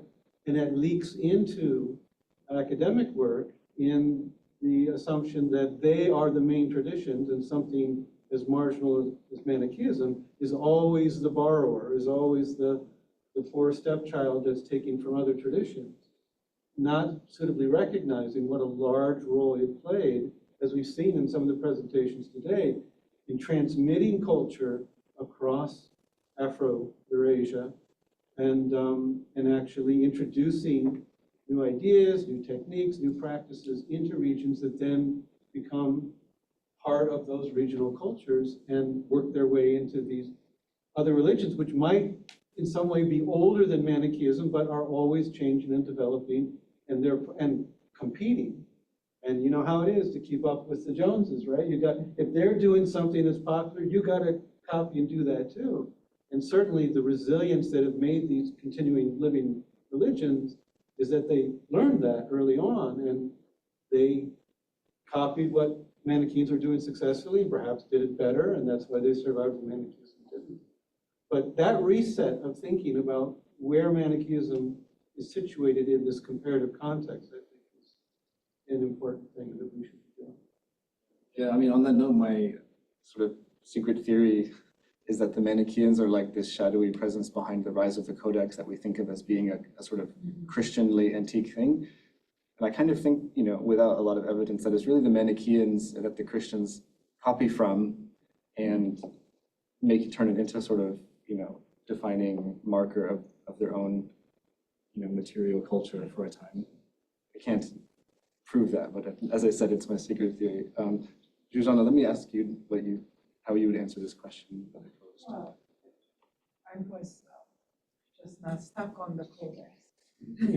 So everything else was erased in my head. But indeed, those Kefalaya codices and the rest of the Medinet Mahdi finds, those are very early for Codex. They're quite early, actually, for Codex. Maybe not the earliest Codex, but 4th century is quite early for Codex, and they are thick and big and well worked out, and the whole system of the headers and the sections and a little commentary at the start of the Kefalaya, all that is so systematic and so well worked out as a routine that I think your theory is not that bad. I mean, we have some biblical manuscripts that are Codex, aren't they, that are earlier? No, theories about no, but you have fragments that are earlier. But for example, most of the Christian codices from Egypt, early ones, are made from recut rolls. We can see the seams.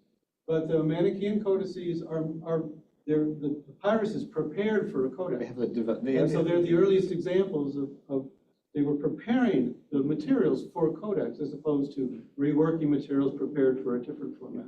Yeah. And even the use of paper also in Central Asia is probably much welcomed by the Manichaeans because they don't have to use parchment. They loved using papyrus in Egypt during a time when still many of the books were made of parchment. And that seems to be the case in Central Asia too, once they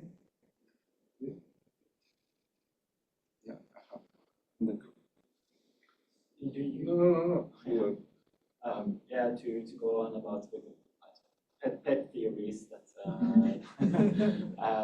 think one article that I've recently been working on concerned with like the impact of Manichaeism was the impact of Manichaeism on monasticism in the Roman East. And I think there's possibility that there might be some, like you said, that there's back and forth between ascetic communities, which was central to the development of monastic communities in Egypt. But apart from that, there's the issue that Jason also broached about syncretism. I think we need a new vocabulary to speak about the type of practices that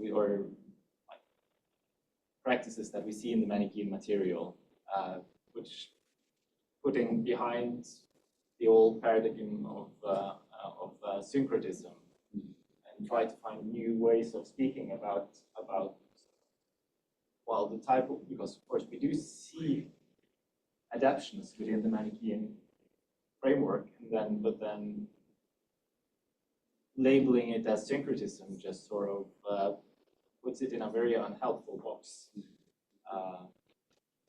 So that's one of the things I hope to explore in my future project.